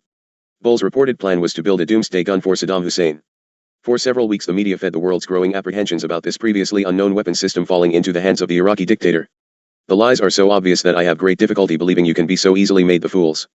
It is not even reasonable that any such weaponry, or any materials for Iraq in any manner, would be routed through England. These are simply outrageous disinformation assaults to manipulate you the public. Actually, as the story flagged, the New York Times took up the banner and revived it on the front page of its Sun edition of April 22. The very next day the Wall Street Journal weighed in with a lead story on Bull accurately depicting him as a space and ballistics genius who rivaled von Braun. By the end of May, U.S. News and World Report, using Bull's amazing ballistics accomplishments as evidence, could credibly portray Saddam Hussein as the most dangerous man in the world, splashed all over the cover of the publication as the cover story of its June 4 issue. We spoke at length about it at the time and told you that this was the most dangerous setup in the world, not the man, Saddam. However, if anything galvanized the West's attention on Iraq, it was the evidence that Gerald Bull, a renegade naturalized American artillery genius, was helping Baghdad build the world's biggest gun, as also reported by these same misinformation journals. In spite of the escalating media campaign that sometimes even accurately painted Saddam and his military forces as a growing threat to peace, Bush and Baker perversely tried to maintain good relations with Iraq. The foreign aid and cut-rate grain kept flowing to Baghdad, as did Washington's avowals of friendship. This was in large part a hangover from America's support of Iraq against Iran in the 1981-88 war, though as the Iran-Contra affair proved, the United States had at times helped the other side as well. When Iraq began massing troops on Kuwait's borders, with a nudge to move with the plans, Bush and Baker still did not warn Saddam to stay his hand, which makes obvious the full intent of the collusion. On July 25, the U.S. ambassador to Iraq, April Glaspie, met with the Iraqi ruler. A transcript of the tape made at that meeting reveals that either Bush and Baker were unbelievably obtuse, or they were deliberately inviting Saddam to invade Kuwait as the first step in an elaborate plan to save Israel from a mortal enemy, while at the same time paving the way for the new world order that would follow Iraq's presumed defeat or back down. Ambassador Glaspie, following policy instructions from the State Department and speaking as the president's representative, informed Hussein on July 25, "We have no opinion on the Arab conflicts like your border disagreement with Kuwait. Secretary of State, James Baker, has directed our official spokesman to emphasize this instruction. So be it." Ambassador Glaspie immediately cabled Washington with her report on the meeting. Incredibly, Bush then sent a personal message to Saddam underlining Ambassador Glaspie's friendly overtures and, in his best kinder, gentler manner, read my lips, mildly reminded the Iraqi strongman that it was not nice to use force against a neighbor. This message was calculated for the brush off by a totalitarian leader who didn't hesitate to make his move right on schedule. Soviet shadows. You must look beyond the facade to see the role of the Soviets in the Mideast build-up toward a possible Armageddon. At least it is more difficult to detect than is the Baker-Bush tug-of-war with Saddam. But, dear ones, it is known that a top Soviet general was in Baghdad shortly before the invasion of Kuwait, and we have already told you about it. Further, there were known to be between 4,000 and 5,000 Soviets in Iraq. Actually, there were more than 15,000. Most of them were allegedly oil field workers but were actually advisors for military purposes. Don't show your foolishness. Who can actually believe that Saddam would invade Kuwait without a green light from the very source of 4/5 of his armaments, the Soviet Union? How could he hope to sustain an assault that might involve battle with U.S. forces without at least assurance of spare parts for the thousands of Soviet-made tanks and aircraft and Scud missiles, not to even mention the air fuel weapons that make up the military might? The $64,000 question. Come now, Chelis, the question must be asked, did Israel's orchestration toward war in the Mideast result in the Soviet Union pushing Saddam into Kuwait while the United States, through stupidity or design, helped pull him in with a show of friendship? And is the trilateral dream of global government the objective of the New World Order proclaimed by President Bush? As a world in peril, I suggest you ponder this question most carefully indeed. Back to Bulls, Iraq's super artillery. In addition to the 2,000-mile range super cannon which is already assembled outside Baghdad, it was already well known in the world military circles that Bull had masterminded two shorter range field artillery pieces that can outshoot anything in the American arsenal. Bull's 155mm howitzer, originally developed for Israel and manufactured in South Africa, oops, didn't you know that, is capable of hitting a fly on the wall of a house 30 miles away. Dear ones, that was over a decade past. The more advanced cannon Bull's Space Research Corp developed for Saddam's forces have extended the weapon's range to over 40 miles with the same accuracy. Moreover, Bull designed a 210mm howitzer for Iraq that has a far greater range and mobility than the rather primitive toys. Extended range ammunition. Part of the secret of Bull's amazing artillery records lay in the design of the extended range ammunition he developed. In fact, his 155mm ammunition are actual missiles equipped with sophisticated homing devices for greater accuracy. Indeed, the U.S. troops are sitting ducklings ready to be fried. For over 15 years your Pentagon turned down Bull's strenuous efforts to equip the U.S. armed forces with the advanced 155 and the long-range projectiles your army now faces at the hands of the Iraqi army. Funny thing about arms dealers, they will sell to whoever will buy and slash or sell out. Instead of adopting Bull's weapon systems, however, the U.S. government during the ill-fated Carter administration threw Bull into a federal prison for more than 4 months on charges of shipping American-made artillery shells and other arms to South Africa. Now that did nothing to endear the blessed U.S. into the heart of one, Mr. Bull. Further, this was fully a decade after Bull had successfully tested his super cannon for the U.S. Army in the 1960s. In fact, the Joint Canadian-American High Altitude Research Program, HARP, broke all records for long-range artillery. Using two 16-inch Navy guns welded together, HARP set a new high-altitude record for ballistic probes into space of 180 kilometers, shattering the previous record of 43 kilometers made by the Germans' Paris Canonen that shelled the French capital from Crepy, 130 kilometers to the north in 1918. A kilometer, for you who don't recall, is a bit over 0.62 mile. Shutter now range over 5,000 miles. Bull's HARP firings were limited to 50 miles from Barbados downrange over the Cape Canaveral missile course. However, he proved that artillery using rocket boosters could sustain accurate fire up to 250 miles and by extrapolation of preliminary tests, extend the range up to 2,000 miles or more. Since the nuclear cannon Bull was building for Iraq was at least 3 times as big as the HARP guns and could fire 5,000 miles at least, bringing not only all of the Mideast but a large part of Europe within Saddam's pinpoint accuracy range. Moreover, parts for the Doomsday gun have gotten through to Baghdad long before the seizures or touting thereof in England and a half dozen other countries. American forces in the Saudi Arabian desert are facing a more formidable foe than the U.S. government has dared reveal, and thus the nuclear war one first strike is very definitely mandatory and still full on. 2 newer field artillery pieces that Bull developed for Iraq already increase the danger to U.S. forces substantially. One is the 155mm Magnum, an updated version of the deadly howitzer also designed by Bull that was used by Iraq against Iran. Bull's other verified contribution to Iraqi artillery is the 210mm Al-Fao howitzer unveiled in Baghdad last fall and is known to be the very best in the world today. Difficult for U.S. aircraft. This big gun, mounted on a self-propelled armored vehicle, provides the Iraqis with several advantages over their opponents in Saudi Arabia. Not only does it have far greater range than any artillery in the Allied arsenal, it is more mobile and properly camouflaged would be extremely hard if not impossible for U.S. aircraft to hit. The range of the 155mm Magnum is over 40 miles and the 210mm Al-Fao is even greater. Both can employ the rocket-boosted extended range ammunition designed by Bull equipped with sophisticated homing devices to increase accuracy. More ominously, the 155 is known to be the only field artillery piece that can hurl both nuclear and poison gas as well as fuel-air missile projectiles. Thus your 500,000+ man and woman force in the Saudi desert are stuck ducks in the mud for Iraqi artillery, the very same artillery that your good government turned down for use. Small wonder, dear ones, that the Pentagon gives conservative projection figures of fatalities of a minimum of 30,000 or more in your forces during only the opening phase of the war. Good air power? Oh, I see you think you can take them with air power? Let me tell you about air power. The Soviets can take out a jet plane by pinpoint accuracy of firing right into the jet engine itself from space. They further have the ability to scan and see all stealth-type aircraft you can send into their spaces. Further, do you actually believe the Soviets will sit still while you blow up over 10,000 Russian advisors still in Iraq? Come now, little sleepyheads, it is time to awaken and hear the bugle blowing. Allow us to close this portion, Dharma.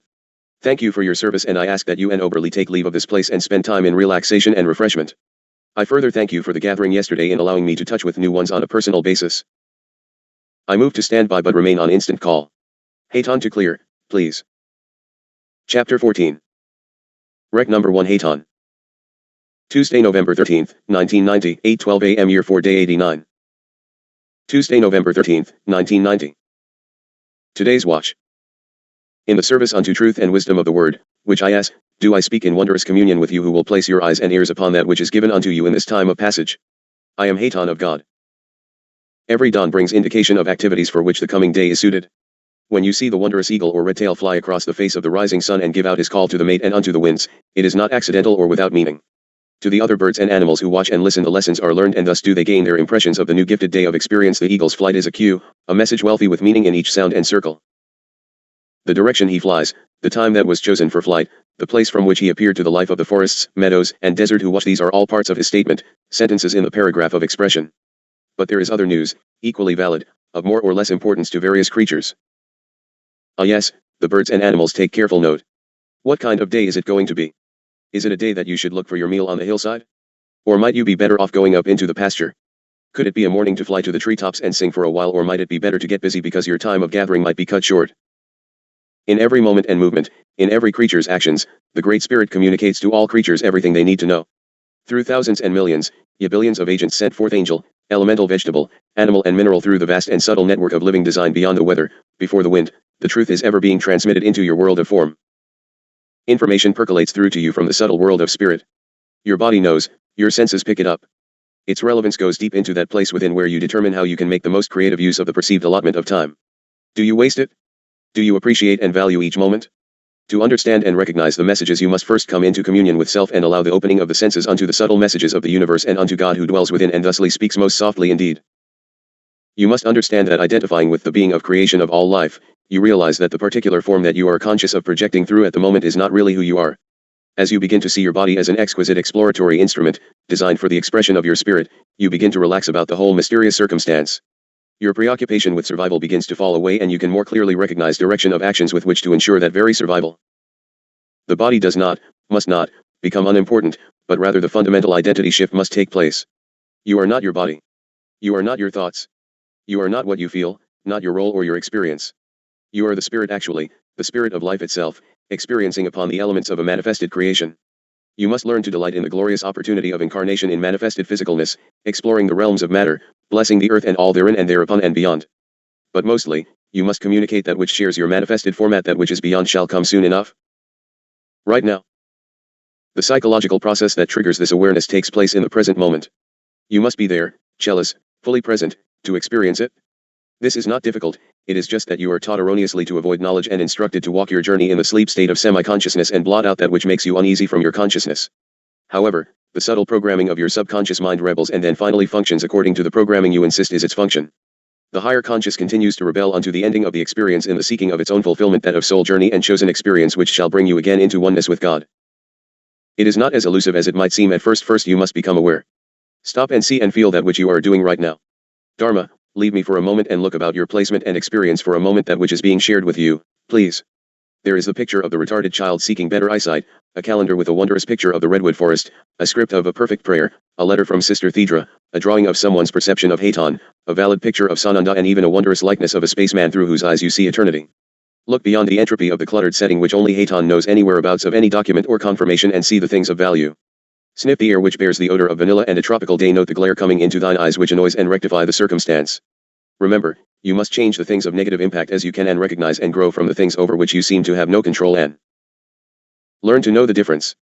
Then in the higher self know that you can change all, impact all and know all, and then you must be willing to accept all. Only then can you accept thine own power and create in truth instead of the lies as given unto your senses to delude you into the minefield of the flight path back to God and among the orbs of the heavens. You must do of it, for one cannot do of it for another, not you, not them, and not me. I cannot even teach you to fly. I can show you the way, but you must take my hand and follow the instructions, or you will plummet unto the rocks and perish. A body is not made to fly. Use the body for that which it is, a tool through which to function in the physical experience, not more, not less. The wings of human come attached to the spirit, and if given the breath of life, it shall soar beyond the eagles. If given the imprisonment of Satan's promises, it will sink in the mire of the physical and become imprisoned in that which is illusion and lie. Ponder these things as we move along in the journey through a physical transition, for you will not be given to avoid either portion of your selfness. Aho. Earth things. Back to earth experience, that you might see that which is in store for your experience. God lays the path for glory, man lays the path for fulfillment of greed and lust, control, and power. You must determine that which is which and be ever discerning and cognizant of that which is laid forth for thine choosing. Yes, I know that perception of physical pleasures of the fleshly desires are always present. How else can you be captured by your enemy? Your enemy now plays only to the lustful, greedy, and power control desire of your beingness, for he is given into control of your placement. It is for you to discern the differences and stand strong in truth after you again locate and know the truth. I am always bombarded with rights, birthrights, etc. Forget it, brethren, you have but one birthright to experience and come again into oneness with God. Oh, but sexual physical activities are necessary, and a birthright is continually thrust at me ad nauseam. Look at your planet, overpopulated by some 6-1/2 billion bodies, murder by abortion, crime rampant, rape, AIDS, starving children, unwanted and abused children, total distraction and competition until the sexual act becomes an obsession, blotting out all other wondrous awareness and activity. You always thrust at me the what ifs. Well, what if, say, the sexual act was painful and excruciatingly miserable? Along with that painful experience you must face the care and tending of an unwanted child, give up your comfort and pick up a fatal disease in addition? What if this be true? Well, you ones make sexual acts painful, excruciatingly so, if deviation is practiced from the intended experience. You have babies conceived which are unwanted, aborted, murdered, and or are saddled with care for the remainder of your life journey, and in the process you face the possibility, if not the actual probability, of fatal disease. Is this truly of God? So be it. Further, I can only express the laws of God. It is not through force that I shall bring unto you anything. God is not force, God is the word, the light of truth, abundance, and love. You can have it either way, you cannot have it both ways. Which you choose is of your own choosing. My purpose is to remind you of the truth which has been presented to you distorted. You have locked yourselves into an imprisonment with the beast himself and call it your birthright. So be it. You heard the word, but did you hear it? Last evening one of your government high-ranking spokespersons made a statement on international television from the US CNN studio: the Israelis will make a preemptive strike, giving the US necessity for invasion, for otherwise, cause for invasion is shrinking and dissolving. By the way, this spokesperson is pushing immediate war with no holds barred. He further says that the Israelis must act now because of prevailing circumstances. He further confirmed what I have told you about the spy satellites in the payload bays of Columbia and Atlantis. They do not even longer lie to you about Atlantis payload.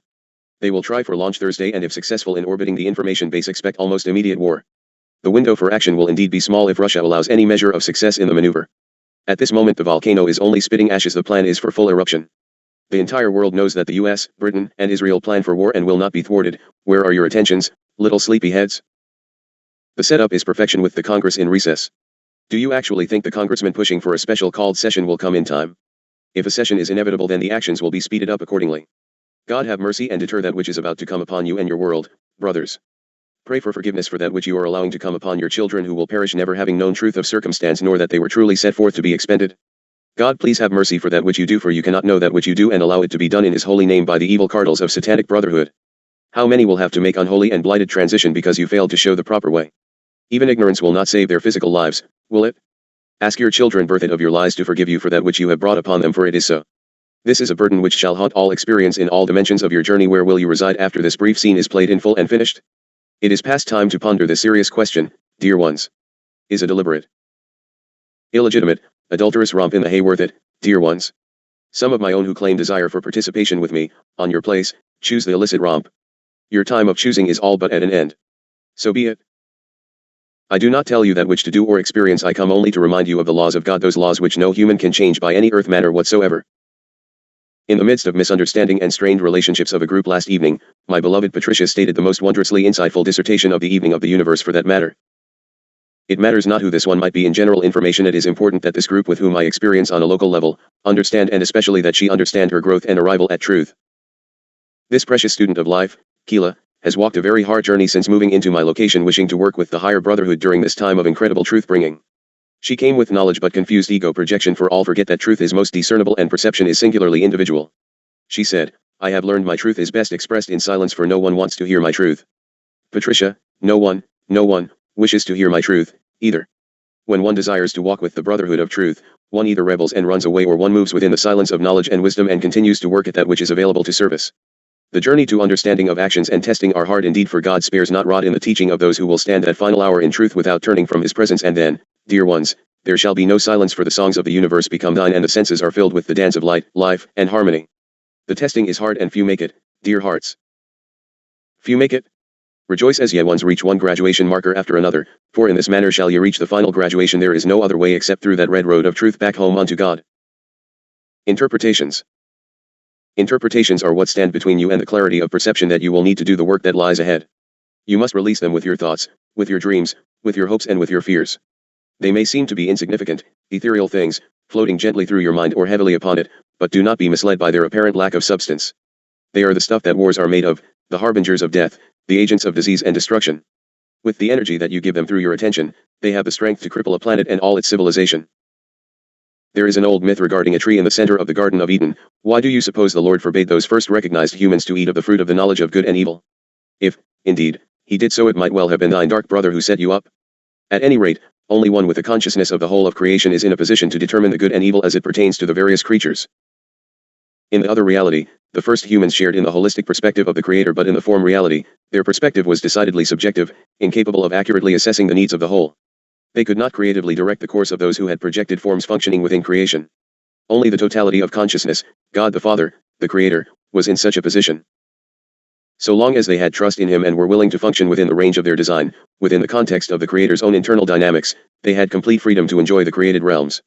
Now consider why the Dark Brotherhood had to come in the deceiving by pretending to be the lighted God. He could present himself as a wondrous God and fool the perceiver and cause them to act as if his were the laws of the Creator God.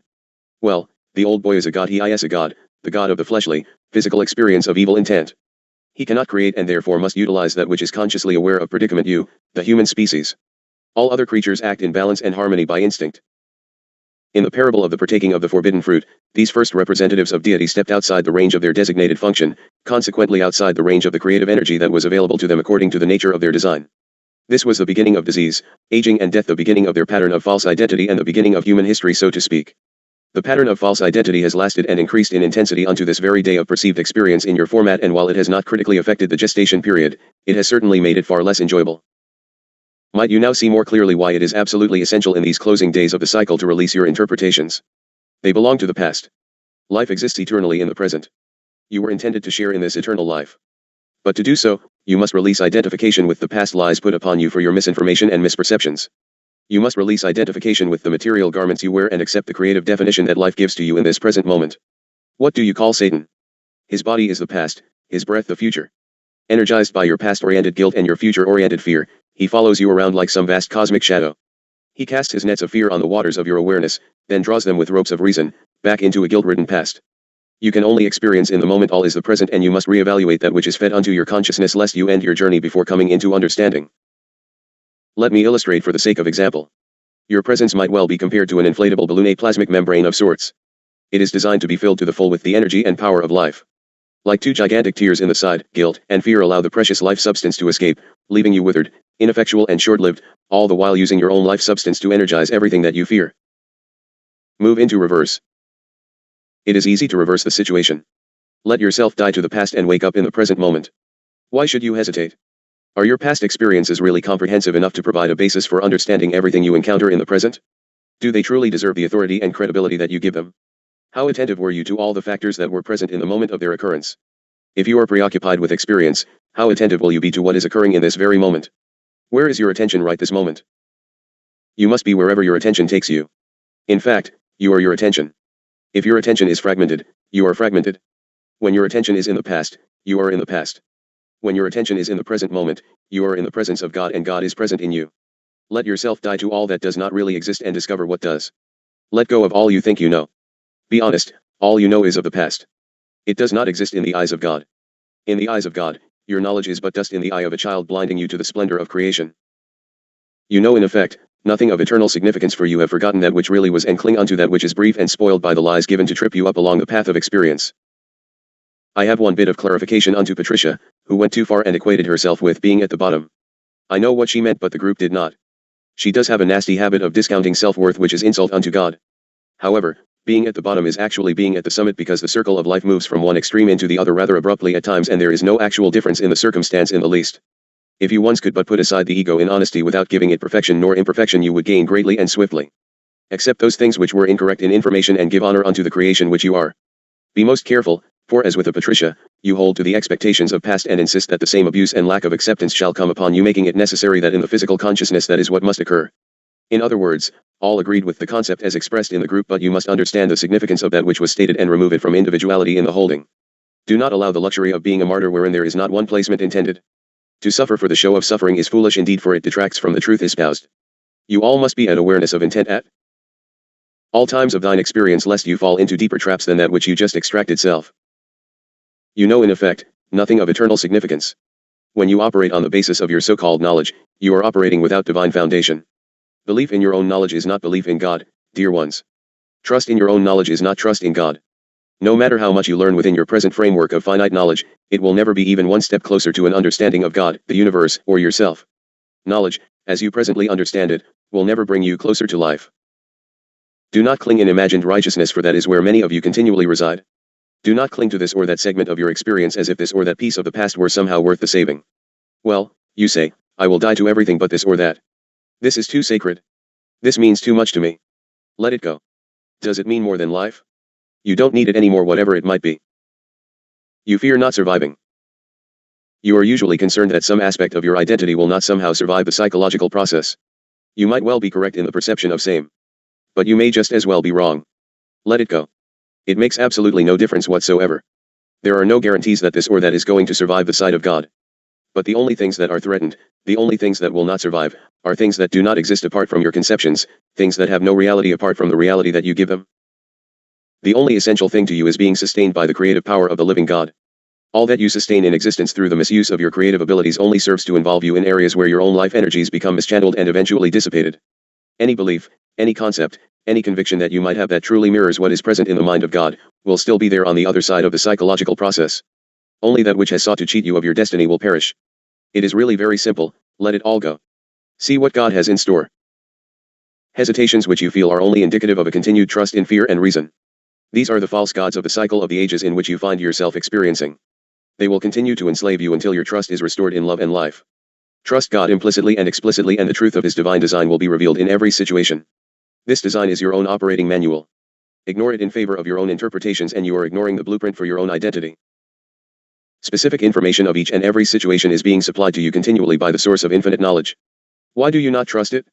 Your first impulse will always be, as it has always been, the programmatic instruction from your subliminal analysis system, the advice of your creator. It will be a direct message from your true self, the impulse of life, the gateway to all that you call heaven. It is the spontaneous spark of divinity as it differentiates through you into your environmental situation. It can assess and evaluate the factors present in any situation at a rate of speed far exceeding a rational thought process. You have all the pertinent information in the universe available simply for the asking, as quickly received as the thought itself, actually prior to the thought itself. When you are aware of your totality, the life impulse will transmit to you everything that you need to know in any given situation. Its message will always come as your first spontaneous impulse, so you must be attentive and then do not effort so hard at discounting of it. You will always be given to know instantly that response requested.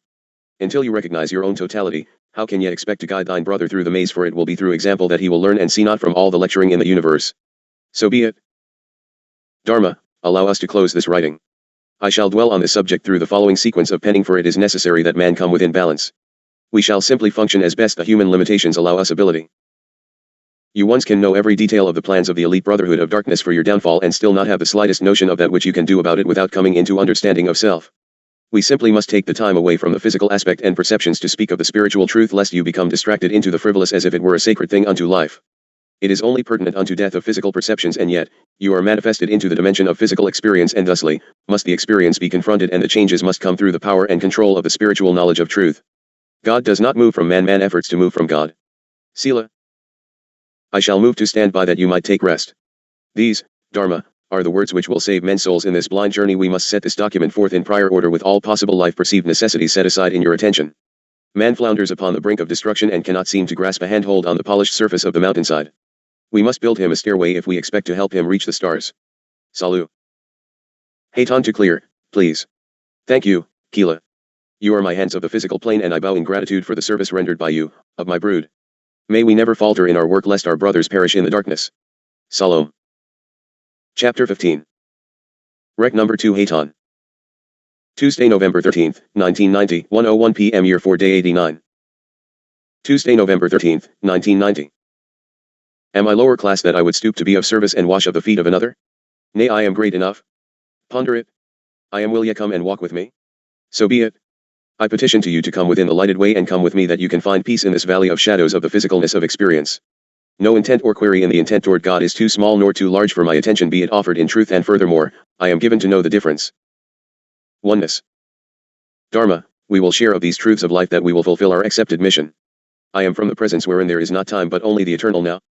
I experience in a dimension chosen to be close unto thine own that we may come into communion in again bringing truth of being upon this wondrous creation. I retain even in the midst of this very relationship, the awareness of your realm and of the universal being which inhabits it as well as the cosmos. I bring a message that is vital to you in these final days of your historical journey. Do not be astounded nor confounded by my presence, for my individual identity comes into being only as I enter the context of my relationship with you. When we are no longer needed in this capacity, I, like you, will merge back into the being behind all being. There I, as will you, remain in unity and fulfillment until the next impulse comes to send us on another mission. In the interim, there is no distinction between me and the source. I and others of my kind desire at this time to bring humans to the same level of awareness. It is urgently mandatory that this be accomplished, that there be at least a remnant of truth to extend through the physical and into the birthing and presence of the new. It would mean nothing to you if I tell you I am a focus of sorts, of collective consciousness, for I represent that which is manifested in reality the same as are you, manifested into form as projected by our journey in connection one with the other, each only to perform to the best ability our function and service unto that source. You cannot yet suspect what the singularity of collective human consciousness might be. You still draw identity from the present form of your expression. You feel defined and limited by flesh and bones and conscious limitation of perception and understanding. This is the purpose, but also comes the purpose of reaching beyond and into the reality of truth of existence. Ours is a task of leaving truth into the hands of the multitudes, and so shall it be. Possibly you are beginning to comprehend your oneness with other forms of life. For me to tell you, with limiting definitions that you have of self, that I represent an element or a focus of your collective consciousness, would actually be less accurate than to say that I am simply extraterrestrial. You see, I meet all the criteria of the latter term in that I do come from outside your planetary field of influence. I bring instructions to your race from the directive organ of what would be identified as a galactic being. Until you understand the totality of your being, you will recognize me as only that which is without your beingness. You will only recognize the oneness as you come into total perception and truth of the reality of your true being. As forerunners, hosts of the heavens, our mission is to remove the film which screens your present condition and your true nature. Our mission is to assist you once in bridging the gap, to awaken you from sleep, to bring you to the fulfillment of your destiny. Being etheric in my natural state, as one atom, I have no need for verbalization. It is all but impossible for any to relate what I wish to convey only through the words and concepts with which you are familiar. Your language was designed to facilitate commerce. What we therefore put together with its component parts, can only approximate my meaning, but it is that with which we are given to work, and therefore we shall work with it until our meanings are made known in reality. There is another language, more ancient, more conducive to discourse on this level, but you have forgotten it. It is the universal language of light. It is transferred information and is accomplished through the actual projection of living informational units. They are valid impulses of energy frequencies and are without mystical origin and are in fact, totally physical in explanation. However, until the receivers rise into the acceptance of conducting the information as given, it is distorted and often colored tremendously by the apparatus of consciousness in a perceived expression of being not reality. These units of information are at once more specific and more inclusive than are your words. They have been designed to convey organic information of concise, yet comprehensive, informational content. Simultaneously with this conceptual communication, you are subliminally receiving this same information through this living language of light, though your preoccupation with words leaves you with no awareness of it at this moment. Our work must always focus on bringing man again in touch with this ancient language. When you have learned to allow the silencing of your thoughts and have begun to focus attention on inner vibrational frequencies, you will become aware of a far more comprehensive picture of all that I will be telling you. Until such time as the life-giving information that comes to you from the source of your being is more readily accessible, I will work within the limitations of your linguistic structure and translate as accurately as I am able. At the same time, we must work with that which is perceived by your experience, be it war, lust, greed, joy or peace, etc. Human beings become imprisoned in their concepts, and thus can they be imprisoned into a state projected upon their beings, and will act accordingly to those perceptions and instructions, be they good or bad, joyful or painful, correct or incorrect. You must be in the remembering that words and concepts can be both fallible and misleading. They are not absolutes. Do not confuse them with the realities they represent. No statement that I make can be taken as an absolute statement, for your language gives no absoluteness of definition. This does not mean that I come from a vague place. On the contrary, it means that your words are not precise enough to express the levels of awareness that I am attempting to communicate through them. If we can get the totality of the message through to even a few individual cells of your collective body, these few would be able to translate this information into forms of cultural expression that will bring about your awakening far more effectively than our overt manipulations of the historical process. The message that we reveal is the key that unlocks your own latent informational input systems. We are here to put you in direct contact with the source of all information, for the time is at hand for the remembering you have slept long enough. Our mission is to bring an awareness to all human beings who are able to respond to a state of understanding present prior to the veil of forgetting.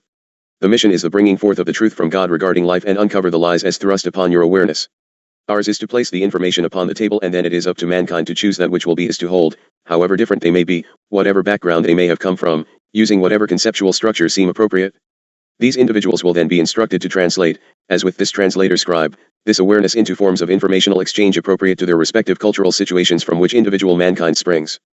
But always must come the integration of all perception with all other perceptions. This is why we must dwell in the daily flow of events as they impact your consciousness and experience, and cannot dwell only with soul perception. This is because if man is to move to higher understanding, it must be from the aspect of the manifestation of dimension in which he is cast. You of the physical shall deal with the physical, and so on. As this new awareness increasingly filters into everyday levels of human function, and as more and more individual human cells become aware of what is taking place, the change will accelerate exponentially. Eventually, the psychic pressure exerted by a critical mass of humanity will reach levels that are sufficient to tip the scales. At that moment, the rest of humanity will experience an instantaneous transformation of a proportion you cannot have a way of now conceiving.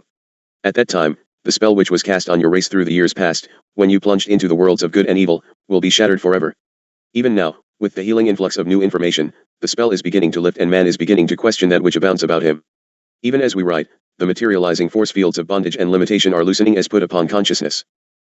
During this period of transformation, each of you will have a variety of roles to play. Each of you will translate the life impulse into patterns appropriate to your own environment and express the impulse in your daily living. I can now blend my consciousness with the cells of yours in order to provide you with some of the more specific information that I relate, but I do this as little as possible, for you are gifted with free will choices upon which I must not tread. My primary function is to show you how to tap these systems of data retention and revelation for self. With tutoring and experiencing with my presence or that of your spiritual teacher of truth, dear ones, beware, all spiritual beings do not bring truth. You will learn to release your definitions of who you think you are, open yourself up to the experience of a much greater reality than you presently believe possible, and return to a level of consciousness whereby you will be enabled to communicate with those such as me, us, not through cumbersome words and concepts but directly through communion with all that is. Angels and extraterrestrials. What do you want? Do you want to know more about extraterrestrials? Do you want a definition of angels? What difference does it make if we tell you that we are the same as you, until you recognize who you are? Then you have a basis upon which to found understanding. If we are but you in the distant past and distant future, then you must know who you are. If we be but you as you were, would have been and still are, had you not fallen from your original state of grace, then you would recognize of us now or later in the proper sequence of the unfoldment. We exist in a parallel universe of non-form and some in form, not unlike your own, only differing in vibrational manifestation with higher knowledge. You can know that we who come have higher knowledge in our present manifestation, for we are here and you have not yet gleaned that ability. This is also how you can know we come only in peace and love and not to harm, for we are higher learning, and with higher learning comes the truth of the falseness of physical actions. We live by the laws and within the laws of God and the creation. We who are in etheric form, non-form, are but a reflection of that which you would be had you not become associated with the materializing processes for whatever reason you might have chosen. Thus we act, at this time, as midwives in the birthing of you. Let us say simply that we are the angels as perceived as etheric beings and or an enlightened brotherhood of more dense forms come as messengers from the stars, but we are also reflections of your unity before and after matter. I am here to enter your consciousness, here to awaken you unto truth. As I blend with you now in this communication that is also communion, I can sense a forthcoming period of union, one which you also sense but cannot comprehend. I sense its strange and awesome realities. I feel much like an explorer in a vast and uncharted land, but with knowledge of all the pitfalls and rocks upon which a ship of passage might become grounded. You become my counterpart in the physical, and just as you become responsible for that which you push forth, so do I accept responsibility for the truth which is given unto you through me. This requires discipline on the part of both parties, that we can become one in intent and purpose without individual opinions of ego clouding and churning up the waters of clarity in truth projection. Are you aware of the uniqueness of physical reality? I watch as you once drift hither and yon on a sea of efforting to ascend, meditate into another dimension, experience astral travels in the conscious beingness, mutually exclusive terms and therefore, impossible in your state of experience, and doing all possible to separate from your chosen dimension by moving into another. You must come into understanding why you chose the present dimension and cease your efforting to escape the experience, for you miss the point entirely by so doing. I am met with anger and joy, pleasure and pain at my entry into your events and consciousness. We are lied about and construed in all manner of erroneous fashions. I recognize pain at the potential I see wasted and at my own commission to verbalize. But I sense pleasure at what I am experiencing through your senses, for though your sensory channels are in your exclusive dependence on them, your great limitation, they are also marvelous instruments of perception. They are truly your crowning virtue as well as your tragic flaw. This is my first exact experience in this exact manner with you ones in this particular sequence of manifestation. I witness time and space reduced to such intricate and beautiful patterns, and I rejoice when I see that you, too, can experience this wonderment. I experience in your presence by looking out through your eyes for a while and take in the colors and the room and the plants outside your window. I delight in the curious way you perceive light as illumination. I would love to explore your world as a being from mine in a playful and childlike fashion, not childishly childlike. I can represent my beingness in this higher dimension, yet close to your own, and I can better understand how you are deceived such a deep realm of awesome forces, the material plane. And yet it is with rapture that I watch you grow beyond that material limitation, a joyous experience, for you represent that which can be done in and through mankind in his higher physical form, a guideline if you will. You will, however, not be able to continue in this stage much longer, and therefore we must get on with the business at hand. Much that I am now seeing will not survive many more years of human ignorance. It is most important that we use this time to supply you with the information necessary. It is important that we restore you, as the central control mechanism of your planet, to a proper state of function, for it shall come to pass with or without your presence, for that is the gift of Creator unto a living planet. A day will come, after all has been set to right again, when we can spend some time together just enjoying the wonders of creation. I delight in the expected opportunity to travel about with you, seeing what you would show me out of your eyes, hearing what you hear with your ears, feeling the touch of earth on that wonderful substance that is at once both sun and stone. I will rejoice in the sharing of my experience through me, that you can have the joyous experience of touching that which is ethereal, even the silken skin of a ship or the magic of a song played upon naught but the currents of air. But now, Chelis, there is work to be done. You have placed yourselves into bondage, and moreover, most of the most heinous bondage comes from that which you have had hidden from your consciousness. We must forge the conceptual tools that will give you freedom before we can show the keys unto the masses that all might be free. So let us not tarry in our work, lest a brother be lost to the path and fail to regain his footing. What of the other reality? Actually, the other reality is the only real reality. In your natural state of being, you have no sense of identity distinct from the Creator, except when you are engaged in a relationship. On this level of being, identity comes into focus only in the context of a relationship with some other aspect of being that has become objectified, much as my identity as an angelic messenger comes into being through my relationship with you, albeit through this routing utilized at present. When such a relationship is not taking place, that particular expression of you simply does not exist. You float effortlessly in the potential of God. You are not annihilated, but all definitions of you are, and you are released from their restraining influence, allowed to expand into a state of love and perfection. By and by, if it would happen that you are needed for a particular function, you will still be there, for your form identity is a specific cell in a specific organ of a larger being. Remember the fact of quantum physics: the macro is different while the micro is sameness in every detail. When the next energizing impulse comes, it also brings your definition and instruction. You come into the necessary degree of focus for whatever is required. Throughout the course of your existence you continually oscillate like the wave function that you essentially are, in and out of focus, in and out of definition, always moving back and forth, like the pendulum on a clock or the heart of an atom, out of the unity of being with God, into a finite expression of God's infinite potential, and then back into unity once more, back and forth, back and forth. This is the natural rhythm of your existence, just as it is mine. It is the song of God, the rhythm of life itself. When service calls. Whenever the divine impulse calls upon your services and brings you into form, you encounter other beings of infinite variety, on errands and excursions in worlds of love and light that are impossible to describe. As this happens, you experience for the duration of your contact, both an identity and a linear time world, but in the course of your encounter, you are still aware of your unity with the Creator. You do not lose the certainty of your oneness with God. You are aware of your form identity and of the motion of time, yet you oscillate faster than the speed of light back and forth between your pre-manifest state and your species role form. This is nothing more or less than what every atom of physical creation is doing all the time. Before the fall, if you will, you had the ability to shift the center of your awareness from deity to identity, from form to metaform at will. You were free, as it were, to come and go as you pleased, free to emphasize whatever aspect of yourself suited the situation. It is of such that all creatures are made. In a healthy state, you are functioning in two realities at once. Half of the time you are focused on your form identity and the other half on your identity with the totality of what is.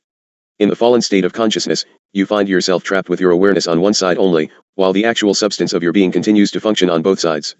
This is what unconsciousness is all about. You still exist in that other reality, but you are asleep. In the reality you now think to be the only reality, you are fragmented. The human race seems to be composed of a multitude of beings. In the other reality, there is only you. We are here to awaken you, therefore there is actually only one of you who needs to hear this message. It is important that you return to a consciousness of your true self. For though you still exist in both realities, unconsciousness of your identity with the Creator is cutting off the flow of life-giving information to the part of you that exists in form. Your existence in identity with God is the reality from which all life springs. Focusing your attention exclusively on form greatly restricts and eventually curtails the flow of life currents. As I search your symbol storage systems for a word with which to express something of the reality in which you exist as one with your Creator, I come upon an Indian word Nagwal. It is a term which you understand to mean everything that cannot be named. You have no such word in the other languages as suitable. This is a good word for the region of being, the region of unity. I will use this word to emphasize a point I wish to make herein.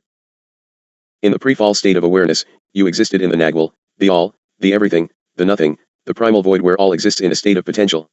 This is the creator that surrounds creation like the sea surrounds a fish.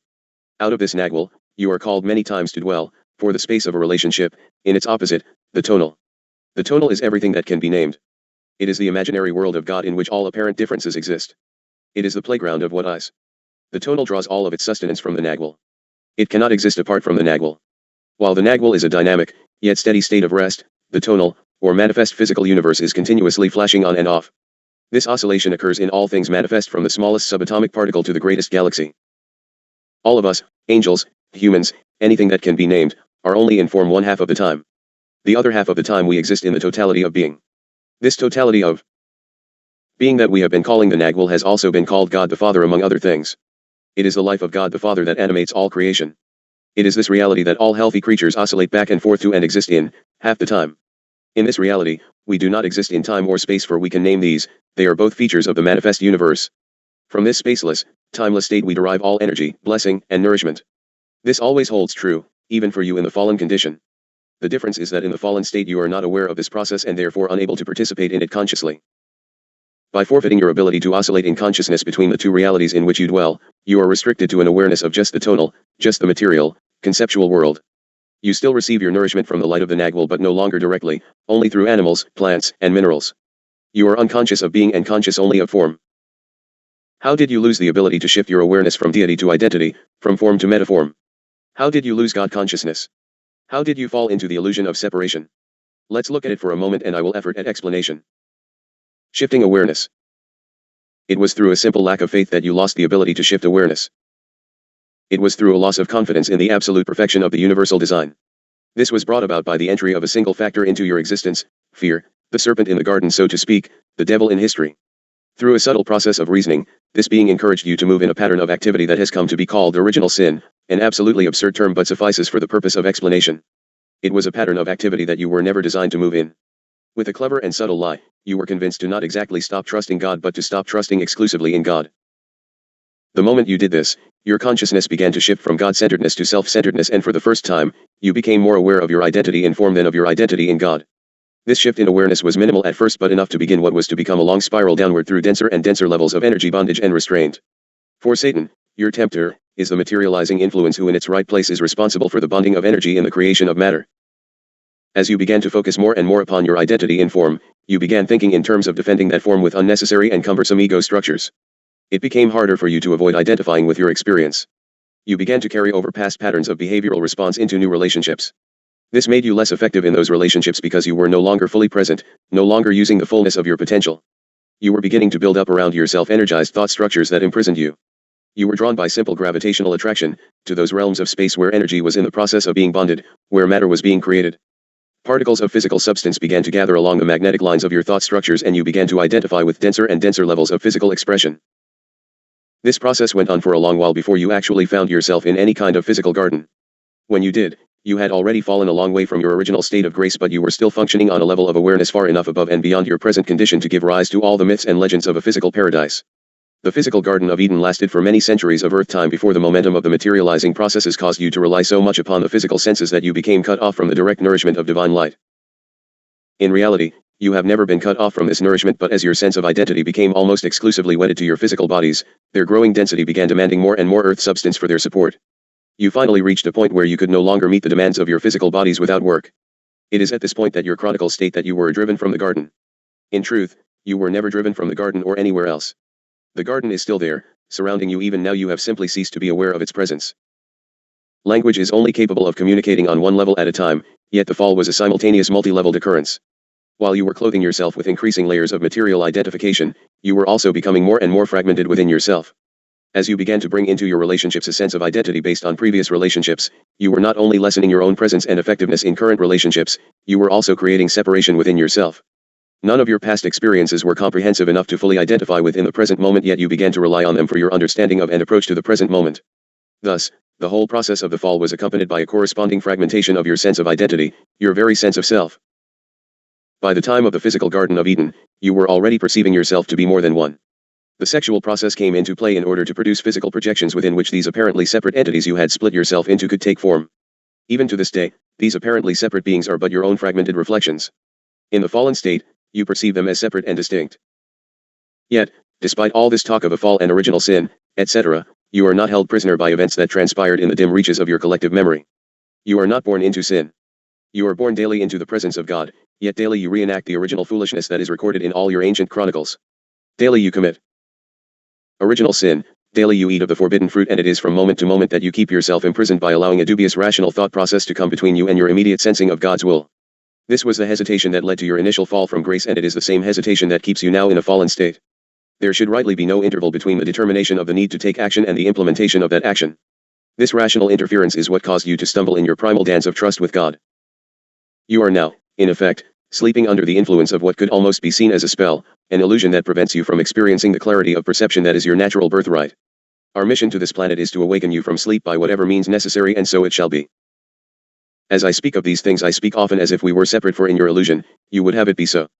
But I tell you, there is only one. Therefore it must be you, must it not? Yet you dream still in the spell of matter. Do not allow matter to dictate your future any longer.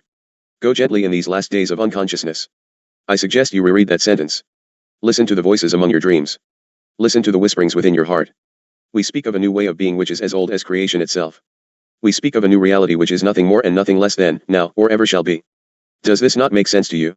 Somewhere under all your conceptions and rational convictions, is there not a child at sleep? There is a part of you that lies like a thin wisp of certainty, a forgotten shred of simplicity, behind all your sorrow and beyond all your confusion. Be still for a moment, just be still. Let it expand and fill you with yourself. You know these things in your heart. As I speak, you are beginning to remember the earth as you approach.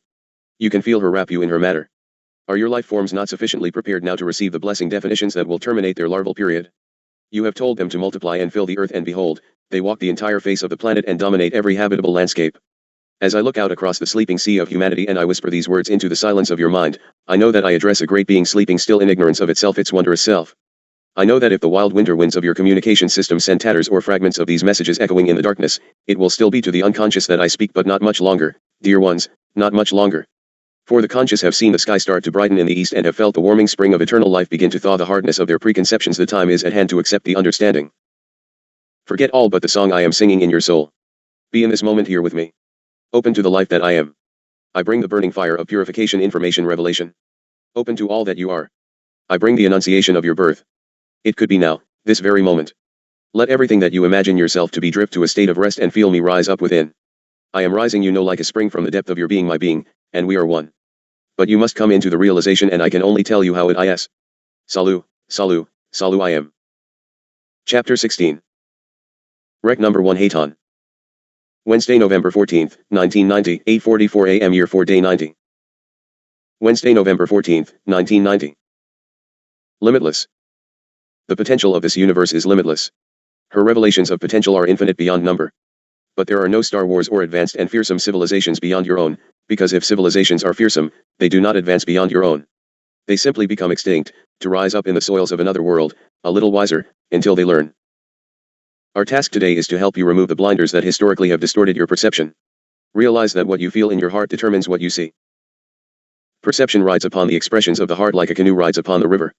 When your heart expresses fear in any of its turbulent forms, your understanding becomes jumbled, confused, you perceive through the waves of illusion. But when you love, you understand, for then you share the vision, the very perception of God. You are going to have to return, like the salmon, to the place of your origin. You must begin to birth your moments of experience only in love. You can root your life in fear and know the predictability of granite, the strength of marble, and what security there is in limestone's patient changing. Or you can root your life in love and join us in helping to ease the human world through awesome changes of these times. What is called by the native Indians as the Great Day of Purification has begun. This is a rather relatively short but most essential cycle of division that will gather those who promote fear and violence and separate them from the season of the world as chaff is separated from wheat at threshing. During these current decades, say 2 + 5 years or so, humankind will experience the separation that is now well underway. This will be a transformation in human consciousness more fundamental than the development of language, more significant than the shift to agriculture, more meaningful than any historical revolution. Consider it as you would perceive a dawn. As the sun rises, the shadows become sharper and more clearly defined.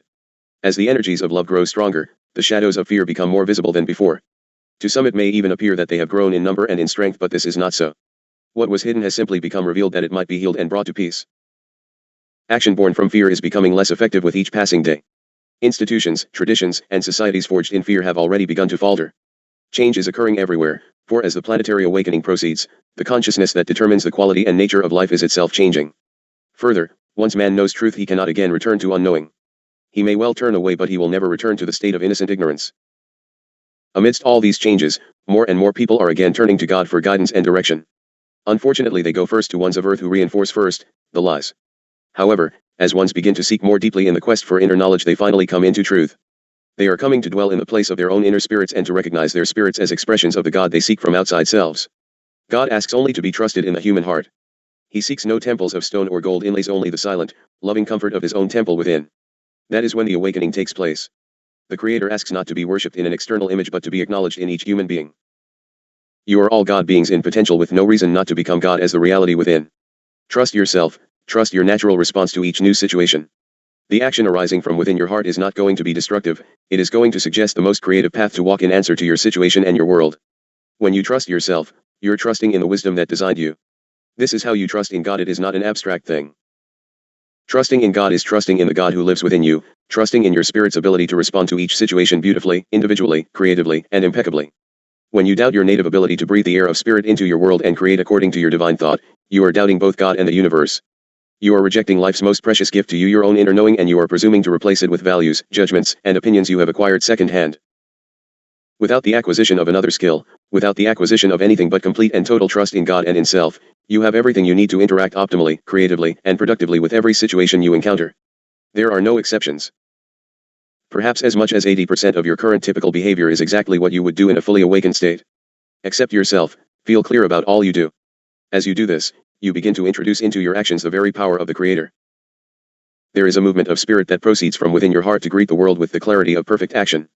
That movement is intuitive. It is your direct link with the source of all life. In the instant you know what to do, and in that same instant you know what to do, you flow into the perfect action required. Trust your intuition. It is an arrow whose shaft has been carved straight and smooth, unerring and true. It flies to its mark. Can the ponderous tread of the rational mind be compared to the swift, sure flight of, say, an arrow? Reason is designed to support, not to lead your action. It is meant to help you implement the purposes of your heart, it is not meant to determine them. Intuitive sense. Trust in God by giving honor unto and trusting your intuitive sense. No God would create a creature without the wisdom to chart its course. Trust the nature of your design. God's actions appear within your awareness as the most natural thing for you to do. Following them will reconnect you with the awesome powers of the universe, for all your actions will then be in harmony with the underlying intent of the life force itself. Pouring forth from the heart of the Nagwal are powerful streams of energy, which we of the higher relations channel into the emotional field around the earth. These energies are designed for creation, but when they meet with disharmony, as is the case with your present-day human world, they translate into energies of healing, forgiveness and education. We can direct these energies in a general sense, but before they can reach full power, they must be consciously directed by people who are awake and incarnate on earth, hence the need for you ones in the physical form. Only then do they enter the realms of specific application that will release their fullness and during the remainder of this cycle, complete the healing of your race. You are being invited to open your heart and make a welcome for these immense creative energies. You are being invited to help direct the powers of the eternal.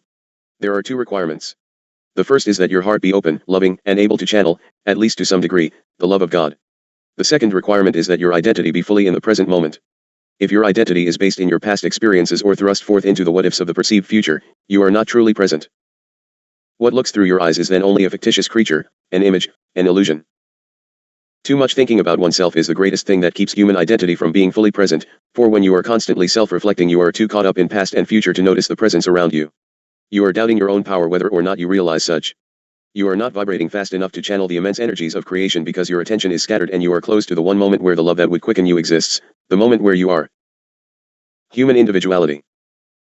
Certainly there is nothing wrong with human individuality, it is as necessary to God as, say, leaves are to a tree. But you have made a god of leaves and have forgotten the tree at the source of life. If you truly wish to channel God's blessings, then begin thinking of yourself less as an isolated self and more as one of a tribe. You are all of human society, you are the world and all within it. When you relax into perception of other as self, when you think of yourself as the pair of eyes into which you look, when you care about those around you as much as you once cared about yourself, then the energies of healing and transformation are able to flow freely through you. Your eyes, your ears, your every sense is attuned to the richness of the surrounding world. All your senses are operating at a rapid enough level of perception, correction, and decision-making to keep up with the energies pouring into your heart from the Great Spirit who comes to fill the needs of the world through you. Dear ones, The facts are that love vibrates very, very rapidly. Fear has a slower rate of vibration. Those who channel fearful energies find that as time passes, the fear vibration drains enthusiasm, energy, perception, and interest. And that is what your world needs in this current age. Your love and your perception clearly manifest. This is that which will heal the world, clear and undistort perception, flowing through a you that is not self-reflective in the ego sense but self-reflective in the sense of knowing the God within. The self to reflect on is the self that you truly are, the Creator, the Eternal One, the Spirit of God. You reflect on those aspects of the Great Spirit that manifest before you as the men, the women, the children, the plants, the animals, the crystals, the other minerals, the creatures of the world entrusted to your care. First and foremost, you are a steward of your immediate world. You care for the earth, not in some nebulous way, but directly as an individual representative of God. You take responsibility for bringing love and understanding into every environment through which you pass. You effort to leave balance and harmony in your passing. As the birds welcome the morning with song, when you act totally in love, you welcome God, the Great Spirit, into your world. You become a conscious cell in the awakening earth. The physical atoms of your body sing together, vibrating in harmony. Your integrity and unity of being, your integration of purpose and expression brings resonance to everything you are and to everything you perceive and thusly to everything with which you interchange. You become a natural channel for the vast and powerful energies of creation. Through you they flow into the healing and transformative work of these decades. Pulsing with the atoms of your body physical, pulsing in perfect rhythm with the world around you, you know yourself as a localized expression of your own universal being. You know your first self as the attachment of the Great Spirit awakening within the human populations of the earth during this time of cycling. And as a child of the natural world, you know your second self as an individual human being within those populations, manifest and functioning within that manifestation. As one who has awakened to the energy, your eyes behold the world around you as the divine world within. And you know you are inside. You, the fragment of Creator and the world are one in the same in the ending. You are but a reflection of the totality. You are awake. Just as are bees in communication with the spirit of their hive, you know in an instant all that is transpiring throughout the field of collective human consciousness. Your biosphere is active and alive. From the collective field of your larger awareness of the earth, you are then able to instantaneously access the knowledge you need in the moment. You use your individual free will to pursue God's will and you know God's will as your own. Your identity rides the crest of unity's wave at the very meeting place of Creator and creation. You become immersed in universal currents of flowing love. You are free. The Great Spirit's own consciousness flows freely into and through your heart and perceives all through you. This is the sight to the innocent, to see through the eyes of God. Future creation. It was preordained that creation would exist within a rhythm of expansion and contraction since the first breath of God at the beginning of all the worlds. Eventually there would come a time when the physical universe would stop expanding and begin to contract. The process is referred to by some as the breathing in and the breathing out of God, the action of breathing out all creation and then breathing it all back in again. It is a good concept for all flows in cycles of flowing out and flowing back again to source. At this point in what we refer to as linear time, you are very close to the middle of the cycle, soon to reach the exact midpoint between the out-breath and the in-breath of God. The universe began to reach this midpoint when unicellular organisms were emerging on the earth. The exact midpoint is at hand but not yet fully attained. It will coincide with what has come to be called the second coming of Christ. Don't get hung up on terminology, for this is only a definitive term for reference. When any vibrational system reverses the momentum of its direction, as a pendulum does at the uppermost point of its swing, there is a moment of complete rest before it resumes its movement in the opposite direction. Since rest, or the total cessation of movement, constitutes the opposite of time, there is at the precise moment of its occurrence a micro-interval of non-time, a moment of eternity. This is the same interval of non-time that occurs many times every second as the atoms of the physical world vibrate back and forth. This is an opening into the Nagwal, a doorway into the presence from which all life energy springs. What happens? What happens when an entire cosmos reaches the exact point of directional change and comes to a moment of absolute rest? You will have the opportunity to see for yourself very soon now, for this event lies just before you in linear time, and that is why you have returned to bear witness. It will provide an opening for the emerging of something incomprehensible. The entire biological history of your planet has been but the shadow cast in matter by your approach, so to speak. It is the way that rocks and water and air have begun to respond to your presence, for you represent life itself. You are that which lies beyond all duality, beyond all materializing tendencies, beyond all restraints of time and space. Your consciousness is both infinite and eternal. It can dwell in the limitations of matter and perceive through whatever filtering systems you so choose, but in healthy function it is not bound or limited by those systems. Rather, it uses them as instruments of perception, exploration, and adventure. Outside of time and space, you are one with the Creator, the all that is, the Source. But when your consciousness moves within the context of a manifest universe, you become the Son, the Christ. In essence, you are the relationship between spirit and matter, the mediator, the bridge, the means through which the Creator relates to creation. You are life as it relates to planet Earth, eternity as it relates to time, the infinite as it relates to the finite.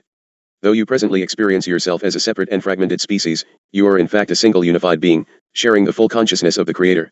You are brought into living, focused expression when you are inside of creation by the manner in which time and space, matter and energy, sea and stone, react to your presence. As the Christ, as the only begotten consciousness of the Father, you have been given a number of remarkable qualities. You are able to expand and contract in accordance with the focus of your attention.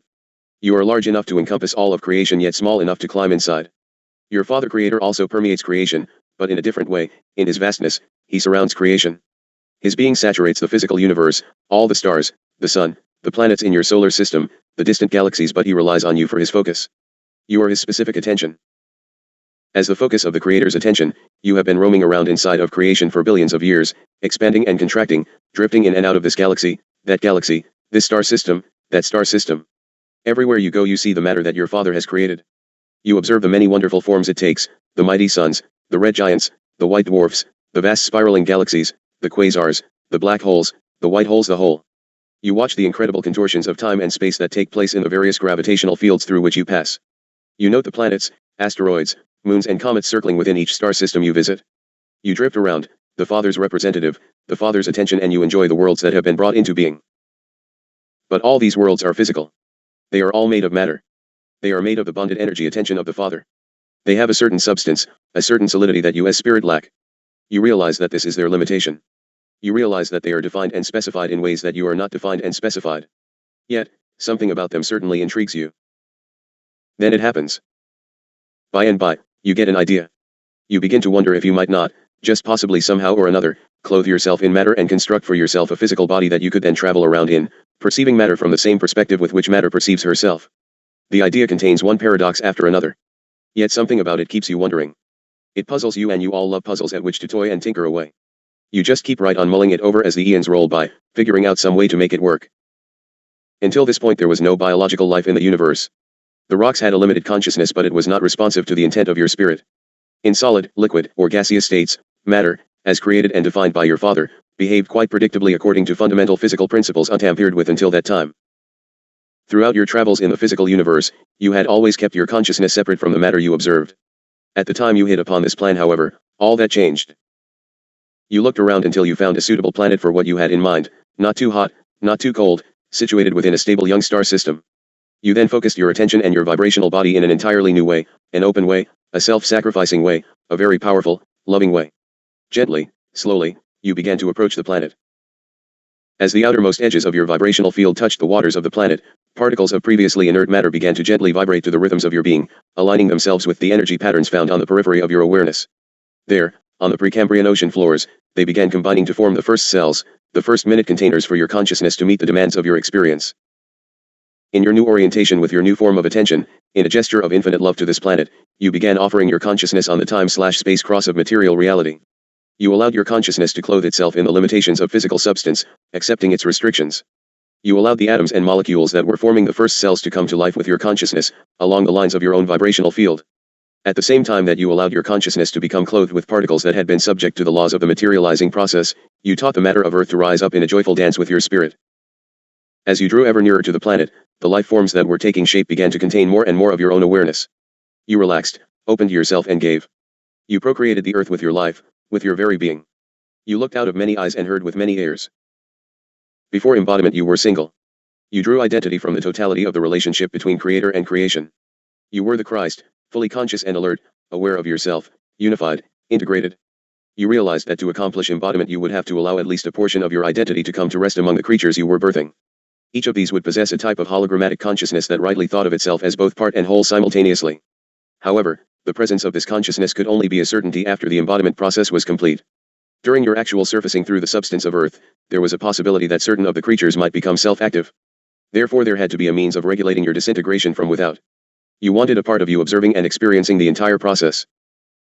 As you prepared to enter into the planetary relationship, you created beings to represent your original state of unified awareness. These are the angels, dear ones. Their value, as well as their limitation, springs from the fact that they have no comprehension of the process you are undertaking. Their instructions were to pretty much stay out of things until very near the very end of the process. Then, upon receipt of a prearranged signal, they were to commune with the human beings on Earth at that time and assist them in awakening to their original state of unified consciousness. Hence come we alarm clocks.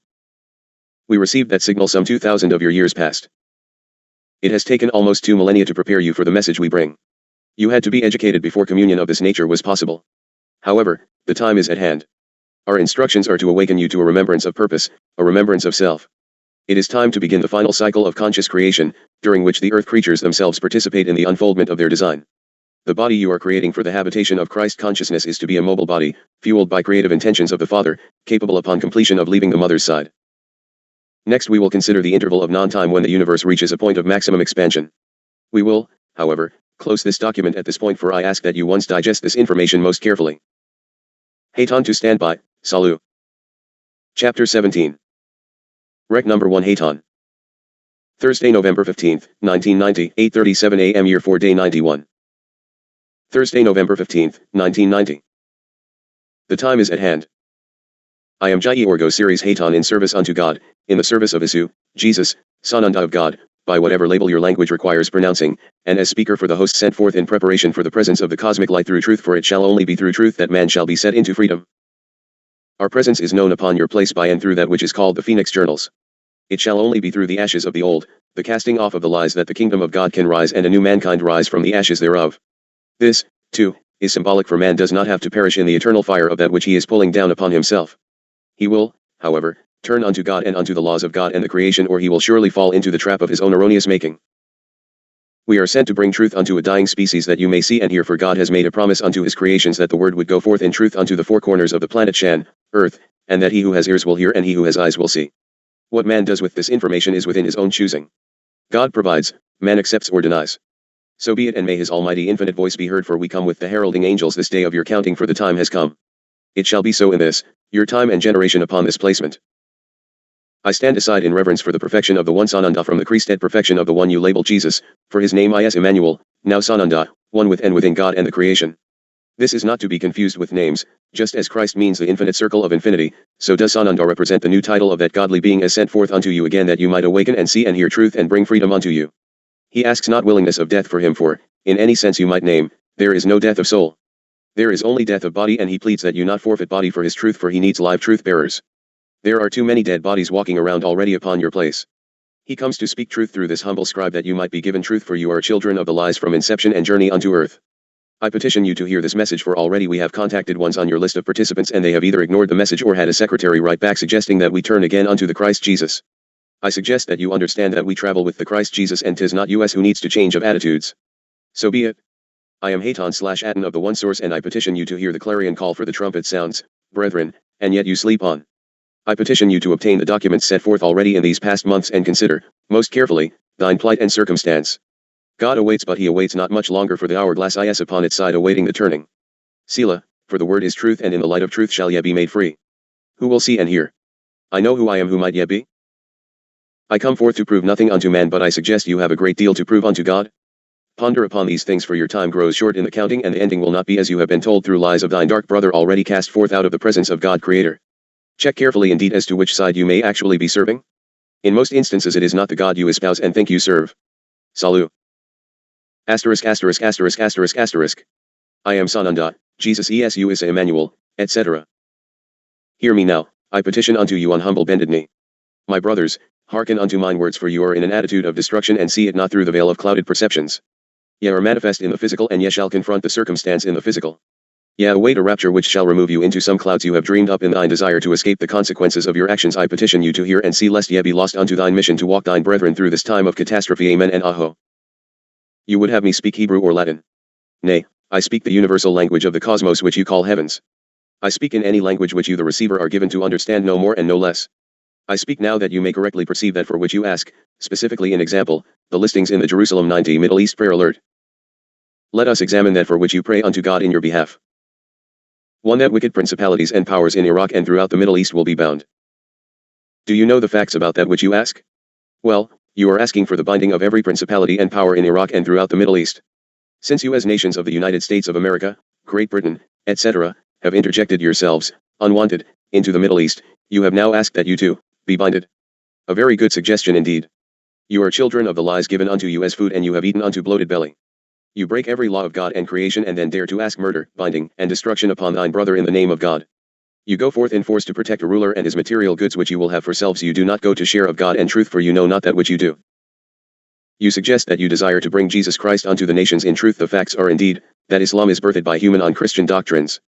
Read your history books, dear ones, lest you have egg upon thine lips and become foolish puppets unto your international brethren who do read and know of truth.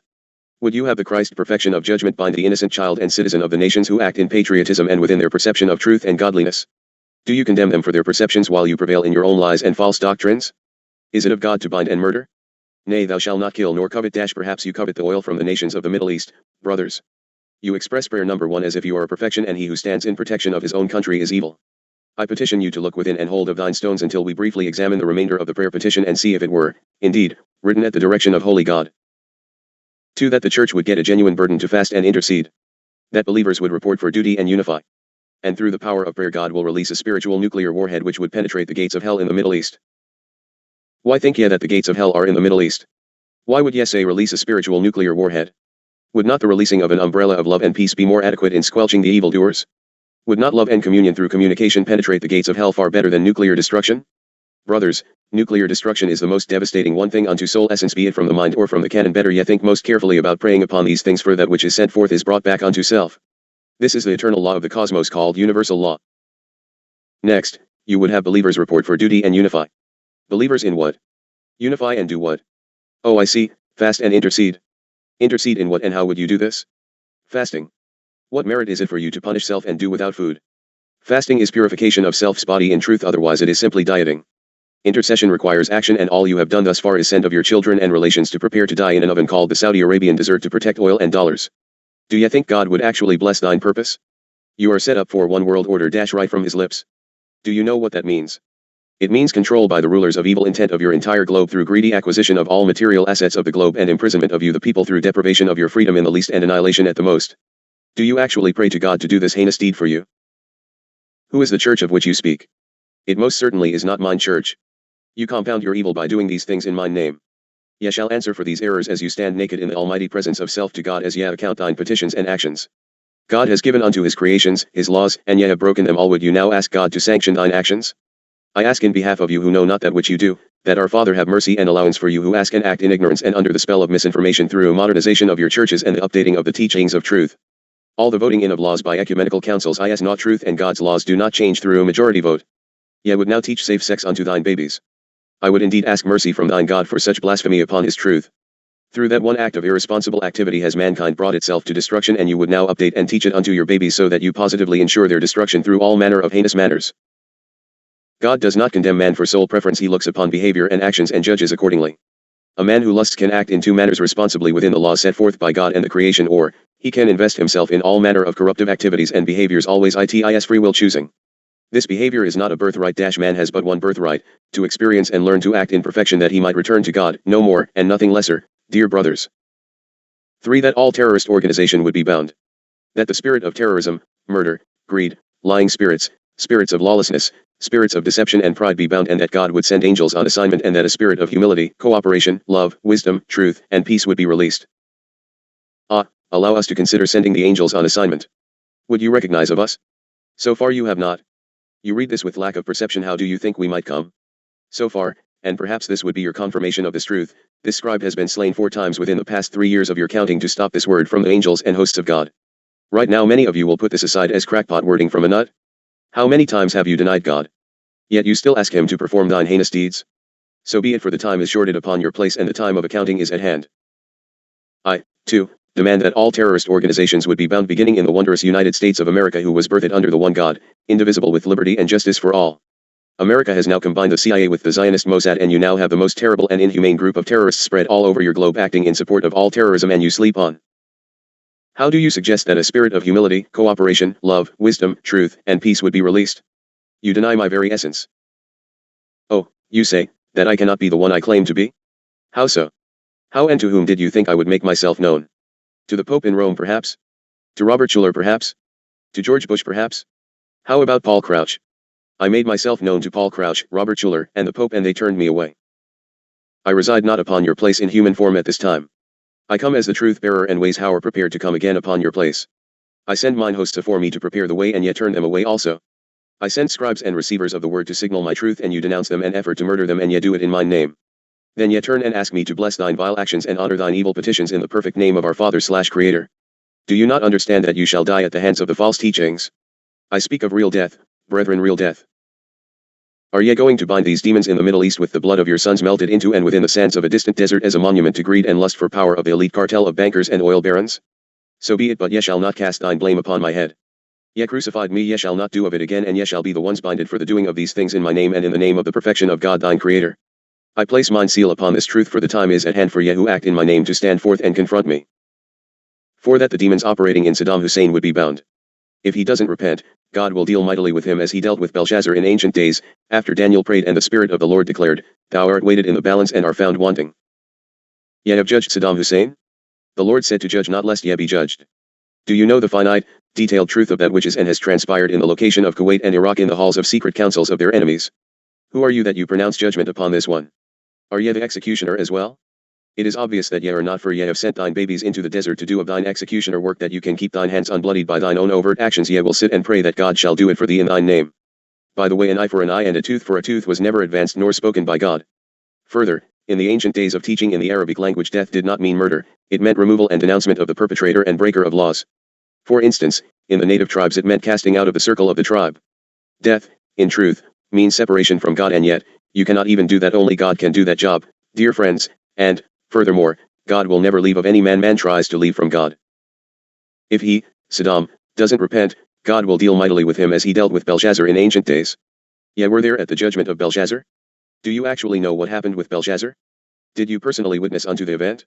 Do you have the right to judge and pronounce destruction on any of God's creations? How is it that you can assume repentance is required by God of Saddam? Or, perhaps you who would be the judge and executioner have judged by your man-laid laws that a man should be bound? You have not witnessed even unto the story as is told by the one you condemn. Have not the lies as perpetrated upon you by your own leaders proven to be lies? Is there naught but purity among your politicians who make of thine laws and control of that which you are given through the media as truth? Do you know that for which you ask? Has God weighed Saddam in the balance and found him wanting? Or, perhaps you of man judge and find Saddam wanting? Is not that judgment between God and Saddam? Perhaps Saddam has repented? Are you given to know? Does war make a cause to be righteous in any event? Does force bring willing desire into the heart of the bound? Might the same demons of which you speak as residing within Saddam Hussein also be residing within the beings of ones of his opposition? Is God on your side, or have you perhaps pronounced God to be on your side in order to prevail upon your own brethren to ask evil be brought down in the name of God? Do you know of that which you ask? If you of mankind have chosen to change the perception of the laws in the commandments of God to suit of your modern activities, is it not likely that someone of human extraction altered, through error or intent, the ancient myths? Are your own hands clean, or do you wash them in the bloody water of my crucifixion in the assumption that I perished, that you not have to face responsibility of actions if ye but believe on me? Do you think a just Father/God would sanction my murder to alleviate your responsibilities? I can only intercede and petition in behalf of your ignorance and ask mercy. You, each and all of you, will stand responsible for your own, and my blood will not absolve you of that which you project in thine own journey and action. I suggest ye begin to be most careful of those things which ye ask in my name from our Father, lest ye be smitten by thine own confusion. 5. That the President of the United States, his advisers, the Cabinet, the members of Congress and the Joint Chiefs of Staff, would humble themselves and seek the wisdom of God and the direction of the Lord. Do you refer to the President, his advisers, Cabinet, and members of Congress and the Joint Chiefs of Staff who plunder your Constitution, work for a new world order which they will control, act in greed and control of another's property in a distant land, and have, in fact, structured this very scenario in which you find yourselves? Is this the group you ask to turn unto God and ask wisdom and guidance? Is this a likely probability? They have defied God in every manner possible and deceived you, the innocent and ignorant sleepyheads. I suggest you the people humble selves and seek the wisdom of God and the direction of the Lord, for it is not through these ones named above that you will find the godly path. These ones you have named are the very ones who have laid the path away from God and wisdom and into the abyss of the worldly material power of enslavement of brother. The word of truth of God shall prevail whether it be sooner or later. Check carefully indeed, for you might well be the one weighed in the balance and found wanting. In the ending bottom line there is only one. God sees and hears the voice within which speaks truth, not the feigned words spilling from the lips of a physical construction. Check to see where thine own petition arises. Example, Mr. John Beckett is listed among your participants in this Jerusalem 90 Middle East prayer alert. Mr. Beckett, do you invoke God to act in behalf of peace and justice, freedom and right to pursue happiness, or is your petition more slanted for the furtherance of man-made gains such as through Transamerica? Ponder well these things within thine heart places. I single out no man to cast upon the doubts. I do ask that each and all men consider that to which their names are appended, for ye sanction that to which you give consent. Sometimes thine cloaks of charade are unloosed, and that which ye would rather not be known made known.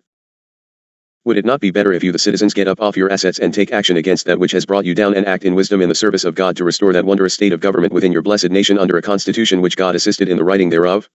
While you ask for blessings to be given upon the very evil perpetrators, you sit and help the very destruction for which you claim to desire solution. A man shall be known by his works. Read my lips.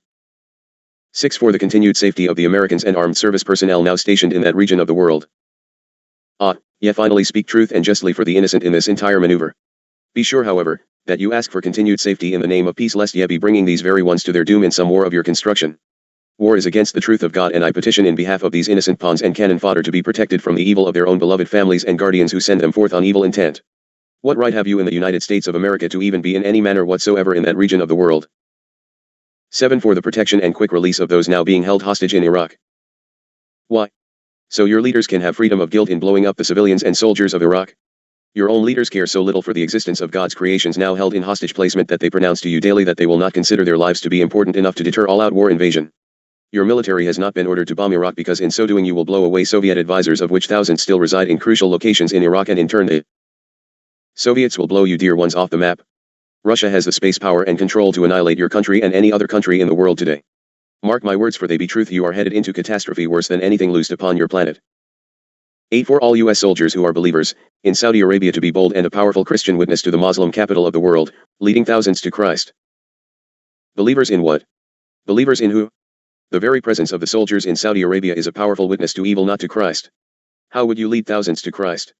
Will you stuff Christianity down their throats with the point of the sword while slitting their throats and blowing apart their babies, and doing so in my name?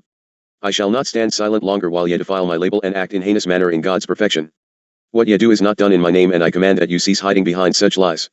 You move forward to bring your lands into destruction, and ye shall cease claiming it to be in righteousness within my name and the holy name of God. 9. For the safety of innocent Arab and Jewish people and all other nationalities now residing in the Middle East. Do you now judge who is innocent and who is guilty? Do you again do this in my name? But this is an excellent petition, for we shall assume all of God's children in any part of your world are innocent. Therefore, we of God's kingdom and within his service shall do all we can to protect those ones as well as ye ones who have no idea of that which ye do this day. 10. That the blind eyes of the Islamic and Jewish people in the Middle East be opened as a result of this crisis, and that instead of revolution, the curse will be reversed and there will be a sweeping revival. Revival of what? Do you pronounce and judge the Jews and Islamic peoples as if they are not of God? Would it not be better to ask that the blind eyes of you the speakers and prayers be given insight to see what is really loosed upon you? Would it not be better for you who fail to see truth to turn about, revolve as in revolution, and see that which has come upon you the people of this planet? 11. For supernatural protection over the land of Israel and the holy city of Jerusalem from the threats of Saddam Hussein to destroy the nation of Israel. Does this infer that Israel's attempts to destroy that which was Iraq's be blessed? What supernatural protection do you seek in this vile action? Surely you would not ask that hundreds of thousands of God's creations be slain in the protection of any city, projected to be holy or wicked by man, such as Jerusalem.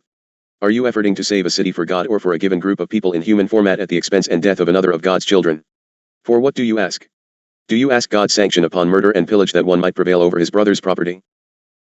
Now I am going to reprint the opening segment of this prayer alert. Our Middle East prayer alert has been initiated as a result of hostilities in the Persian Gulf. The goal of this global outreach is to put prayer bulletins into the hands of as many prayer warriors as possible throughout the world. We are sending this information to the international Christian media, as well as the worldwide Jerusalem 90 network of intercessors, pastors, and Christian leaders. Christian. Does this mean to ones who work in mine vineyards? I think not, beloved brothers, I think not. This entire document has been presented in the effort to further the Hazar Zionists in their attempt to bring control of your planet within the clutches of the banker elite and the one world elite. The so-called Third Temple of Jerusalem is not of the tribe of David, it is the intent of the 13th tribe of Hazar Zionists, and I suggest you look most closely at the possibility that inadvertently you are acting in behalf of that which represents the Antichrist and not my holy truth. Do I speak against the Jews? Come, I was birthed a Jew of the house of David. You are asked to gather in prayer for the above listed items. Yet, upon the page is not one notice of to whom ye shall pray for these things. Evil intent, be it through ignorant misperception or deliberate intent, is required by holy God of creation to wear a sign, a clue. The first clue being that the name of God shall be used often to mislead and very carefully omitted in truth. There is not one suggestion that ye pray for these things unto holy divine God of creation, the one source of perfection and creation. Satan does not dare insult his own creator by such blatant blasphemy. Ponder it. Further, you are asked to copy and distribute the document as presented by Jerusalem 90 Middle East Prayer Alert to all within possibility, including your pastor, to include in your church bulletin. Along the margin of the document presented unto me are listed names of officers and participants in the above named movement. There is a notation that due to the large number of participants, we are unable to list them all. They did, however, list those who would impress a reader. Since they have listed ones, I too shall list them and petition God's protection upon them, for they act in ignorance for the most part. Those who act in purposeful intent in my name, I grant forgiveness if it be in ignorance and / or intent to misuse mine truth. I judge not, and I petition that our Father judge gently, for you are but awakening humanity and do not yet realize that you are children of the lie. I ask that you be given into understanding of the truth that you may come into the perfection of the blessings of God upon his creations. I am but come again to show the way, and I ask all who would, to take of mine hand, and we shall walk the path as one. I know of the way, ye do not. Thine maps have been misdrawn, and ye are headed to the destination of darkness in separation from that which ye seek. So be it, for it shall be in this generation upon God's creation called by you, earth, that his truth shall again be brought into your midst, for I am present. I prepared a place for you according to my promise, in the mansions of God have ye prepared a place for me. So be it. I ask for insight and understanding of those presenting themselves as your shepherds and teachers of truth, that they might see and hear truth, and I shall herein ask listing of those presented upon the written page. Executive Director, Ted Pontalio. Chairman, Mike Evans. Co-Chairman, Dr. Ben Armstrong, Dr. Paul Crouch, Dr. Gerald Durstein, Dr. James Draper, Dr. John Jimenez, Dr. Tim Lahey, Dr. Jerry Rose, Dr. Demos Shakarayan, Dr. Thomas Zimmerman, International Chairman, Dr. Yongi Cho, International Co-Chairman, Benson Idahosa Nigeria, Yuan Mosbach Holland, Bernhard Johnson Brazil, Ray Macaulay South Africa, Mike Santiago Venezuela, Samuel Bailey Uruguay, Bruno Fergoli Peru, David Main Canada, Patrick Lau Kim Thiam Singapore, Joseph Ostby Sweden, Emilio Antonio Nunez Guatemala, Marcelino Ortiz Mexico, AM Keiko Fiji, Peter Kuzmic Yugoslavia, Paul T. Puring Indonesia, Prince Gunaratnam Malaysia, Board of Governors, Dr. Bill Bright, Dr. James Kennedy, Reverend Vincent Sinan, Dr. G. Raymond Carlson, Reverend James Robeson, Reverend Benny Hinn, Dr. Lauren Cunningham, Reverend Jamie Buckingham, Dr. Bob Weiner, Mrs. Melody Green, Mrs. Joy Dawson, Dr. Clyde Naramore, Reverend Jim Jackson, Reverend Gerald L. Fry, Mrs. D. Jepson, Mrs. Carolyn Sunseth, Dr. Paul Walker, Reverend Tommy Tyson, Reverend Tommy Barnett, Bishop John Mears, Dr. Carl Lundquist, Dr. Ray Whitaker, Dr. Bill Bisinski, Dr. Hilton Sutton, Mr. John Beckett, Reverend Jerry Bernard, Jeff Fenhold. Blessings unto you, son, for you have walked a hard path indeed to come into truth. Please do not err in discernment. And Phil Driscoll. You would lead thousands to Christ, as is stated above in number 8? Then ye would clean of thine doorsteps, and then reach out and assist thine brother to tend of his when thine own eye is perfection. Then you will go within wherein I dwell and bring perfection. Then and only then can you pronounce thine judgment upon thine brother further. Ye shall not desire at that point of cleansing to so do. I can offer only infinite love and absolute truth, and show unto you the way home unto our source. You must take the action, clean up thine nesting places, and have a revival of truth within thine souls into the righteousness of the one God, the all in all. I am Sananda, the one you call Jesus among other labels. I bore the mantle of Christ as given unto me, as earned by me from our Father. I shall now stand in perfection of my trust, as again given into my hands in his behalf unto you his reflection and image, that you might reflect perfection again and return unto your origin, one with the oneness. So be it. And Selah, I can only give the word unto you, for the word is. I am the word. Dharma, ye shall please append the words unto John from thine book ye call holy. This is not to infer that all books are not holy. But 'tis this word that ye ones of earth quote so majestically. Then I saw heaven opened, and a white horse standing there, and the one sitting on the horse was named Faithful and True, the one who justly punishes and makes war. His eyes were like flames, and on his head were many crowns. A name was written on his forehead, and only he knew its meaning. He was dipped in the blood, and his title was the Word of God. The armies of heaven, dressed in finest linen, white and clean, followed him on white horses. In his mouth he held a sharp sword to strike down the nations. He ruled them with an iron grip, and he trod the winepress of the fierceness of the wrath of Almighty God. On his robe and thigh was written this title: King of Kings and Lord of Lords. By any pronunciation, Sananda. I suggest you one study the entire document most carefully regarding these visions of the prophets, for the time is at hand for the coming into truth. Walk in the light within the truth, and ye shall find freedom. Walk in the path in which earth man is headed, and ye shall be reaping of the whirlwinds, for the time of the cycles is closing. Amen. Ye who will hear and heed my word shall find truth, but the choice is infinitely your own. So be it, and may you find understanding through the infinite grace of God our source. Ye have summoned me, and I herein respond. Salut, salut, salut. In the triune of God and the brotherhood of man I take my place to again assume mine responsibility. Adonai. I am, and because I am so might ye be. Dharma, I place my hand upon thine head that ye rest in safety, for ye will not be given to bear my burden longer. Ye who denounce and terrorize this, my scribe, shall be brought up short, for ye shall find nothing save truth in these journals of God. She is but my hands upon the page. So be it. I stand as the shield and buckler, that no one injure so much as a hair upon her head, or those of my forebearers in service unto my return. They have come to prepare my place, and they will be protected within my cloak. As readers, do not misconstrue that this proclaims me to be manifest upon your place of density called physical. If anyone comes saying they are me, put him away from you. I speak through the signals and pulses of the ethers until such time as I shall walk again upon your place, and ye shall all be given to recognize of my presence. Be careful of the words ye give forth claiming to be of my projection, lest you blunder into the pitfall of human ego interpretation, for I am most capable of projecting my own truth, and so shall it be. Yea, though you walk through the shadows, I shall walk beside thee. Yea, even though they be the shadows of death, but you will ask me in, for I shall not come unless ye call upon me. I shall carry ye if ye stumble, and even if ye fall, but ye will ask of me, for I do not tread where uninvited, for I intrude not upon the gift of our Father. Unto you freedom of will and choice. To all who will ask shall I come. So be it. Amen.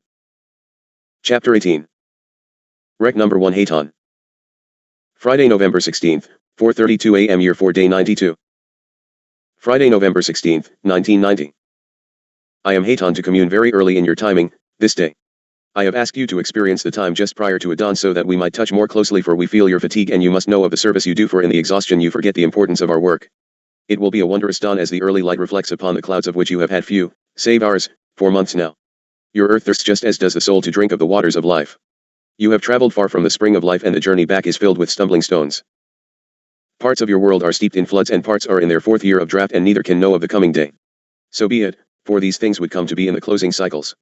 Your world is like a wheel with the balance weights missing, and the ride becomes bumpy and noisy. First the tire will wear unevenly, then the wheel bearings will go, and then finally the wheel will be damaged until it will cease to turn. It is similar to that which has come upon you in the life flow and unbalance of your planet. You have misplaced the balance weight of Holy God and have waited so long to regain it, so consequences must be accepted and corrected as we can do so. No accidents.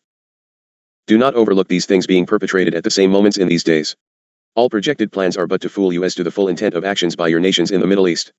This does not mean that the cover plans will not come to be, for all depends upon that which is allowed by the enemy. If you cannot get the proper surveillance, you might well have to follow up with the projected plans of Bush to the Middle East, etc. You do not launch the biggest military operation at the same time you launch a top-secret payload aboard one of your shuttles. Further, it is fully intended to keep this shuttle in suborbit and launch a blind rocket with the payload. The rocket will be launched from the shuttle itself. You only think it has a large crew, it does not. Further, either way, the crew will be brought back in a capsule and the craft sacrificed, as were the first 4 Columbia shuttles.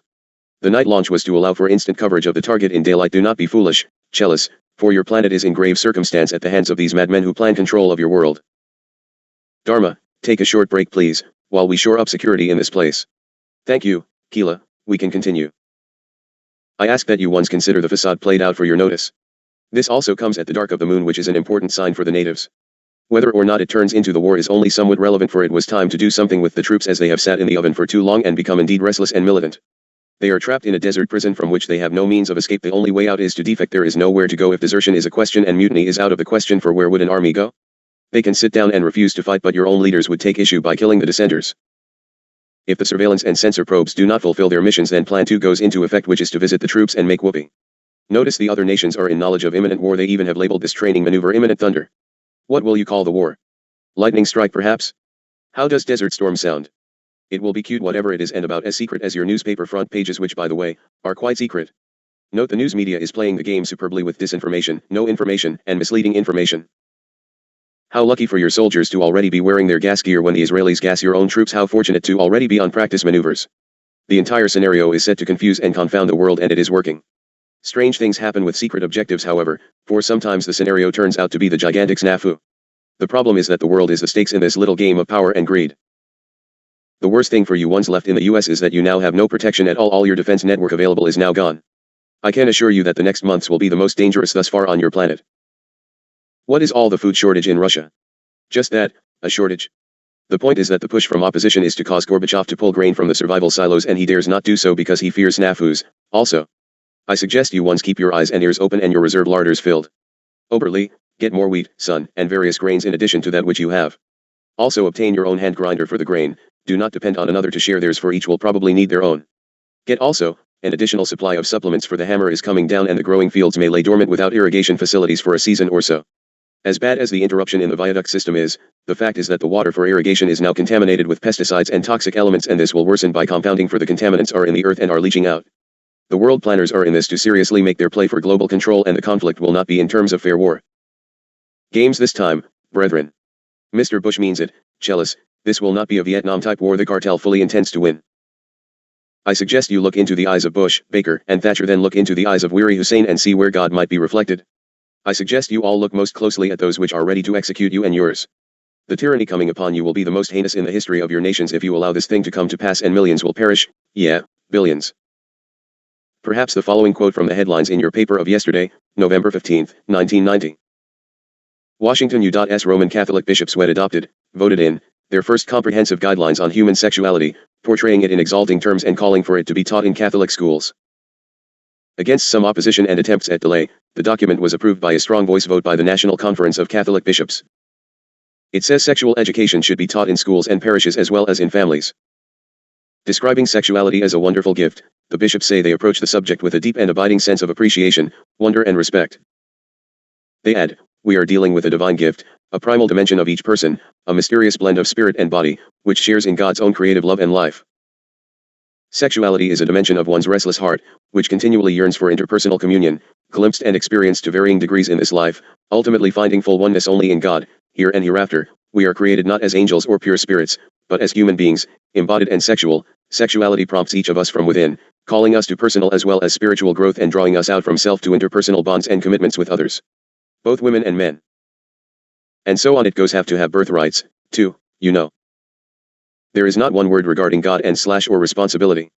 These wondrous bishops do, however, say they will consider allowing contraception in addition to loosening restrictions regarding sexual activities. Do you hear what I say? I say nothing about sexuality and interrelations of love and understanding in mutual love. Emotional gifting, it is the irresponsible actions and behaviors which are erroneous. Love has naught to do with sexual activities, dear friends. Until you learn the difference, you are destined to continue the downward spiral. I do not judge, I simply state fact. Your Earth cannot survive the population overload, nor will it long sustain emotionally while committing murder on the innocent unborn caused by irresponsible sexual interpersonal bonding for both men and women. So be it. It is only a notice in the paper which denotes a final wall falling in the largest church in the world. How long do you think it might be before the entire church falls? Well, you see, if a thing stands for flexibility as to God's laws, it shall fall at any rate. I condemn nothing, I simply point out interesting data. Earthman's sexual habits do not interfere with me, they are your problem. I would, however, suggest you look around at your world and the starving children and empty eyes of the abused and neglected babies, say, in Romania, and see what your heart feels about irresponsible sexual activities. Every one of those children were conceived in the same manner. View from the mountain shadows in biological mirror. Why do you function as you do? Because you have forgotten the truth and confused desire with love. You long for the oneness, the sharing, the projection of self, but do not feel worthy or responsible enough to tend that which you create, and now you have procreated to the point of having no more time or space for truly wondrous creation. You are interested in populating a material universe with creatures that express the balance between stellar and planetary polarities. The interest is in creatures that have substance to them: flesh, bone, wing, fur, scale, ear, eye. Creatures that are sensitive to sound and light. You want to inhabit forms of soil and starlight. You are interested in people, artists, creators, lovers singing the elements to life. And so you create images of what you would like to see clothed in the worlds of form. Creative images. Entities. Sent forth to dimensionalize in full, 7 spectral vibrational matter, to clothe themselves, through paths of their own choosing, in the living biology of a loving material world. You are both the source and the reality of these images. You are God's specific terrestrial intentions personified, highly focused angels of creation. You are the builders and the mechanics among the tribes. You go to a geographical area for a reconnaissance mission, a fact-finding, light-sound sensing, exploratory mission. You cannot stop until somehow you gain knowledge of how to clothe yourselves in water, air, earth, and fire, always drawing farther from the God source and further into forgetting of the wondrous ability you carried on your wings. No sooner, however, do your spirits hover near the surface of a manifest planet than you find an Earth already teeming with biological suggestions. Before you have gathered even a fraction of the data you require, like prairie dust drawn into a whirlwind, the Earth elements rush unto you, dancing in myriad living images, saying, "Here, this is it. This is what you want. This is what you are. Here are living, three-dimensional, biological pictures of your thoughts and dreams, plants, fishes, animals, thought objectifications of design suspend in your life fields." While you still observe, the Earth is throwing up objectifications of every image and idea that enters your consciousness. Some of your ideas are well thought out, but builders consider many options before committing materials to a design. You are used to seeing your considerations objectified on the higher mental and spirit planes, but after examining designs on those levels, if you do not wish to sustain them, you simply turn your attention elsewhere and the objectification disappears as if it never was. On Earth, it is different. The creature, whether it be a saber-toothed tiger, a butterfly, or a flower, continues to live. This is the value as well as the challenge of the Earth, dear ones, and that which you manifest does not simply go away. Please, you cry out to your elemental helpers, slow down. We have not yet begun to create. Not consciously. Are you already that excited? We are just here to gather information. Oh, let us help, reply water, air, earth, and fire. What is it you desire? Tell us. In feather, fur, scale, and flesh we are giving you the information you require. We cannot help this excitement. It is what our whole world feels in the creative energies of your presence. How else do you propose to gather information? We want to help clothe you in matter. Show yourselves to us. We want to see what you look like in all your aspects. For you, we have been longing and waiting. We will do anything to help you. We love you. Now, you see, you have reached another cycle, the time to reverse the process, and you long again for the angelic state and the desire to touch again upon the etheric. You long to see us of the cosmos and reach again into and among the stars from whence you originally came. And thusly began your early communication with the elemental beings of the earth. Some of your communication gets through. Some of it does not. The earth forces are profoundly intelligent, they understand the structure of matter and the eternal truth it embodies more comprehensively than do you, but the nature of their intelligence is, in many respects, opposite to the nature of your own. Intelligence is relative to the context in which it functions, it is the measure of a unit's ability to creatively interact with and within its environment. There is no such thing as purely objective intelligence.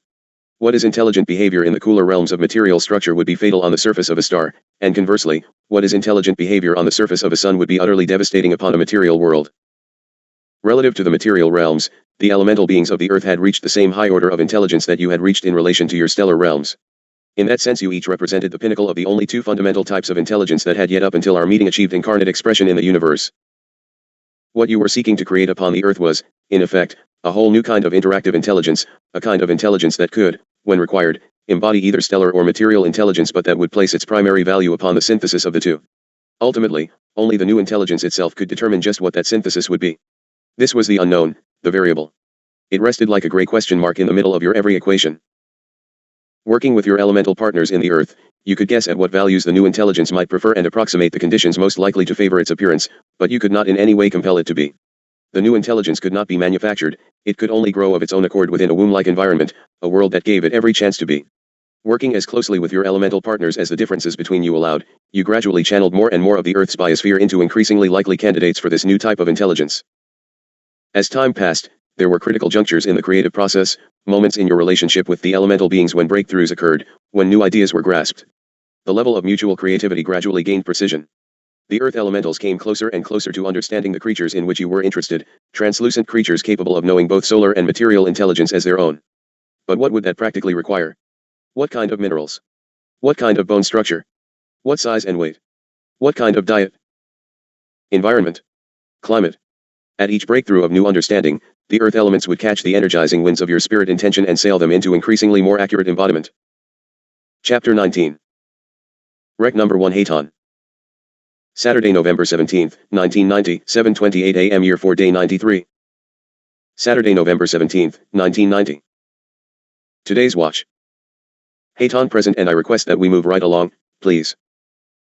I trust you are all paying attention to the confirmations which are pouring forth upon you regarding those things which I have laid forth for your consideration.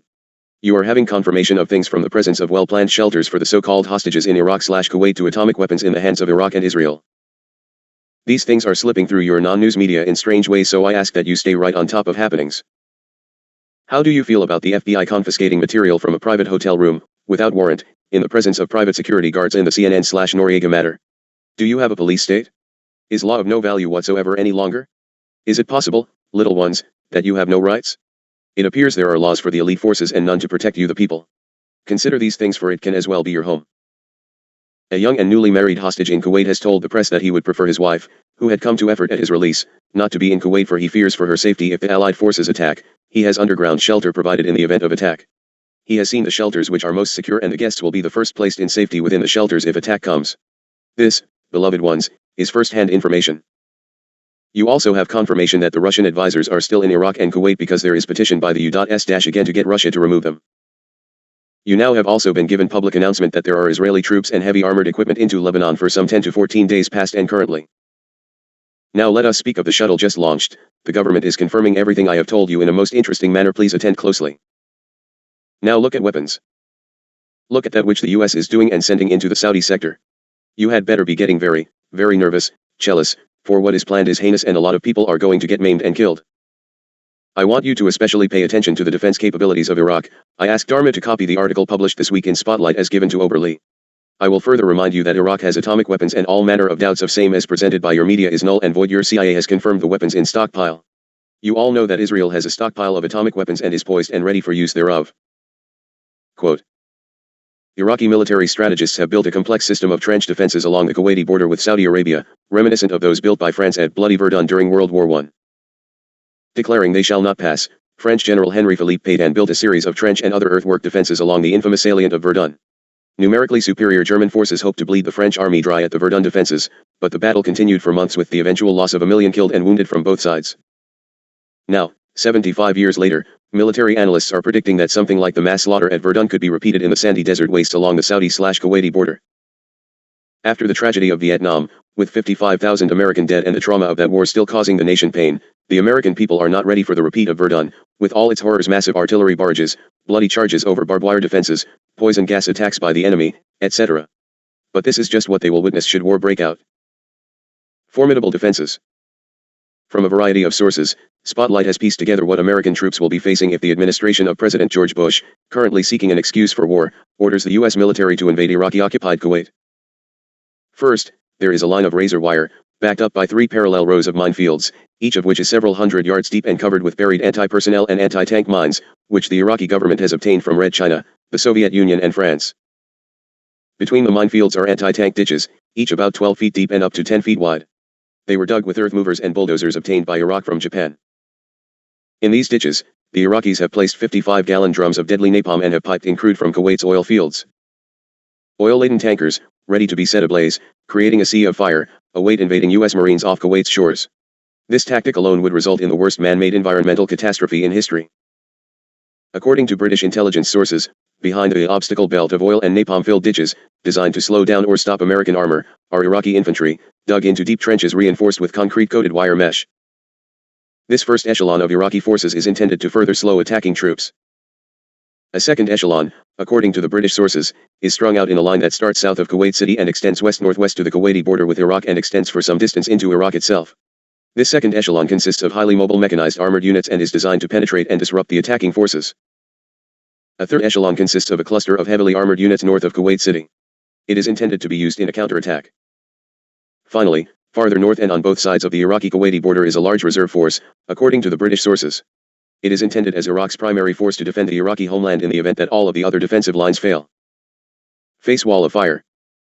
In the obstacle belt ditches, which are filled with the drums of napalm and will be flowing with crude oil, the Iraqis will touch off a wall of fire by remote control.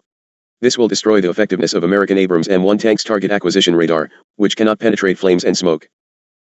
It also provides a killing zone for Iraqi artillery, which is in place behind Iraq's first echelon of troops.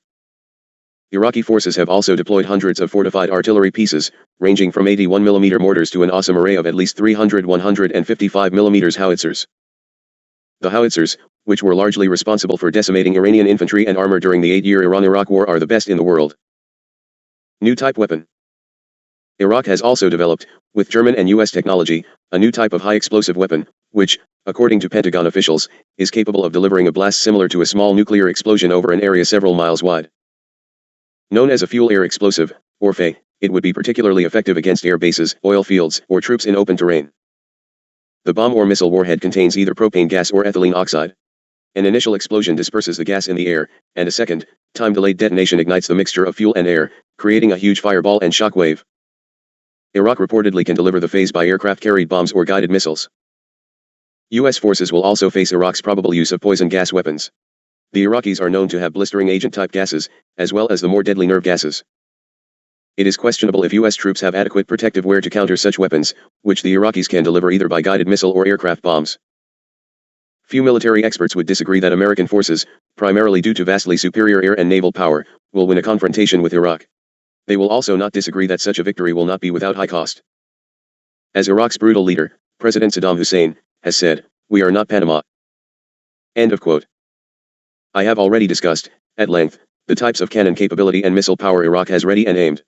I have also told you that state-of-the-art Soviet surveillance and intercept equipment is available and aimed. You cannot have air supremacy. Further, all of these above-named weapons can be launched to anywhere in the area at pinpoint accuracy, including chemical and atomic, to over 5,000 miles from origin. Your world is in serious trouble.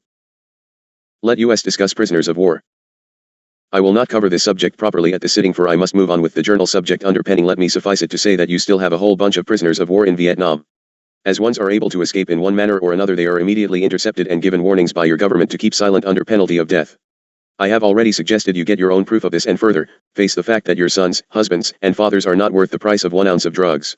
I have suggested you get Colonel Gritz's book, and now, I further ask you to do your homework and save me some time for new information revelations. Get a book called Kiss the Boys Goodbye, by Stevenson/Jensen, Liberty Library, 300 Independence Avenue, Southeast Washington, D.C. 20003, $24.95.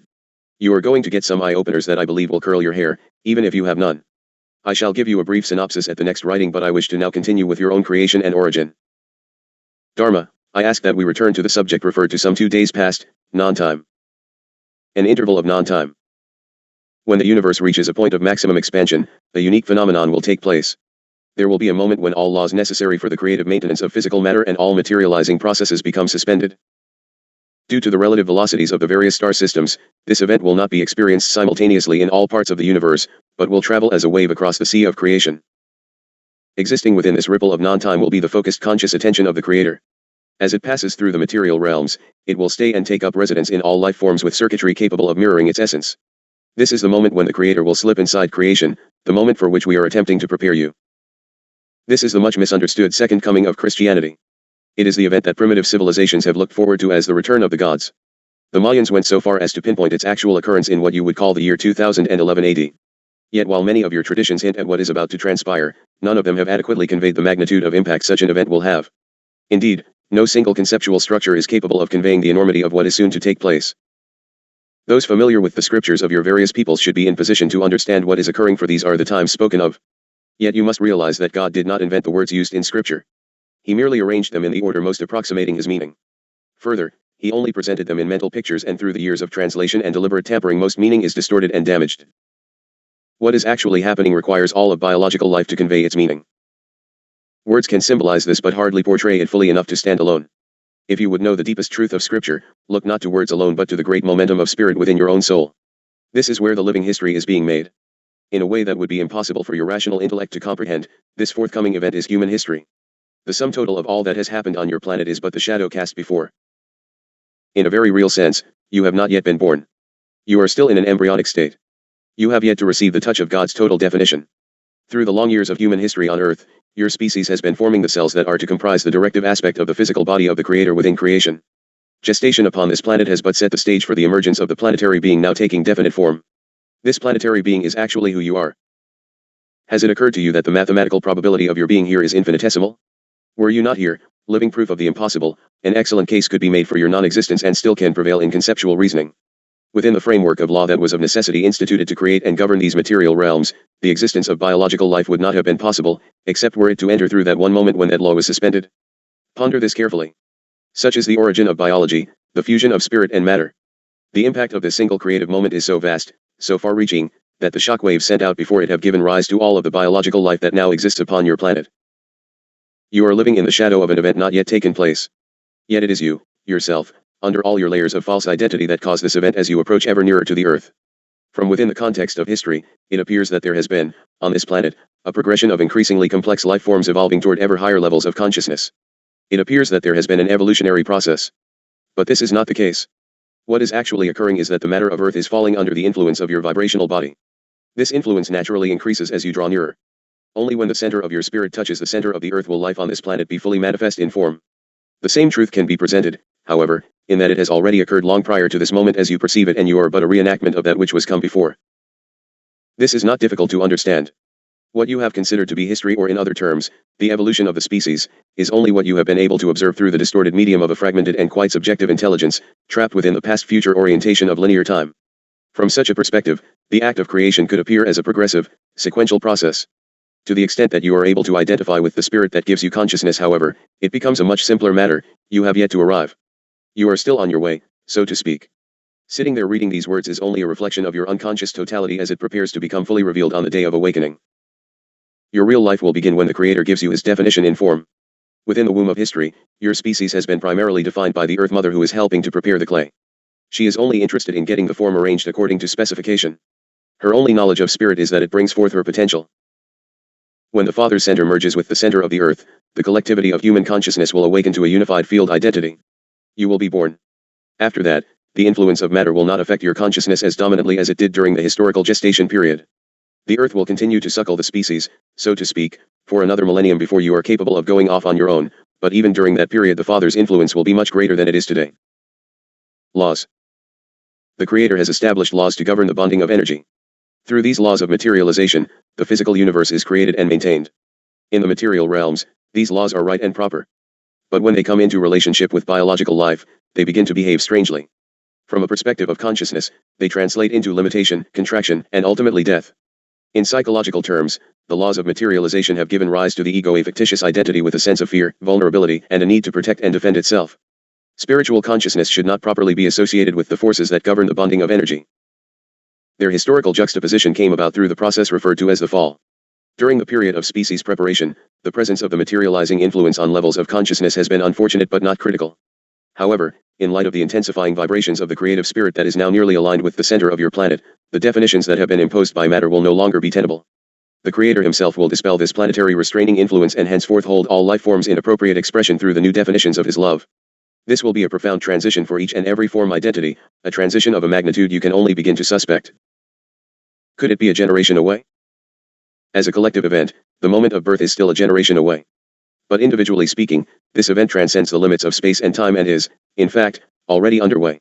Your individual birth will take place at the precise moment in linear time when you stop struggling with your rational fear patterns and let yourself go in the divine dance of inner direction.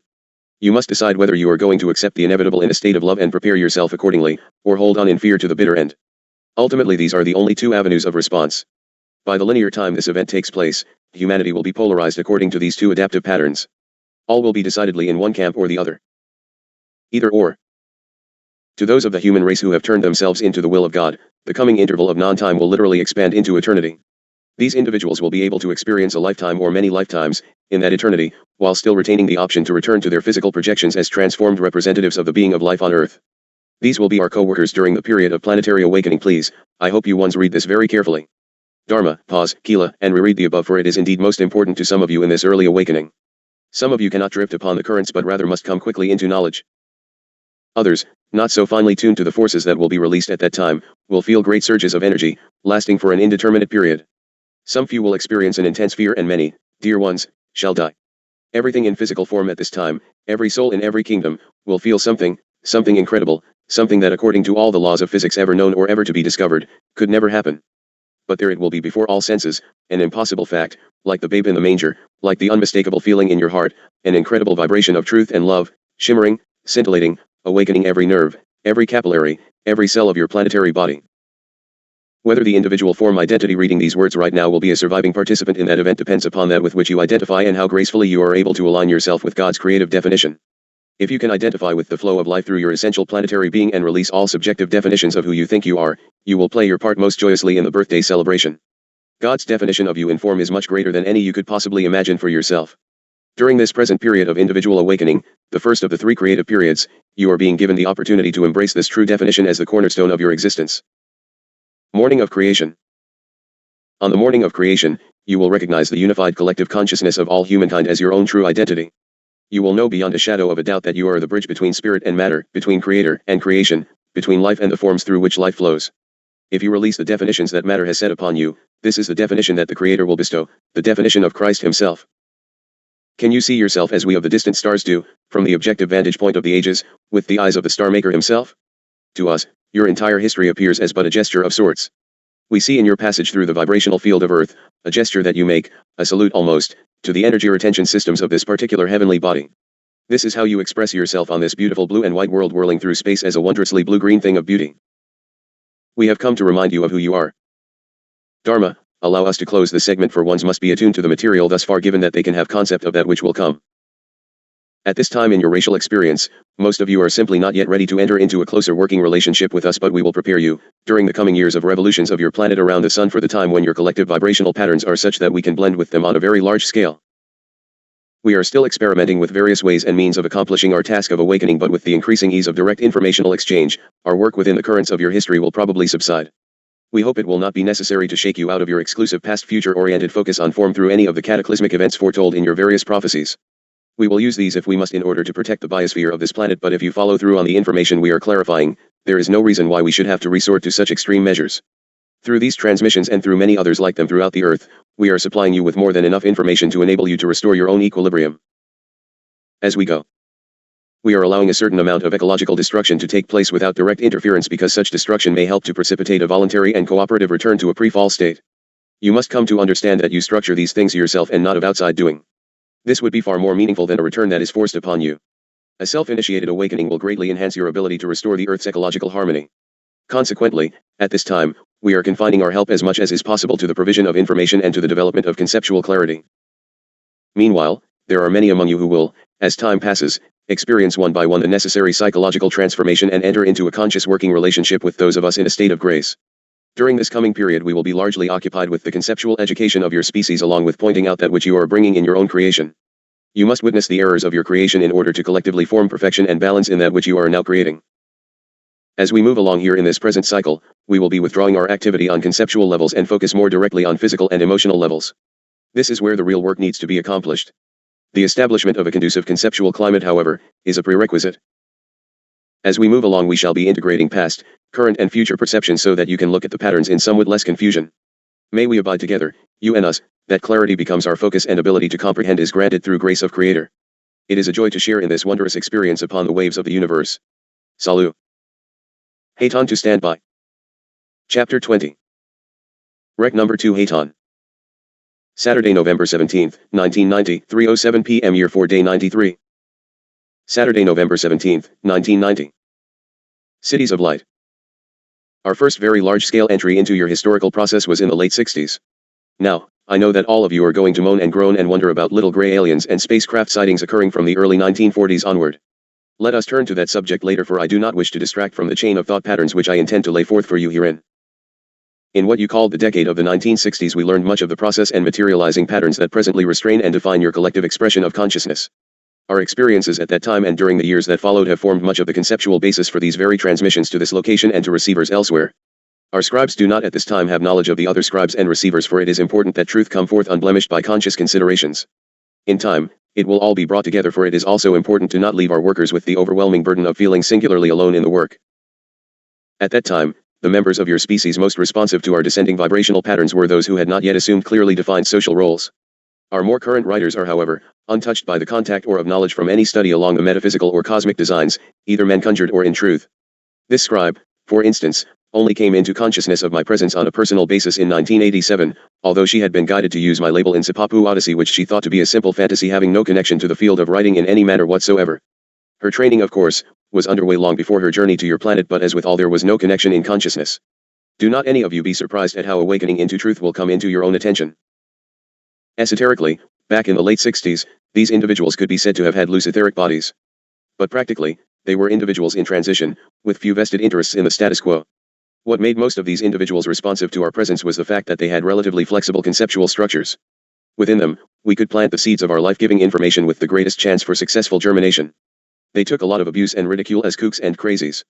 The problem was that in the confusion and lack of proper preparation, there was much erroneous information mixed with truth, and it produced great errors in judgment, perception, and a movement into dropout, drug use and corruption of the very ideals we were efforting to re-establish. But these ones were ready for change, and change always requires acceptance and readiness even if the experiments fall short of perfection. The children of that generation coming into maturity would be those who would participate on many different levels, in the great revelations of the late 80s and now, the 90s. This will be a truly momentous time, a time when the first contractions of birth are unmistakable.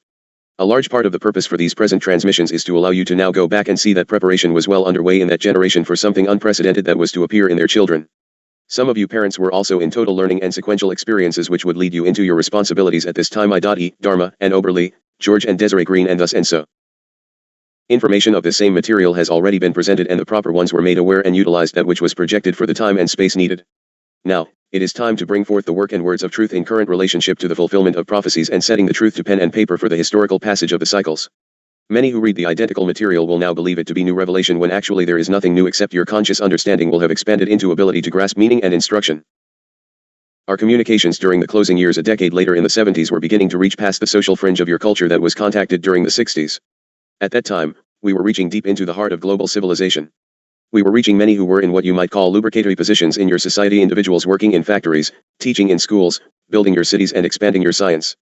At the same time, the global elite cartel was in full swing in a most destructive manner, and the bankers taking control of your very world. However, it would come to be that you would be able to look at that which was happening around you and begin to see that which was afoot in action and deterioration of your societies, but the masses were unwilling to admit what was underway.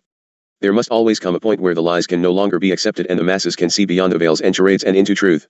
There must always reach a point wherein truth is visible as the sore thumb sticking out in a crowd, unmistakable in its obvious presence. There must come a point where change is not only feasible but demanded by the masses in conscious unity. You are just about to that point, little Chalice, and now, the word can go forth and it will fill the vacant voids left unfilled by organized indoctrinated religious clubs, politics, government, military and most of all the separation of man from God by all manner of heinous lies and false teachings. You are now ready to hear truth and know that which you hear bears the truth of God and creation. You shall then be able to hear and in time organize thine actions into inner understanding which will then be brought without and you can begin to function in unity of purpose to reclaim that freedom and truth taken from you through ignorance on your part, and evil intent on the part of the perpetrators of the lies. It is the time of coming again into truth. In the 70s, we were not yet in direct contact to any great extent with your government officials nor with world bankers and or international financiers. In most cases, these elements had surrounded themselves with ego mechanisms too complex to penetrate at that time or at this time, for the matter of it. Our first major contacts with them would begin to occur during the more powerful transmissions of the late 80s and confrontations with their contemptible intent through disclosures of truth beyond the layers and layers of lies sent forth to pull you the people down. It would be brave writers who would be given to perceive truth from the sham and dare to bring it forth unto your eyes and ears. Most of the finer scribes have not physically lived to see even this fruit of their vines. They did not understand the importance of participation in open conscious knowledge of our presence and allowance of our shielding for their protection, for the egos were still much too mighty to be set aside as with our later scribes where truth is absolute in intent and the human writer hardly more than shadow. We have had much contact with those ones, especially in the years of the very end of the 80s. They did not allow you ones to know of the contact nor of the presence and have continued to cover up the relationships established and have continued to act in defiance of God's laws and further unbalance the creation's organized harmony upon your planet. The ones in placement among the controllers are nonetheless critical enough in the maintenance of your social systems to ensure that the world will make some incredible leaps in consciousness during these years of the 90s. The majority do not have room within their belief structures to accommodate so grand a being as an angel or extraterrestrial, so they respond to our influence as if it were coming from themselves. They feel good, they feel clear, they feel the changes in the air. They wake up a little, throw off some of their defense mechanisms and bring a newer and fresher perspective into each situation where the point is critical. This is, however, why the thrust into violence and conditioning of the masses into violent and deviant behavior has been speeded up to incredible extent. There are many major factions on headlong collision course and the explosion shall indeed be great. Adjustment. Consciously or unconsciously, the ones we contact and touch who can accept possibilities of perception changes, begin to more thoroughly accommodate the flow of spirit. At times they change radically and attribute their transformation to this or that mechanism. We simply enjoy the experience. We do not care how the change comes about as long as it does come. Those who are not yet sensitive enough to sense our presence, feel us as a high, as clarity, or as peace. All we touch are changed in some way. Even in the unknowing, the touch is something to leave one changed forever. If it seems to these people that the changes originate within themselves, this is all the better, for in fact they do. We do not bring the presence of God, that already exists everywhere. We assist in the removal of conceptual and emotional blocks that prevent the full experience of that presence. We work with all who are sympathetic, simple, and sincere people who feel our spirit moving, but for the most part, only within the context of their current belief system to allow growth into change without shock to the system's learned patterns. Through communications such as these, we are forging more concise conceptual tools that these individuals and others can use to free themselves. Often, these tools are still too conceptual for the message they contain, but they are useful at this time in loosening the bars of the conceptual prisons in which so many individuals still function. If you found yourself in hell, it might be appropriate to grab a pitchfork and fight your way out. In a sense, this is the nature of our conceptual work. Once out of hell, you would no doubt set the pitchfork aside, for the tool would only be a further burden to be carried about. These concepts that we are providing at this time are strictly transitional, to be used only until such times as you no longer need them. Their ultimate purpose is the dissolution of subjective thinking. We give them freely to assist your race in releasing itself from the spell of fear and reason. Reason is a beautiful and useful process when it springs from the right premise. But the right premise is seldom the starting point for fearful creatures caught in a net of subjectivity. Only when reason is returned to its proper place in the spiritual structure of true intelligence and used wisely in the consciousness of the Christ, will it once more begin to serve the needs of the whole. Only one spirit, many forms thereof. There is only one spirit, but there is no limit to the number of forms through which the spirit can express. For the moment, these forms seem important, and they are insofar as their contribution to the whole is concerned, but as the years go by, the range of their differentiation will become of much less consequence to individuals who are sincerely offering their lives as channels through which the spirit can work. As life is able to express through such individuals with increasing ease, they will begin to recognize each other as differentiations of the same spirit. Such individuals could be compared to conscious nerve endings of God in matter, channeling the life flow of Christ awareness into each and every cell of the planetary being. Surprisingly enough to you who cannot understand, by the time of the 80s revelations, knowledge of our existence and our work was widespread, especially among the younger generation, the prime focus of our efforts at that time. Although awareness of our presence is not necessary to our work, it does facilitate the transfer of information. Many thousands were consciously working with us, and many more were not in conscious realization of that which prompted them into various actions. Many of the youth could not adjust to the contradictions of lies and truth, for example, and empty words and thus and so, and many committed suicide in order to fulfill their mission to awaken those left in the physical form. Never judge another's actions, for you have no way to know the contract with God of another. Most of you do not even know your own contract with God and self. I suggest you get those circuits clear, dear friends. Great portents of change are in the air. Your physicists are speaking of these things in terms that defy explanation. Your psychologists are abandoning the sinking ships of conventional rationality. Your religions are exploding beyond the confines of their dogma in the rediscovery of spirit. It is all here in the present moment but unrecognized as ones cling to the old, and final efforts are being thrust against you to pull you down. You are in that projected future shock. Open your mind to possibility. Open your eyes and see what is around you. There is a new pattern descending upon your planet. Tune into it and learn an effective way of dealing with the closing years of this phase of historical experience. You are being offered an opportunity to enter a new reality. A new creation set forth by your own training and by your own hand, cleared of the errors of past experience and overflowing with the abundance of perfect creation. You created it, you will create your way out of it. You created this world and what you perceive in it. To overcome the negative impact, you must come back into recognition of that which you are. Just as you created that which you are now experiencing, you shall have to create the mode to overcome and grow above and beyond. You are headed for a day very soon now wherein there will only be reality to witness. Those who tune into the new frequencies and patterns will find life growing more wondrous every day. Those who tune into fear will find things falling apart. Two worlds of consciousness will begin to form ever more distinctly, the world of love and life, and the world of fear and death. There will continue to be some overlap of these worlds for several of what you call years to come, some going back and forth for certain individuals, but as the century draws to a close, the polarization will continue to intensify. The moment of birth will also be the moment of last judgment, the moment of final separation. What about final separation? There will be better times for some and worse for others depending on their orientation and involvement. Fortunately, the natural tendency of your species is to gravitate toward love and life, for therein lies truth innately awaiting surfacing. For the vast majority, the times ahead will be better than they expect, for beyond the conscious facade most ones at this time do not look forward with joy to anything. Some of the worst scenarios have already been rendered impossible. Except in a few isolated pockets where the new energies will not enter until later, the momentum of positive change is actually being felt everywhere. Remember that which you are shown and told is not truth, and therefore you must feel isolated and among the minority. There are more of your brothers around than the conspirators would allow you to know. Their downfall is assured as you ones awaken into truth and take your power. The coming age will be a time of incredible blessing. As the transition moves along, there will be a restoration of ecological balance, etc. But you can expect these things to deteriorate in the immediate experience, for change only comes after the swing into negativity reaches a peak.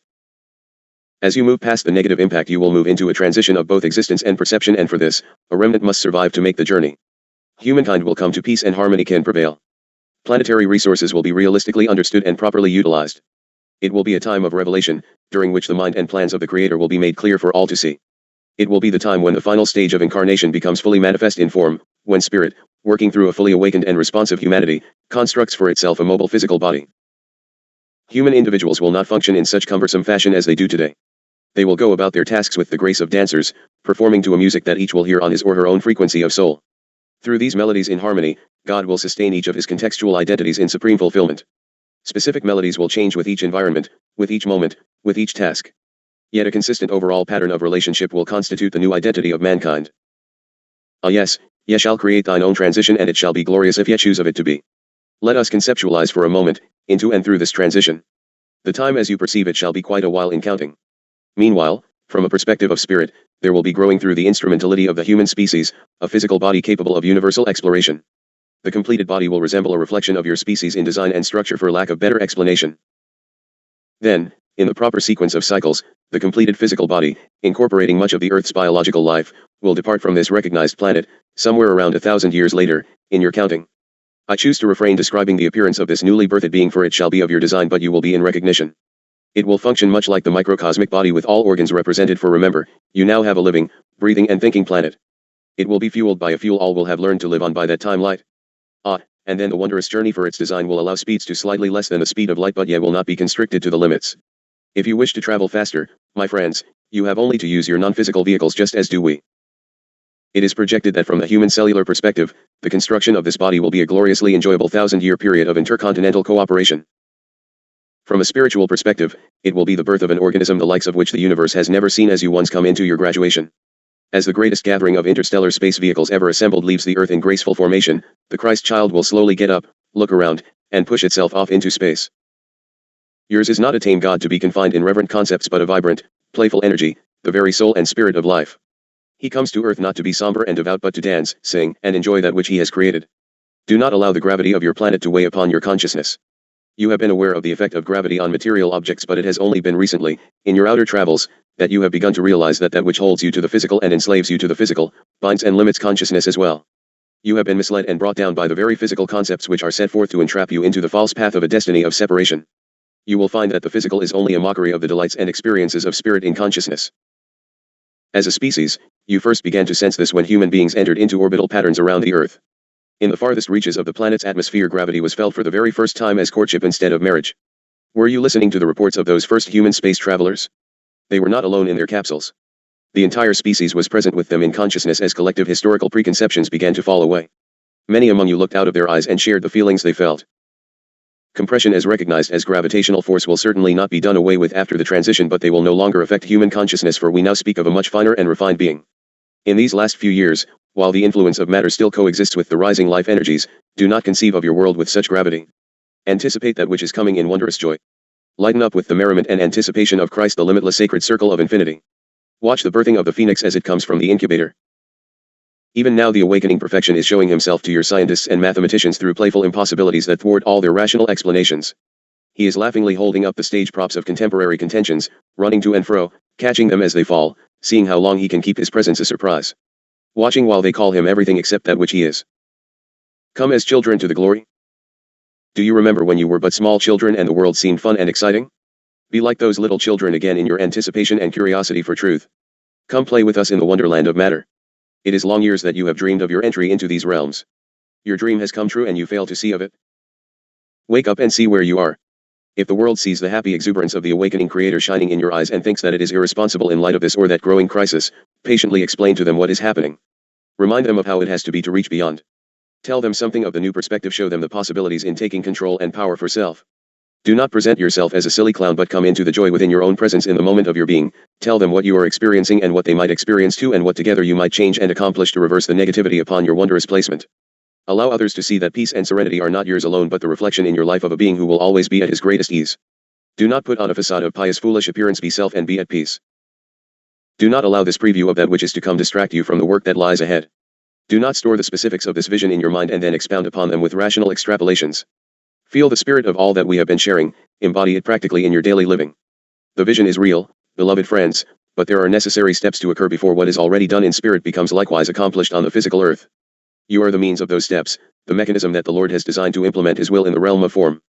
In the stillness of your innermost being, contact Him. Gain His clarity, purpose, and direction. When you have received instructions and discovered your area of service, go forth and do what needs to be done. We are prepared to join in conscious communion, those members of your species who have experienced psychological death and rebirth. Before our help can materialize, however, there must be more openings on human levels.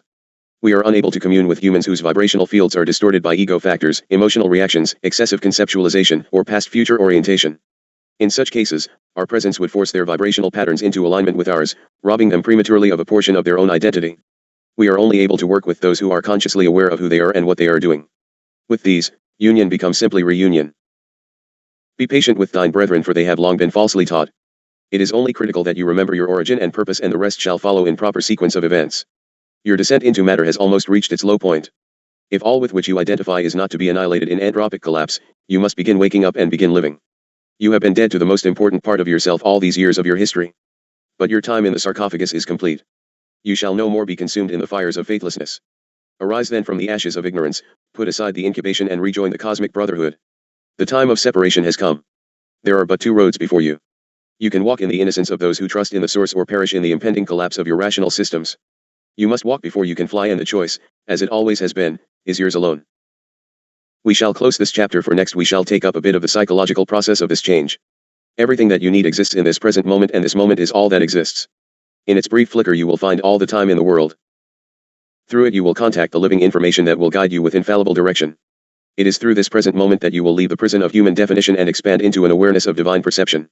It is the crack between the worlds, not only the worlds of past and future but worlds of time and space, spirit and matter, form and being. It is a timeless zone, the gateway through which you will again begin to participate in the adventure of creation. As we begin, so do we end, for there is neither beginning nor ending in reality, only that which is. Do not subscribe to the passing illusions of this age. Do not blindly follow the archaic warrior programming that leaves you unconscious, an automaton, a puppet controlled by those who have for centuries made it their business to map and chart the currents of the fear that now entraps you. Realize your choices and your ability of creation. Should you feel a habit of violent reaction, whether in thought, word, or deed, realize that it is only yourself with whom you strive. Do not contend so anxiously with yourself. There is only one of you here shadowboxing on the wall. Defend yourself from this alone, the programming of unconscious fears. The essence of intelligence is this: it is always to your advantage to cooperate rather than to retaliate. These are not others that you perceive as foes but those of self reflected back from the mirror. It is better to allow them to become your friends and partners in the healing and educational work of these times. But you must learn to stand strong in the presence of those who would refuse decision and play upon your very weakest fiber. Do not be so foolish as to allow that which would destroy you and or our work, within. Remember example? Ones of your species will be watching that which you do not so much that which you say. So be it. If a man is not with us he must be accepted as being against us and we must keep from the distraction for, after all, that is all it is about his need for ego gratification as you place God in lower rank, thus negating thine own truth and value. Ponder it gently but carefully, dear ones. I stand aside that we might prepare together to discuss these things. I am Hayton to clear, please. Chapter 21. Rec number 2 Hayton. Sunday, November 18th, 1990, 8:41 a.m. Year 4 Day 94. Sunday, November 18th, 1990. May the light shine around about thee as we act in service this day. I am Hayton. There are two things I wish to take up prior to continuing on the Creation Journal, for I said I would write upon the one subject and then I wish to please respond to a query from my beloved friend, LF. The question is asked by many and it is suitable to speak of it in this discourse. Today's watch. I request that your attention be drawn to the volcanic eruption in Japan this day. The last time this particular volcano, Oshima I believe may be proper label and spelling in your English, erupted it caused some 15,000 souls to transfer. I suggest you keep an eye open, for it is indeed an important sign of activity, for it indicates heavy action at great depth, of Fuji. It is all right, Dharma, you will hear of it later this day. We have trouble sorting out one tiny activity from all the others on your place, and especially the correct labels which you attach to the items. This is the message given to me by Commander Soul Tech and I simply pass it along. By the way, Soul Tech plans to give you another lesson or two regarding geology as we have time for same. The masses of citizens have no knowledge regarding simple geographic and geophysical concepts and terms. It becomes important as you move into water supplies and soils for growing foods. We will cover it in most generalized terms which will be suitable for general conceptual information in a global manner. Hold your breath today over the games on the Saudi beaches. Clever games can backfire most heinously. It is no accident that your President and Secretary of State are scouring Europe to drum up support for your grievous actions. Expect more money to flow from your coffers, likewise. Spring in Prague. Indeed no, it is the onset of a bitter winter. And words from Bush will not change of it in the least, just give false hope to a troubled people. Let us turn now to a discussion about abandoned GIs in Vietnam, as I touched upon yesterday morning. This will example, in a very brief manner, what you can expect for your beloved sons, fathers, and husbands from the Middle East, if and when this heinous occupation erupts into war and moves on. The reasons for the wars themselves are so tragic that a continued cover-up of intent must be maintained by your cartel elite forevermore. Once the sham is presented, the truth must be trapped within the cover lest you of the masses rebel. Is it not time you put a stop to this terror and deceit? Abandoned. This is going to be a bit of a story regarding a young man by the name of Robert Garwood. This young man, a Marine, was a prisoner in Southeast Asia and came back in 1979. As background, he had managed to get out because he was able to secretly pass a note to a Finnish diplomat. The contents of the note and the incident were broadcast over the BBC and the Vietnamese were required to release him. I remind you of the book I suggested for your reading, or accept this truth, as you choose. I think you should know that the book authored by Jensen Stevenson is a brilliant and daring piece of journalism. Mrs. Stevenson, Monica, was a former producer with CBS's 60 Minutes who literally stumbled onto the information regarding the plight of prisoners of war, POWs, in Southeast Asia through daring ones such as Colonel Bogritz, etc. We honor ones who will take a stand for truth in spite of that which can be brought down upon them. Salut. No sooner was Robert, Bobby, released than the U.S. government read him his rights and he was court-martialed. He stood accused of collaborating with the enemy. Garwood said he was eyewitness to other POWs and had had direct contact with and knowledge of many other prisoners. Of course the stories were discounted and the State Department and Pentagon denied any such prisoners, as well as disclaiming any such stories by one, Bobby Garwood. But indeed Garwood had talked about other prisoners, and this was clearly noted in National Security Council documents. The documents referred to discussions of how Garwood had spoken about other prisoners while he was still in Vietnam, shortly before he came back to the U.S. It was proven that Garwood's story was truth from first telling, and there is now documentation of that truth. The truth, of course, regarding this poor young man is that he was set up court-martialed only because he knew about the other prisoners, not because he had been a collaborator. The horrible thing about this is that of course he came out in 1979 when a lot more other prisoners could have come back than will ever be able to come now. The story of Garwood is here trending, dear ones, but you must face truth lest you never clean up the mess within thine own nests. He learned to speak Vietnamese from a veteran POW who taught him how to survive. Yet, when Garwood escaped and came out alive, the U.S. government turned it against him and charged him with collaborating with the enemy. One such as Lieutenant General Eugene Tai, former head of the Defense Intelligence Agency, DIA, former POW Captain Eugene Red McDaniel, also with others in the Pentagon, and people with long family ties to the military were contacted by the authors, and then came the call from a colonel on the National Security Council who was in charge of the POW issue, and he told the authors to drop it. He proceeded to tell them about everyone with whom they had spoken, and then proceeded to slander and discredit them. Yet these were all people of impeccable reputations who were quite obviously telling truth. Then the punchline: this colonel told the authors that if they did not cease and desist the persistence of looking into the matter, that they would be responsible for the deaths of the men who were still over there. The colonel made it clear that it was well known that there are additional prisoners still in the Vietnam prisons. Oh yes, to you who still believe in tooth fairies and Santa Claus, subtle death threats come also from several sources to effort to stop truth from flowing. Our scribe and publisher and ones working on the journals are constantly under attack, and threat of attack via phone, actual approach, actual gunfire, microdot placement, beam pulses, and thus and so. The cover-up is massive, and the truth bringers bear a massive front of discrediting and life-threatening dangers to put MR007 to shame as a kindergarten character. You are now in the hardball game, Chalice. You are not dealing any longer with simple international global intrigue. We are now playing in the most widespread intergalactic intrigue ever upon your place. The rapid spreading of the truth is the only protection these ones have in your big, nasty world. It is through rapid dispersing of the truth, the materials, the books, that protection comes for these daring bringers of truth. It finally gets too obvious if something happens to them which causes their death. This is why we reveal the death power of beams and pulses, so that a cardiac arrest, say, in this scribe is in no manner construed as natural causes. The conspirators have taken out so many valid truth bringers that it would indeed shock your senses. Further, those within the conspiracy system are equally taken out when and if they in any manner become a hazard to the plan. These ones who would be put on trial, for instance, where truth might come forth, are stricken instantly with terminal cancers, brain tumors, and or severe heart attacks, and so forth. Pay attention, it is happening every day of your existence. Credibility. The authors of Kiss the Boys Goodbye had, for example, the man who was in charge of prisoner security for the Viet Cong, a man about whom many prisoners who did come back in 1973 reported. Garwood also described this man as having been in charge.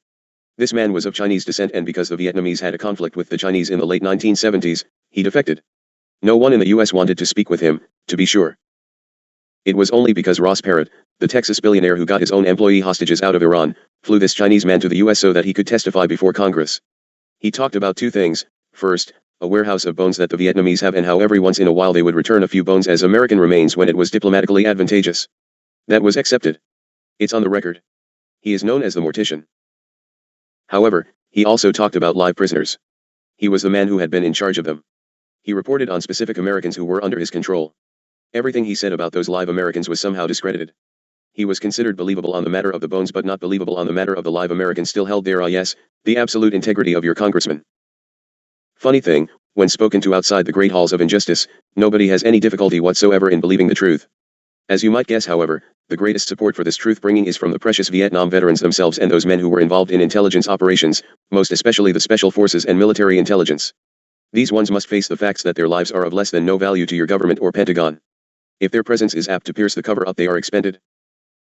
These men, however, are everywhere, and they do know the truth. What they have actually done now is to shape an intelligence network that is probably better than anything the US has officially. This is because they have had to use their ingenuity, and they have contacts still inside Vietnam. Over the years they have collected volumes of information. You see, one of the things that your government does is keep all this information classified. They keep it classified so that no one is legally allowed to look at it, and then they can say that there are no prisoners, and in the interest of national security the records are restricted. However, as with all lies, there are always ones who know truth, and they have managed to get much of even that classified intelligence and have put it right onto computer files, scattered about and carefully analyzed. Just as we place our information and computer output on disks and store the information in many various and distant places, they have protected the truth. It is impossible for man to destroy that which he cannot locate. Further, as with us, the scribe and no one person knows the whereabouts of all, and this ensures safety, for there is no way to obtain information that is not within a given person. Further, let me assure you, as ones in surveillance crews and surveillance services come into truth, they realize most especially of all, that they too are very mortal, and there is no security for them from the very ones who hire and train them. These surveillance corp workers are the first to be taken out at uncover time. Remember, all men die. I want you to further understand the confusion and perplexion of these authors, for she was a producer of a major media hit program, and Mr. William Stevenson, her husband, had a long history of defending the intelligence agencies. As it became known of the investigation by these authors, information began to come in by many methods, and a whole network of support began to flow from very substantial resources such as General Tai and Ross Perot, the billionaire industrialist, and people in the Pentagon who were credible and incredibly daring sources. Tai, for example, was the head of DIA from before the end of the war in Vietnam through 1981. DIA is the organization that analyzes all of the intelligence from the other agencies. It would have knowledge of all of the intelligence on POWs. Tai said that when he had that job he made the POW issue a top priority. Every morning it would be the first thing on his desk, and based on that information he is convinced that there are prisoners there. As a matter of fact, he calls that intelligence a miracle. This is because many of your Southeast Asian allies were imprisoned with a lot of your men. You had, when they came out of imprisonment, a lot of direct reports about American POWs. It is not that just that one man saw it or was vaguely aware of it. Tai describes it as there being as many as 25 different people living in different parts of the world who saw prisoners. There were absolute, wonderful, bona fide reports coming in from all over that had been sifted through, and they were convinced that it was good intelligence. No oaths broken. One such as General Tai have broken no oaths of secrecy. He doesn't give information from files nor documents. He is simply an observant person and citizen. You don't have to see the missile inside the silo to know it is in there. This is a point he often recites. The facts are that all of the intelligence, even unclassified, indicates that the POWs are there. It is through great men such as this that you can come to believe the truth of it. These men have additional struggles beyond the norm with conscience. If they come into confrontation with God, the conscience will always move toward God and truth if it be an honorable man. At some point you ones must face the fact that secret intelligence has become a tool used in the bureaucracy, not to defend your country, but to defend positions and personal interests. Who would defend Garwood? If indeed, Garwood was a collaborator with the enemy as the government has claimed, then all of these veterans would not have been on his side. These are all very brave, very courageous men with incredible records. It doesn't matter though what kind of record you have when you confront the people who control the POW issue, because if you dare to tell the truth you get smashed. This is why the returning veterans of Vietnam have been so shabbily treated. Further, it is sad that such great and outspoken persons such as Jane Fonda have capitulated to the pressures and now come within the very system which she could have influenced ultimately for truth and justice. Well, there are others who have not capitulated and still daringly place their necks on the chop block every minute of every day to give you truth. LTCOL James Bogritz. I cannot honor this man often enough. I have personal discourse with him and I bend in salute to his courage. Each must do all that is possible within each to spread this truth and awaken the sleepers. I give great honor unto this brave soldier. This man has suffered endlessly for speaking out on the POW issue and the uncovering of factual evidence and documentation of the drug situation in Asia. He has named names and brought irrefutable proof unto you, and he has been targeted for death by your own government and Pentagon, but he works within the shield of God, my friends, and it becomes quite difficult to break through that shield of light as long as the protected keeps the shield intact. Much has been done to discredit this man. It has been done very effectively. As a result, a lot of people think that he is just some crazed Rambo. The truth is that he was on a very fine career track when he decided that the POW issue was more important. He was persuaded to leave the military officially but continued to work with it, one of those top secret arrangements. He made that decision because he was a partner with the government in knowing about POWs absolutely. Part of that intelligence was photographs and specific reports coming back on prisoners in Laos, on very specific people. The government was initially involved in a mission to get those men out, and then they pulled back and Gritz went in by himself and was sabotaged. The way they sabotaged him among other things was to announce over the Voice of America that he was in Laos on a top secret mission. This was announced over and over again to make sure that the information was not missed.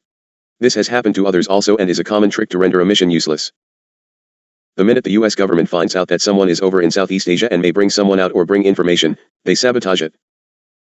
It is always awkward to identify they, although you should always inquire. It is very difficult to pin down and accuse large numbers of bureaucrats who for a large number of reasons, including total incompetence, contributed to such a scandalous situation. The name of the game is blame passing and cover up, bribe taking, etc., so you just have to understand that they in this instance must stand without further identification. In this particular situation, however, a group of people did take control of the issue of these missing Americans and wanted to conceal their existence in order to continue their own private work as it were against the Vietnamese communists after the peace accords in 1973 and after the pullout of US troops in 1975. Further, some are in very useful placement which would destroy effectiveness if revealed. There are quite enough credible spokesmen to suffice. It is interesting to note that some of the they group are credible in a most reverse manner. Many of the they group have been following their own particular policies and intent. When secret intelligence becomes too big and too bureaucratic, it becomes possible for small groups of theys to follow their own particular policies. They became, in this instance, accustomed to financing covert warfare through unorthodox and even criminal methods like illegal drug smuggling, etc. This was usually done with blessings and instruction of the government and Pentagon itself.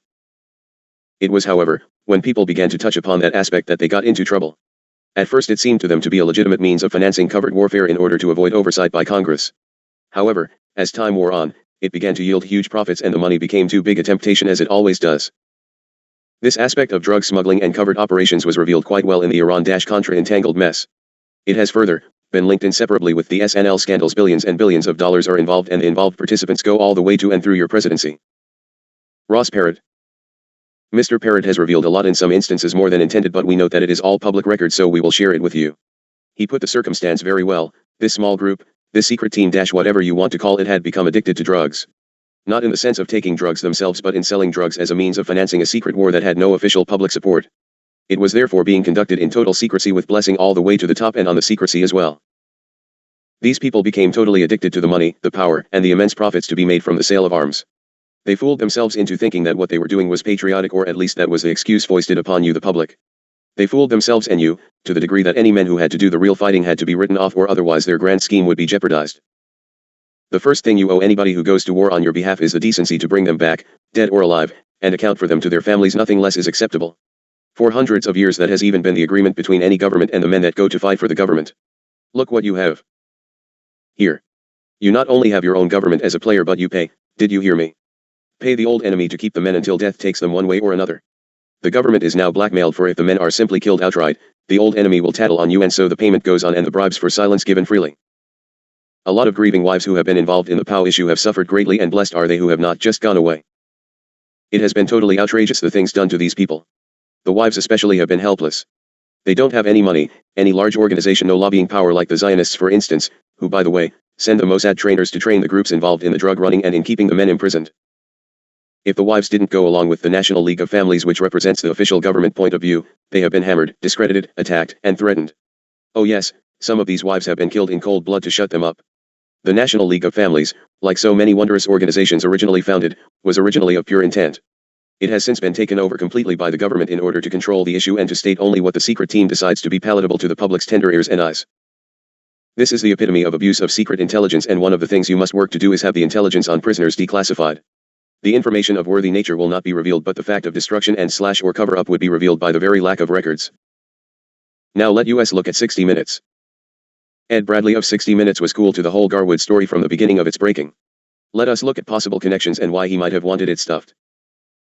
Bradley was a Vietnam correspondent and had been very close to some of the people who were in charge of the POW issue. When he dealt with them again, he fell to their reasoning.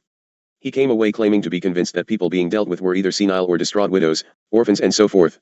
Bradley preferred to play the game with the deceivers. The authors of the material were leaned on very heavily by the network, who in turn were leaned on very heavily by at least one senator who had a very important role in all of this. Of course, those avenues of pressure are covered very, very well. And so it goes. This is the story as affects all truth bringers. The dark criminals who would control your very world, assets, and citizens as well, will stop at nothing to stop the truth from unfolding. They control by force and deceit, and you ones must open up thine eyes before it is too late to make a difference. Your nation is on the very brink of destruction, pulled down by the very ones you gave power to protect you. So be it. What is Congress doing about this? As usual, not very much, and that which they have done is all but inconsequential to utterly damaging and ridiculous. Oh, there have been one or two, as I will note. Jesse Helms and Charles Grassley are two. They have finally managed to bring this issue to the attention of all things, the Senate Foreign Relations Committee, a dandy offshoot of the Foreign Relations Council of which we frequently speak. But the only real work is going on through independent publications and groups such as you, the people. Prior to this, there were many congressional committees that looked into this and came up with some quite unbelievable answers, having totally accepted the cover-up for obvious reasons. Interestingly enough, there was a very big Veterans Affairs Committee looking into this, and they simply came up with the solution that the guys were all dead, and in the process they discredited a lot of the people who had given them information, and a lot of that information has since completely disappeared, somewhat like the FBI and Noriega's files with CNN. When the owner of CNN capitulated, it was a great loss to you, the people, and you don't know even the slightest bit about what really has transpired. Well, in the POW matter, people had to testify in secret. The congressman who heard the testimony came back and said there was no validity to it.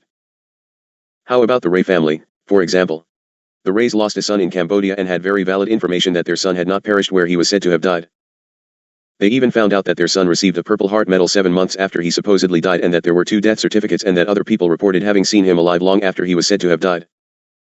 They took all of this information to the committee headed by Senator Frank Murkowski, and when they tried to question the senator, Murkowski said, "If he's dead, he's dead.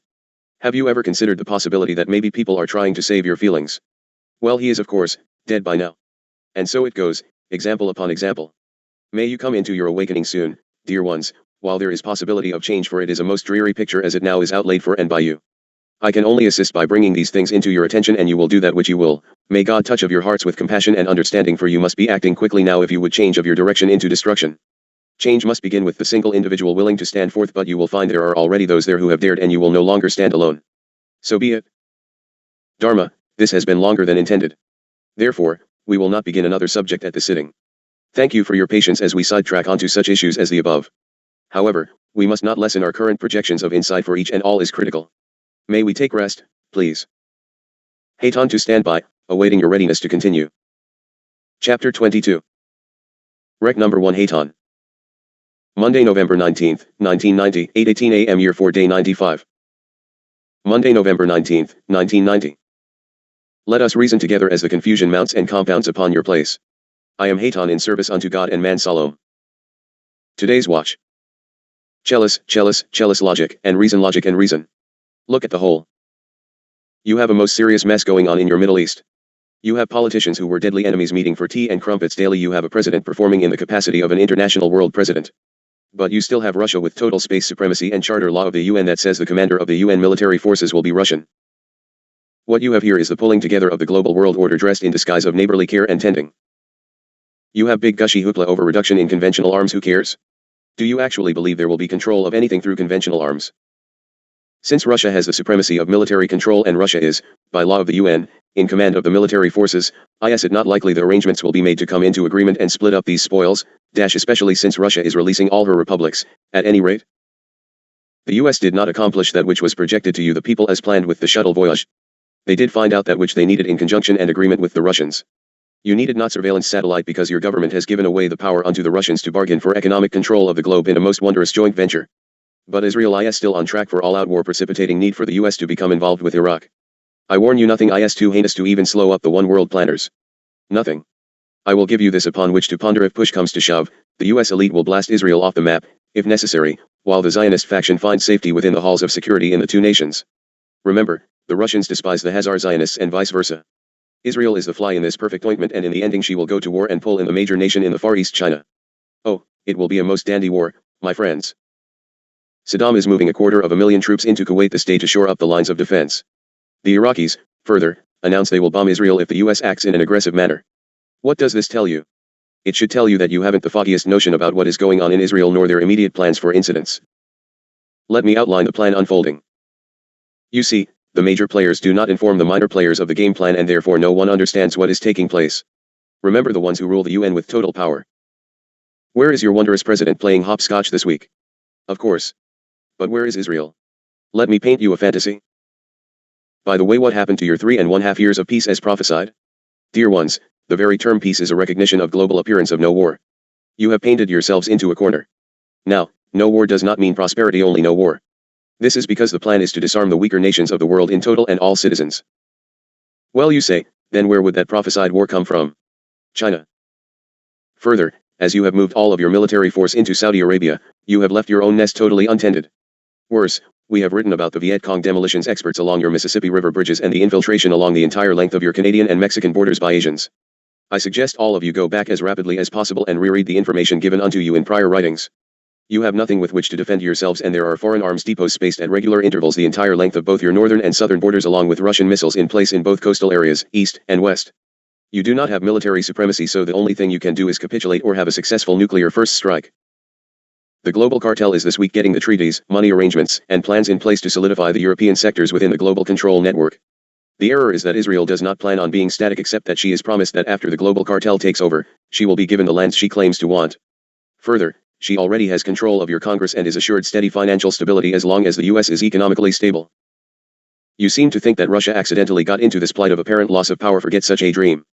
Russia is exactly where Russia plans to be: supreme control of power joined with the banking cartel, a marriage made in hell, dear friends. The Soviets told you that they would bury you, that they would take the world, and further, they would take the US without having to fire a shot. Will you have war in Iraq? Probably, unless reason can be brought to bear of the hopelessness of the plight of the descending nations of the Middle East and the jihad can be shut down. You will note this day that Mr. Bush shut out King Hussein of Jordan from his roster of visits because he still arbitrates for Iraq to great extent. Now all you need are some nice big disasters on the home front in national America, and you will cement the people into distraction, and the global planners can do anything they want and you won't even notice. The world is still sleeping, jealous, and fails to realize the script has already been written and played. You are but running through the lines again. You show no signs of actually changing the plot nor the ending thereof. But there must be a remnant who does survive and who moves along with this earth on her journey. Peace ever after. After the smoke clears, you will be presented with the peace ever after speeches. A world in unison and wondrous peace, and it will really look good to you. Further, it will feel good to you for about 3.5 years. Then the one in power will change his /her spots, little blind lambs, and 29 years of war will look very long indeed. You show no signs of moving from the blueprint you have laid forth in all the prophecies. You are in the countdown. There can be no sham of the Congress being allowed to approve or denounce war in the halls of constitutional order. If Congress declares war, that means the US has declared war, and that would ruin the whole facade of UN military control. If war is necessary, and it likely will be to some extent and on the ground, because the people of the Middle East have no air power at all and can be squashed by your tanks and armor, it will be through simple executive order under the sham of UN proclamation. What has changed? Nothing, and moreover you ones will have so many problems that you will be so relieved to not have a war that you will capitulate to anything.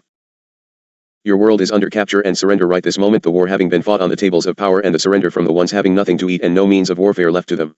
And you thought nothing was happening on the war front during this dark of the moon, sick, naked aggression? Dear hearts, the only problem is that all players are as ignorant of truth as are you little citizens, and someone is going to push the wrong hate button and blood will flow like sand blowing across that desert where sit your children. Saddam will come under control at some point, but it will likely be through death and death of many Iraqi people. You see, as the US and Russia join forces, there will be no recognition of past treaties or friendships, for there is no honor. Russia can sit in space and pinpoint Saddam's strongholds, and Saddam knows it. Russia has no intent of having her advisors blown away. This has been the biggest confrontation between two world powers of your Earth experience so far. All the while they smile at each other, they are working out your control in the most effective manner while still reducing the population upon your globe. You see, you must reduce the population upon your globe, for you have become a welfare world and it can no longer be tolerated. But you said hate on. I told you that which was laid to planning papers. Please take note of that which is before you, Chelis. Mr. Bush, for instance, has made no effort to please you the people. He acts as if he cares not for re-election, does he not? He does not. If his plans continue as scheduled, you will have no re-election. You have seen your last president as elected by and for the people. You will be under control and your constitution will mean nothing. This week, while all of you awaited the expected conflagration which will probably still happen, you have been sold completely down the tubes as a nation. Not only did not one effort to stop the men from bringing the world to its knees, but you upped the ratings of popularity. Your dear, sweet leaders, just spending a nice day in the desert eating turkey, literally, while you join hands and pray for their success and camaraderie. The coup of the centuries has been pulled off, and even my own informed group didn't see it happen. We have written the equivalent of some 22 volumes and still my own group didn't see it happen. This current maneuver of the elite was set up and placed in orchestration for Final Symphony while Bush so-called vacationed at congressional recess. Now, he must finish his task or force the war within the next short weeks before you have a chance to pull Constitution on him. He is genuinely smiling because he thinks he has won the game. When I get opportunity to remind you about Russian robotoids, you will perhaps stop calling us kooks and your enemies. We outlined in the 1970 SND, the entire picture and availability of Russian robotoids and duplicates. If your leaders are of Russian control, dear hearts, you will come under the control of Russia, no more and no less, and you already have placed in your councils controlled substitutes. These ones are further programmed by pulse beams and will function according to the overall Global Plan 2000. So be it, you may mark my words in thine history annals, for the truth will make itself known to you very shortly in your own manner of counting. Will this be with or without bloodshed? You be the judge. You have to decrease the population of your planet by some 6 billion or more people. AIDS and chronic fatigue syndrome can't do it all, can they? Pulse beams from across your poles can't do it all. Your world has been captured and you didn't notice. While we outlaid it in black and white print, you still didn't notice. So be it, so be it. Look around you. Oh yes, onto the 12th hour you can change of it if you want to do so. You show no indication of wanting to do so. In fact, these above reasons are the very ones which caused your collective consciousness to form groups and create the false projection of a rapture. You cannot face that which you know you have created, and you desire to simply take off somewhere. The problem is that the majority of the collective consciousness desires to experience the entire miserable prophetic scenario. The rest of the populace is simply experiencing and doesn't give a damn either way. What does this tell you of the lessons you learned from the Christed teachers who came to tell you truth and ask that you change into the laws of God and creation? What odds do you give unto God? Forget it. God shall prevail. Since this is truth and he shall prevail, I suggest you stick with us, for we are the forerunners of that God coming to bring you home and reclaim the kingdom from the evil you have created. I repeat that which I told you on the yesterday: you will create a positive way out of this void of pain and evil. You will kill off a lot of negative aspects in the process, but in the ending the Creator shall prevail. What you perceive to take place in the interim is indeed terrible to behold, but it shall make the journey into transition so much the more joyful as you cast off the old and take on the cloak and wings of God. This too, you mark into your annals of history. Truth shall prevail. I suggest that you who always wait to accomplish a task until the deadline is upon you move. The deadline is upon you now. In many things the deadline passed and you failed in your work. Now the consequences are upon you. Too late? Until your physical body lies dead in the coffin, it is not too late. Until your consciousness is transcended, it is not too late. It is only too late if you choose for it to be too late. The above facts are why ones in your nation, especially of the Zionist persuasion, push for war. If you can become entangled in a war, the US will not be lost to the Zionists' use. Can you not see that which is so clear as the transparent glass of your finest crystal? If this plan, as laid forth on the tables of Europe this day takes place, Israel fears the short toothpick, and rightfully so. She will have to settle for that which will be dealt out by the controllers, the elite of whom are among her own leaders. The Jews of Israel shall be the greatest losers of all time. The Zionists are a major player and part and parcel of the cartel elite. To the planners, the war at present means naught, -0. At the appropriate time Iraq will fall into line as outlined by their Soviet teachers, and thus and so. It is all laid forth, and you can see it if you but pay attention. Saddam has said he will release all of the hostages after Christmas and the 6 weeks following. This is to allow all security until the contracts and divisions of power can be laid forth. In other words, you the world are hostages for the rest of your stay upon the planet. Then why the concern reflected in the faces of the leaders? Because a zillion possibilities can take place. Ones who are not in the inner circles can do foolish things in the name of God and patriotism, and it would cause heinous consequences of inconvenience if played prior to the final agreements. Bush would like to come home from his little Thanksgiving jaunt giving you possibility of peace to feast and sleep upon. Meanwhile, the armies keep building because it is anticipated that the masses in the Middle East may do something foolish in the name of God and righteousness. Will they? Probably. It is the overall scenario of which I am giving the overview. The interim is clouded by perturbations of possibilities, and I will not give you the full picture, for it is for you to find truth and return unto God. Myself and the hosts of heaven have not created a negative aspect, and we have no need to return to God as do you of the planet. We are already within the shield of God. I suggest you stop efforting at causing us to prove our presence and / or take action of some sort. We have no problems in our structure, and further, we are not allowed by cosmic law to interfere with your games until you threaten destruction affecting the cosmos / universe. At the proper time you will call upon God and we will be there. One reason, by the way, that no great effort is made in full intent to take out this work is that the elite are pretty sure it is no threat to the overall plan which they have conjured, and they too need production in positive manner which you of the remnant shall provide. They already know it is but history writing, and that the masses are not likely to act upon the truth in any rush which threatens overthrow of the plan. The final game is an effort to cause the collective consciousness of human experience to turn totally to the negative evil entrapment, but you as fragments of Creator will ultimately turn unto God, and therein lies the real confrontation. So be it. How many will be remaining to make this wondrous transition? Who knows, perhaps only one. How do you wish this to end, Chelis? So be it. Could Haton be thine source? Who cares? Thine ultimate source is Creator, known as Aton, the one light. Ye are aspects experiencing from that one source. What difference does it make who composes the other aspects if ye be at oneness with God Creator and in balance with the wondrous creation? Ponder upon it. That Creator is known by as many labels as there are individual fragments of that Creator. I suggest you stop further scattering of fragments and begin to pull yourself back into focus for the journey home. You have a lot of aspect clearance to be done and only a brief space of non-time in which to do of it. You will choose of your direction, and absolute decisions are made through no decision at all in perception. This is the time of separation, the time of truth, so that decisions can be made in knowledge. You will decide. Or, assume the decision is already made, and that decision of continuation on the path of worldly attachment to the physical shall place you in separation, because the PHY is in transition. And these things shall come to pass in your time upon this globe.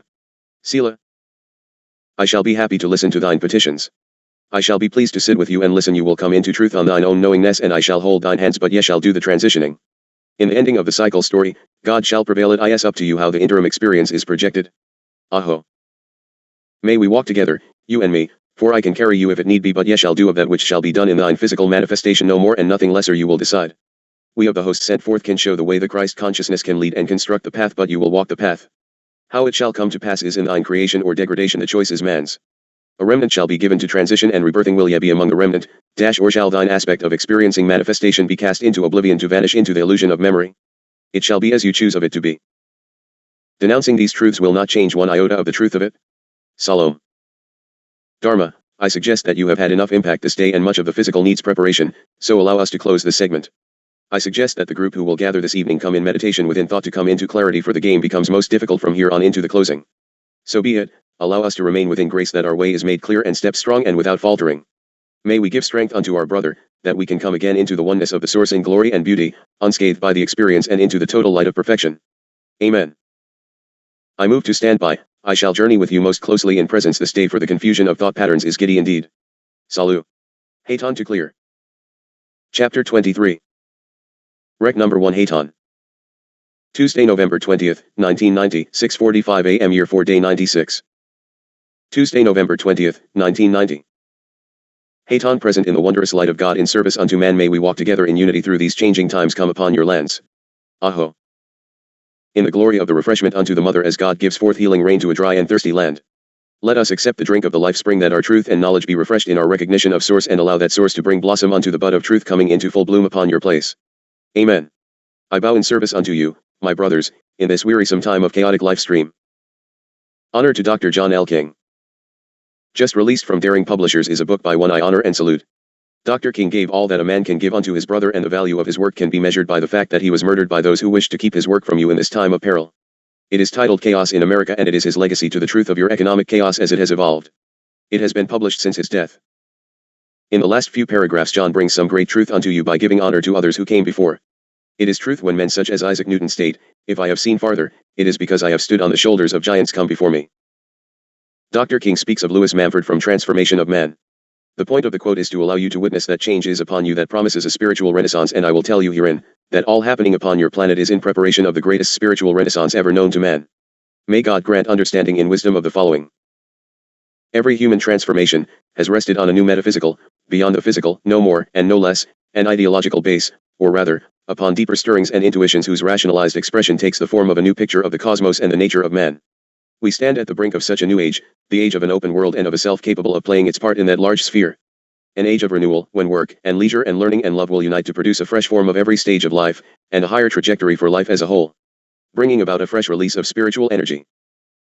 And in the epilogue, Emerson wrote, "In our society there is a standing antagonism between the conservative and the democratic classes, between those who have made their fortunes, and the young and poor who have fortunes to make, between the interests of dead labor, that is, the labor of hands long ago still in the grave, which labor is now entombed in money stocks, or in land and buildings owned by idle capitalists, and the interests of living labor, which seeks to possess itself of land and buildings and money stocks. The first class is timid, selfish, liberal, hating innovation, and continually losing numbers by death. The second class is selfish also, encroaching, bold, self-relying, always outnumbering the other and recruiting its numbers every hour by births. It desires to keep open every avenue to competition of all, and to multiply avenues, the class of businessmen in America, in England, in France, the class of industry and skill." Dr. King, we are certain in these emerging hard times to see the eruption of social unrest and violence in America, perhaps on a larger scale than we have seen in a very long time. The reason will be the clash between the conservative and the democratic classes that Emerson wrote about. You must also prepare yourself financially and psychologically for this coming event. This potential threat makes the idea of living in a rural area have much merit. It enhances the hoarding of gold idea and becoming ever more self-reliant and self-sufficient. I salute one of the finest men to walk upon your place, John L. King, Ph.D. I further honor his son, John King, who continues to make his father's work available to this land in this time of chaos. If you wish more information how to enhance such things as gold purchase, etc., I can recommend that you contact the Phoenix Institute. PO 27740, Las Vegas, Nevada, 89126, where assistance is set forth in the manner of which is spoken. I honor and reverent salute, John. He is my brother, and above all, he was and remains my friend. There have been insightful ones upon your placement since creation, and you have not heard them through the building chaos. May God grant his grace that you begin to see and hear, for the time is most short indeed. What of those who discount the journals? In every instance in which I am queried regarding discounting of the journals by a human projector of his own wisdom, we note herein they have not so much as read all of the journals. Further, until all is written there is no way to have all of the information upon which to base critique, therefore, their own information regarding that about which they extrapolate may be valid or invalid. I make no judgment unless it deviates from the laws of God and the creation, but they cannot know the truth of the journal's material, for it is not yet all written, and total projection cannot be pronounced nor comparisons made, until the whole is present for the judging. Ponder it. God will present unto you that which is truth, and then in the ending you will do of the deciding, for that is the truth and gift of God unto men, free will, choice and reason, with inborn knowledge of truth and the laws. Creation is. God, further, has sent forth laws to govern the behavior of man. He forces none, he waits to witness that which you will do with his laws. Are yet proud of self as regards the laws of God, of your interactions with what was, the perfection of the creation? Also, perhaps a bit of rethinking might bode thee well in this ending time of cycle. Think upon these things. We, the hosts, have been sent forth ahead of the master teacher to prepare the way and assist man in regaining his balance, yet are free to accept or denounce us, but in the interim and in the ending it matters not whether or not you believe that which we bring is truth, for truth stands the testing of all time, and these truths shall stand, my friends, for we are sent of God to begin to light the path home and bring the ways hower to guide the voyage. What ye do with the information is within thine individual self, no more and no less. Here it is, ye do with it that which ye will. Salom and Selah. The beginning and the ending is the word. Today's watch. Note what is said in projections, and ye shall find truth. Just as with one who claimed that the receivers for Hayton had plagiarized 50 pages of his personal material. How so? The material in point offered by the individual was less than 26 pages in length. I point out this particular discrepancy to allow you to look at a projection this day on your news media. There are around 300,000 troops from the U.S. in Saudi Arabia. And then, the U.S. troops are in the midst of training maneuvers with over 1 million aircraft in the air. How so? 300,000 troops, persons, and over 1 million aircraft? Is my arithmetic poor, or might there be exaggeration of some minor projection perhaps? Does this not somehow indicate that the announcers of your news do not think about that which they present? This contradiction came in the same announcement, dear ones. The news is so filled with puzzles which present the total truth unto you that I only ask that you pay attention. The European pacts are being wiped away. That would appear good, but all will now come under UN military forces, and the entire of Europe will be integrated into the world of nations by 1992. This was another direct quote from the meetings underway in Paris among the controllers of the United Nations: Bush, Gorbachev, Mitterrand, and Thatcher. But it is the secret meetings with the leaders of other nations, such as Shamir, with which you had best take note. The noose is knotted and the rope swinging your neck is already within the loop. So be it. I leave you a day to think upon that which you see for self. However, I urge you to not overlook that which is coming forth from China. Troubled waters. We of the hosts, the winged tribes, arrive in this age not just to materialize but to literally walk among you as we clear the path for the godly presence. We are coming back at this time on a wave of light, a pulsation of new intensity. We have the ability to materialize through drawing atoms and molecules into our light fields, but it is not for this that we are here. We are looking for biological incarnations in the specific human beings whose present bodies have grown from fetuses that have unfolded along the vibrational patterns of our light.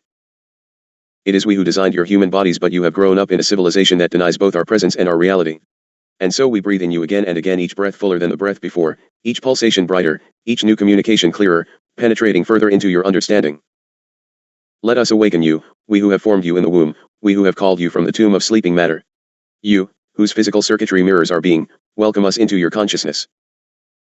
When you experience our spirit presence, you know yourself in the image of that which God holds for you, the image of perfection in which God has created you. God's living image of you reflects God. It does not rest frozen like a photograph in a frame. The perfect images in which God holds each human being are alive and changing, flowing, fluid images. One day a servant, the next a lover, the next a sister, a brother, a spouse, a teacher, or a friend. All the aforementioned are one and the same as you meditate upon it. We understand God's images for humanity, for that is what we are. We are individualized living images of God designed to draw more than just your physical bodies into our energy patterns. We are designed to blend with your consciousness, with your understanding, and with the field of your emotional expression. We are here in the atmosphere of your consciousness to draw you into clear and accurate perception that together in cooperative harmony we might commence a new cycle of creation. We come to the earth to blend with you in the communion that will give birth to the Creator in time.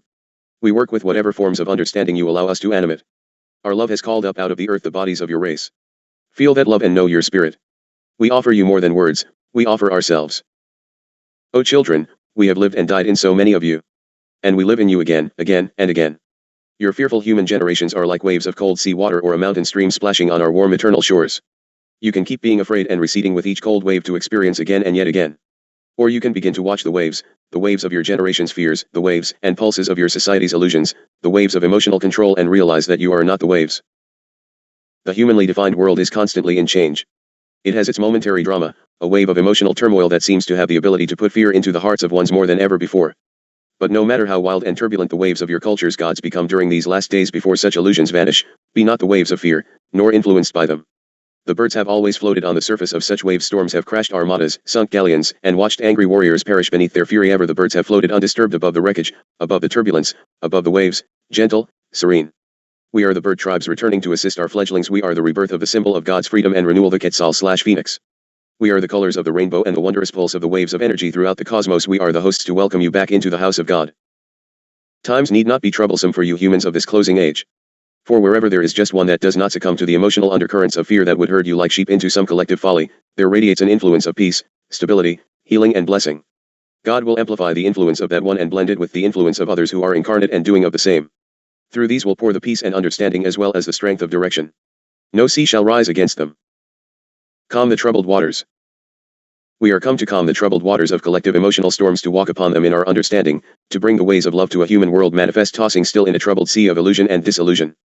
We bring the lamp of peace that comes from trust in God and truth of God's laws and balance with total harmony within the creation. We bring the torch of wisdom that resolves human differences through commerce, communication, forgiveness, honesty. Loving our enemies, we have no enemies nor anything to fear. Our torch lights beckon from above the waves of human turbulence from the realms of God perfection to bear His truth and that of the creation unto a people who have forgotten. The consciousness of the Eternal One shines forth from each light we bear.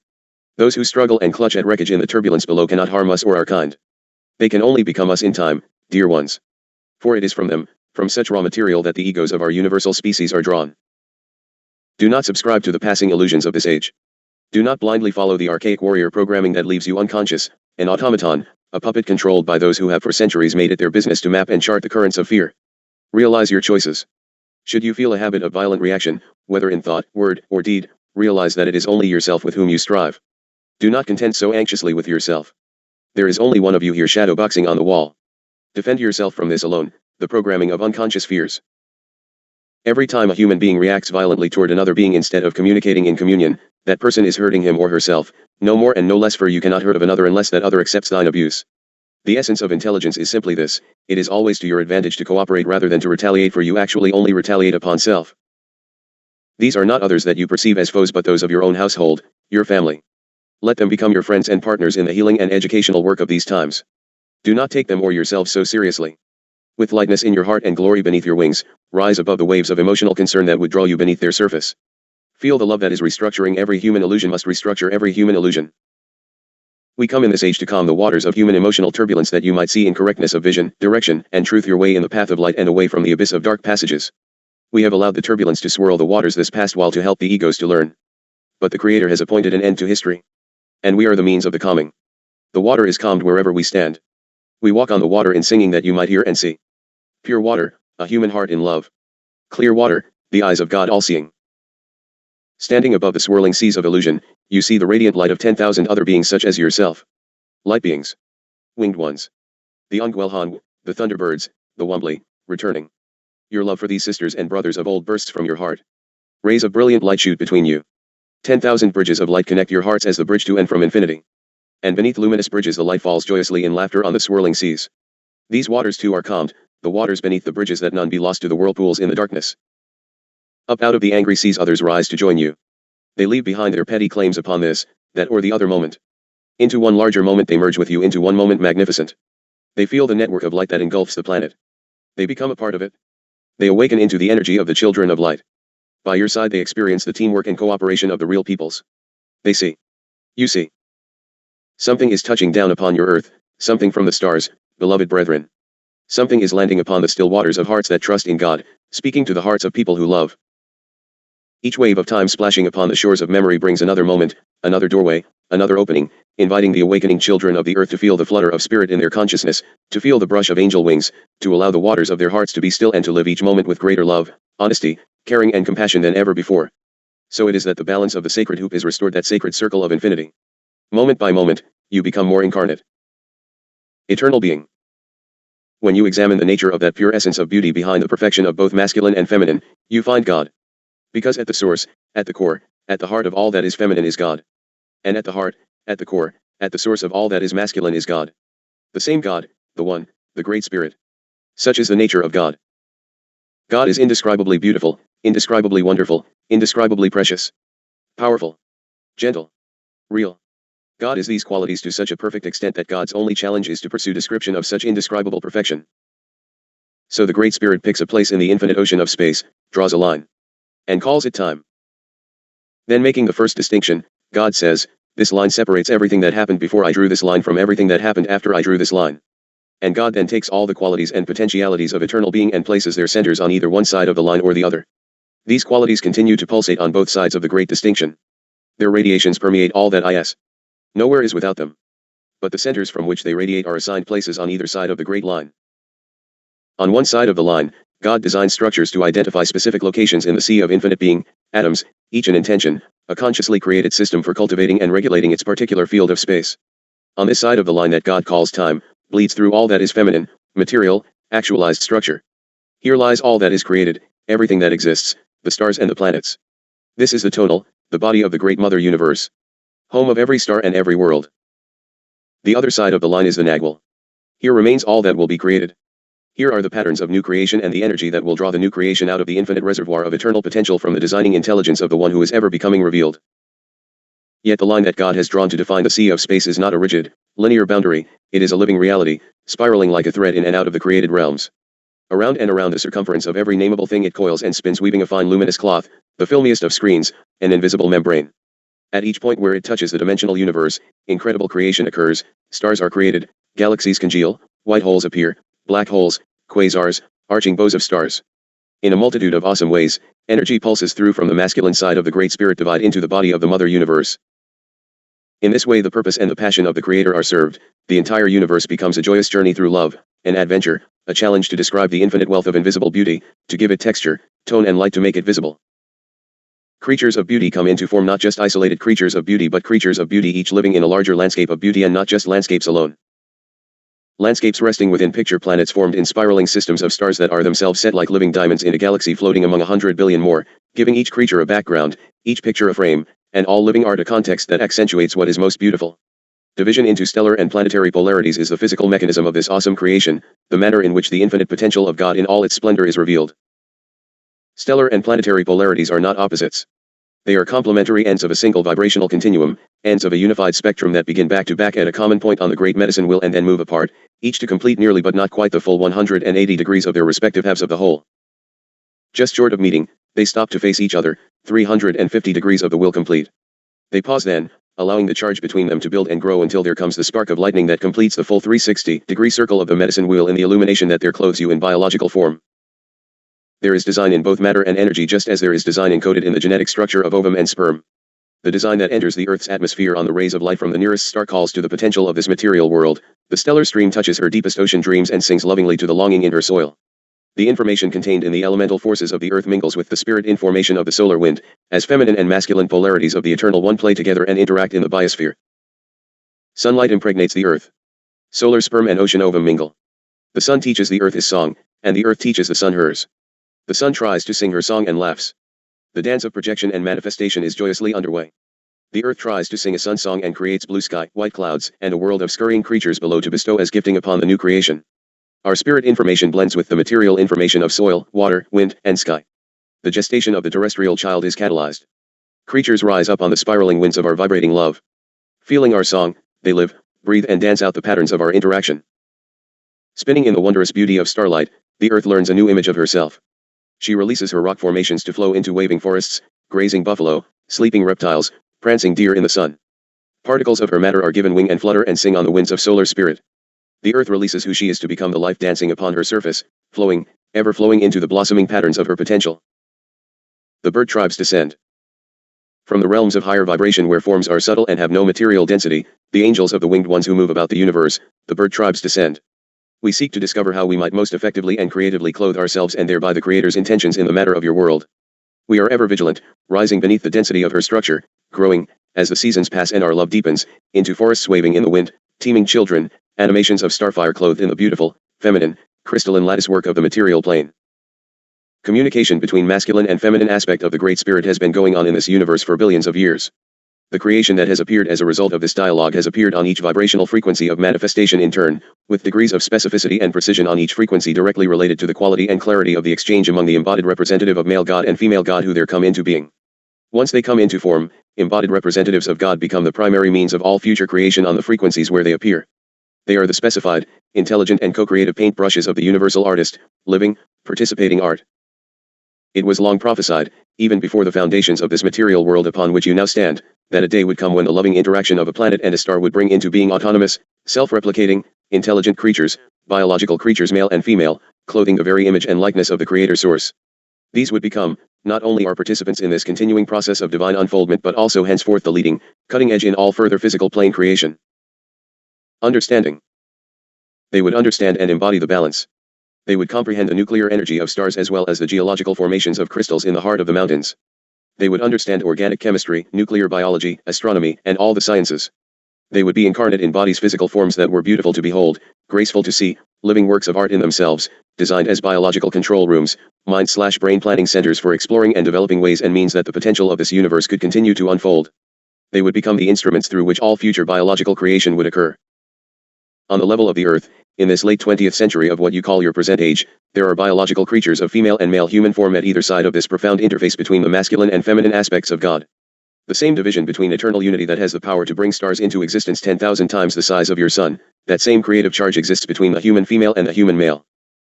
In a healthy state, the power of this creative energy is immense. Note, I did not say sexual energy. Consciously channeled, it can be used to create beauty of an unprecedented order, of a nature surpassing all that came before, making visible the invisible beauty of God.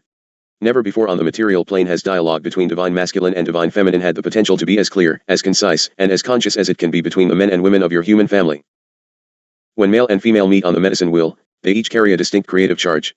Though their roots weave together and spring from the same source in the same Great Spirit, they incarnate on earth to face one another with distinct energy charges profoundly attracted with immense capacity to create through the universal power of the love that can flow between them. Note, again, I did not say sexual activity, for that is of the human state and now utilized for all the wrong reasons. Each woman moves in an energy current, a tradition as distinct from the traditions of men as the very first creative division of God. Though you men and women have lived together in the same lodges and felt beneath your feet the earth of the same villages, though you have shared the same interpretations and slept together in the same illusions, you are each at distinctly different points on the great medicine wheel. Yet as different as these points are, they are profoundly compatible, designed differently to stimulate maximum creativity. They are the very points where God meets God. And so be it. To we who have followed this process for the billions of years, there is nothing more incomprehensible than the concept which is entertained in the warrior societies that there could be conflict or opposition between the feminine aspect of God and the masculine aspect of God. Do you realize how severely this concept limits you who accept it? You will not find your place in this universe or form a basis for understanding her mysteries until you shed such superstition and realize that Mother God and Father God are profoundly in love, dear ones. All about this universe that is feminine adores and reveres that which is masculine. The sole purpose of all about this universe that is masculine is to serve the feminine through the celebration and animation of the beauty that lies in her heart. Feminine and masculine are balanced in all healthy manifestations, equal partners, lovers, responsible participants, the truest of twin friends. Your ancestral programming is invalid. Primitive notions of conflict between male and female lead to not so primitive weapons. Let your human world reflect instead the truth of the great love in which you are every moment suspended. Awaken into a new perception and understanding of reality, reality not as misinterpreted by the warrior tribes but as understood by all the angelic races of God throughout eternity. Awaken into an accurate perception of the universe in which you live. You are the love of Creator embodied in human form. Through the power of your love, you create. You are in the service of universal art to create beauty and to enjoy all that has been created. The evocation of beauty and the description of truth, this is your purpose. The purpose of life. The very purpose of the universe. Service. In its own way, each species decides how it can best serve this purpose once it understands it. The buffalo notices what is going on in prairie time and prairie space and designs a life to describe truth and to animate beauty as buffaloes understand it. Whales describe time and space in their own unique forms of three-dimensional mobility, playing and swimming through seas of sound and light. The deer and creatures of the meadows embody their understanding of the universe and create beauty and balance as they recognize of it. Birds embody their understanding and create winged beauty. Angels embody their understanding of this universal purpose and become the means through which the Great Spirit creates more species to enjoy it. Further, they create that which the human form needs to make transitions to and from the eternal realm so that his perception of self is not damaged by the transition. Throughout the galaxies, throughout the stars, all of the angelic races notice this purpose of life and decide how they best can serve. Each healthy species looks at the external world while experiencing the internal unity whole and unbroken and forms an idea of the wholeness of manifest life. This is its comprehension of the universe.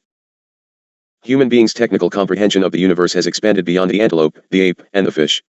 They have explored the microbes and begun to reach out unto the stars. Yet your historical rejection of eternal spirit has left you myopic, extremely self-sided with no overview or larger vision to help you organize your knowledge into a coherent whole. You are the instruments through which creation is to become physically conscious. You are the species through whom one day the whole material universe shall become aware. You are God's organs of awareness awakening in this turning age from the sleep of historical subconsciousness. Masculine and feminine are both rooted in the unified divinity whose spirit now awakens in you, whose identity you now remember to be your own. In spirit you are not separate from these two aspects of God but have brought into being, through the loving interactions of these, your own inner polarities. The conception of new life requires highly focused, creative intention. It takes attention to detail of such a profoundly precise nature that, were the focus dissipated among many cells simultaneously, the miracle of conception could not occur. Of the human body's 100 trillion or so cells, only 2 cells are initially involved in the conception of a child. You float in a galaxy of some 400 billion stars and many more matter worlds. Yet in this galaxy, only 2 worlds are required for the conception of new life. Do not be surprised when we who have roamed among these stars tell you that you are indeed special, that you are precious beyond price, that you are so incredibly loved by the source of all that is, that your one earth and your one sun are conception points for the new life of worlds to come. Do not shun such love or let narrow minds convince you it could not be. Accept this love. Feel it for yourself. A gathering together and focusing of energies has been necessary to produce the awesome and incredible miracle that you are. The attention of the universe is focused on your earth. The universal mother herself is conscious in this world. The father of every star looks through the eyes of this one sun as your journey takes you onward, for your earth has experienced human conception. You have become the blessed life stream of the universe. Are you proud of that which you have performed in this wondrous gifted experience? So be it. We thank Tunkashila, grandfather, for sharing with us this day in his wisdom and warmth of being, for he has guided Dharma for long and she feels safe and secure within his crystal feathers of his cloak and the shimmering red/gold radiance of his being. I, too, bow in reverence to the wisdom of his presence. Aho. May we always be given in strength and wisdom to remain within the lighted path of the red road home. Your race is about to awaken the circuitry of consciousness, the global intelligence system of a planetary newborn that will be half star and half material world. She shall become one with a new dimension and fly as on wings of eagles to regain your place among the tribes called bird. Ye shall soon come home as the ending migration is completed.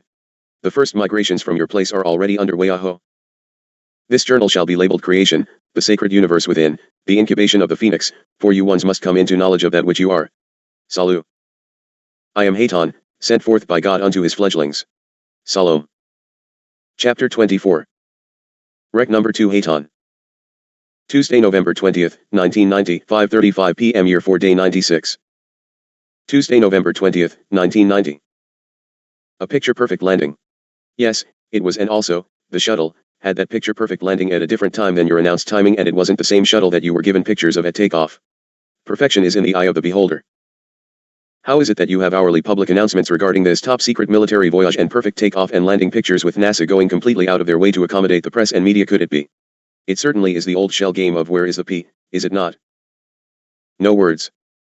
Oh humans of this yet sleeping age, there is so much to share with you, so very much more. It is difficult to place this awareness in your words, for your words are of only one dimension, of only one meaning at a time, and the wonderful, living reality of this universe and the things of which we speak are multi-leveled, multidimensional, with reasons woven together like many streams and waters weave together in the larger truth of a river valley. There are many reasons why your world holds the attention of the universe. Your initiative, your capacity, your potential, what you have already demonstrated in your hours of vision and nobility are some of the reasons, but your fall, your rebellion, is yet another. For you see, once the egos of the warrior tribes ran off into the jungle, we knew that we were confronting in the womb, in the very moment of conception, certain fundamental issues that would have to be faced again and again on our future travels throughout the far-flung stars. So long as this wondrous universe unfolds, human egos will face the same fundamental issues that you face today. Always they will have the choice to be ruled by what they love or by what they fear, and the option to reject the input of their spirits will always be present, for human freedom of will is essential to the proper working of the universal design. Let us consider what would be if there could be documentation history of the inevitable sequence of events that occur when an ego or a tribe chooses a god of fear, and if this history could be recorded in a genetic media presentation, narrated as it were by egos who had themselves experienced history. Then every ego skirting the edge of a fear-motivated decision would walk into the genetic media library and watch the DNA/RNA story of what happened there on your Earth, observing what becomes of those who choose fear-centered behavior. They could watch a most graphically illustrated story of what happens to those who ignore their natural design and misdirect their energy in cancerous and ultimately self-destructive behavior. The angels of conception, so to speak, who are guiding universal development, seek to minimize suffering as you perceive it, your own and that of races yet to come. So you see, when your race fell, attention gravitated to your place. Why allow dozens of worlds to experience the starvation, suffering and deprivation along with warfare and disease that is born from the ego's rejection of their spirits when one world would do? And if that one world were the source world, the point of conception for all similar life forms to come, then there would, after the lesson was learned, be a built-in genetic immunity to such disease in the future.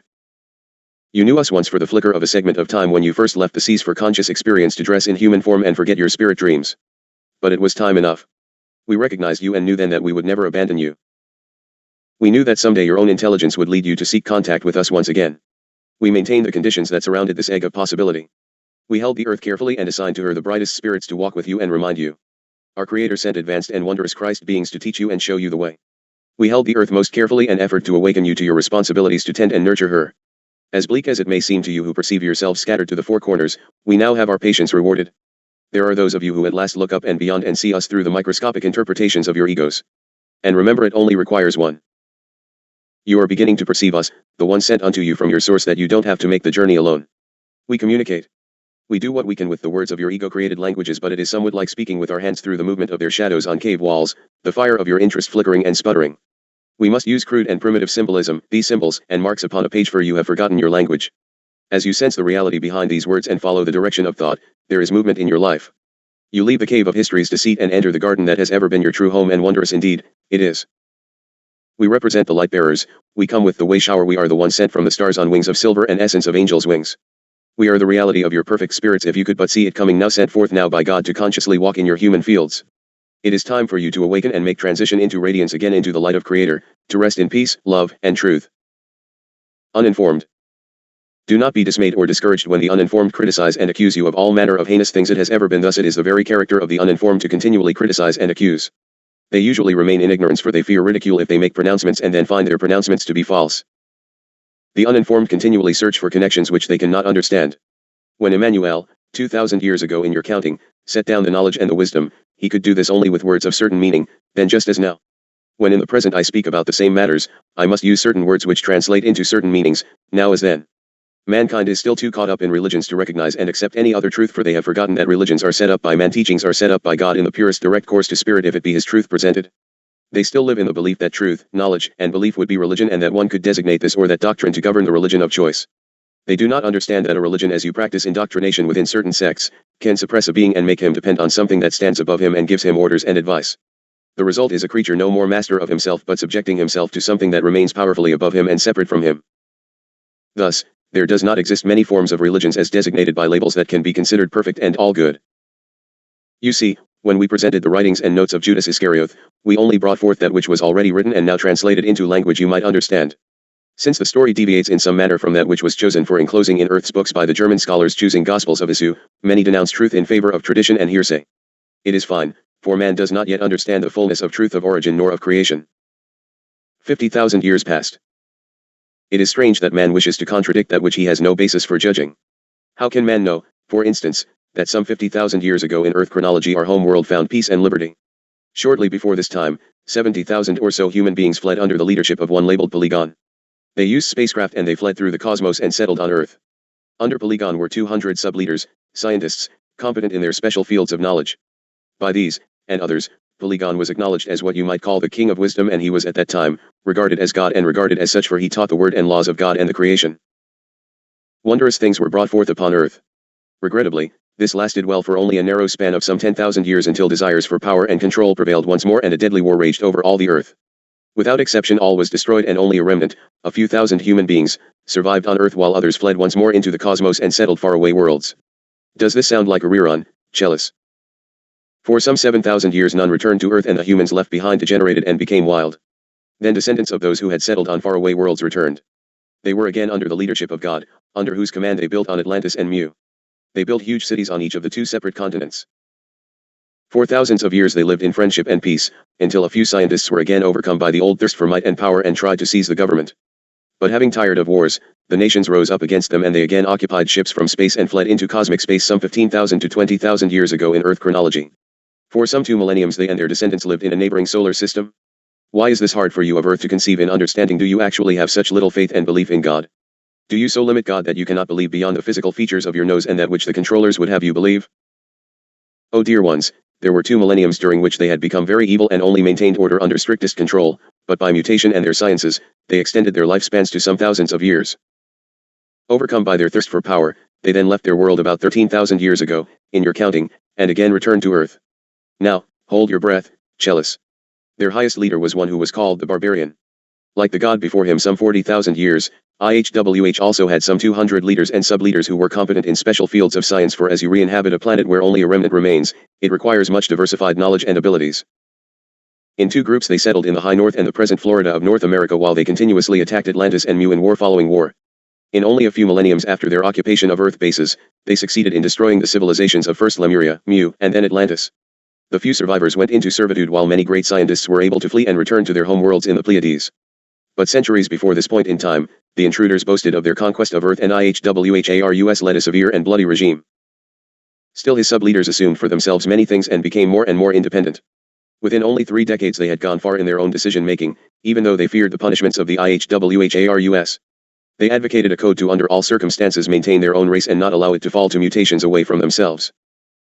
In a most forbidden manner and secretly, they went out and caught wild Earth creatures and mutations who were distant descendants of former human beings. These evil tricksters called themselves sons of heaven and corrupted according to their own race. It would come to be that these ones were put away into other places, for they formed mutated tribes and did not follow the laws of God and / or the creation. It was at this time that Adam was birthed, Adam, meaning Earth human being. Meanwhile, others similar had been produced who formed groups and tribes. From these, present Earth mankind developed. This action angered IHWHARUS and the sub-leaders were exiled, when he could catch them. In time he changed his mind and recognized a new power he could exercise over the Earth beings. With newly appointed sub-leaders and guard angels, he brought 3 human races under his absolute control. These were the ancestors of those who today are known as Indians, then the fair-skinned inhabitants who had settled around the Black Sea, and the third were the Gypsies along the south of the Mediterranean Sea, who were called Hebrews. IHWHARUS subjected these races and forced them under his control. As the highest ruler over them, he allowed himself to become venerated and adored as human ego man is prone to do and promptly forgot the Creator. He allowed them to venerate him above the creation itself, and his sub-leaders were treated as assistant creators. He imposed most harsh and severe laws demanding the blood of the guilty. Does it not sound like a rerun of a scenario? Aha, then came his son, Jehovah, who took over this dominion. He was little better, for he too demanded only blood and death from the 3 enslaved races. The later descendants of these gods became more humane and developed a degree of spirituality. I would guess it is time to straighten up and begin to fly according to the rules, little Chelis. Their spiritual evolution changed their minds, and they decided to leave the development of the earth beings to their natural course and retired to their home world, so they departed earth and returned as peaceful creatures again to the Pleiades, where their own mankind had reached most advanced states of development. United, we live together today and are an allied population in peace and liberty, under the laws of God and acting in balance and harmony within the creation. Precious ones, it is most essential that you once come into truth of this writing, for you have so many gaps and missing pages in your historical documents, and the unknown causes you great fear. Because your brethren of Pleiades feel responsibility and kindredship with your human earth species, they come with the hosts at this time to assist, to evacuate, to do whatever is required to help you in your transition. They feel that they have vested interests in your place and are feeling great concern that they caused some of your own chaotic past and present circumstance. They, and we, are come to assist wherein we might serve in the service, first of and to God in balance and truth within the creation and unto you, our relations. May we come into understanding, one with the other, that we might work toward truth and again bring peace and wondrous magnificence unto the species. It is time to go to the gathering, Dharma. Thank you for your time, for these concepts must be presented and understood that connections can be made, for there is much to be done in the days and months ahead, and we must walk together lest we be lost to the chaos. So be it. In love and grace, I take leave of the writing. May God allow us the grace to see our journey through. Aho. Hayton to stand by. Salut.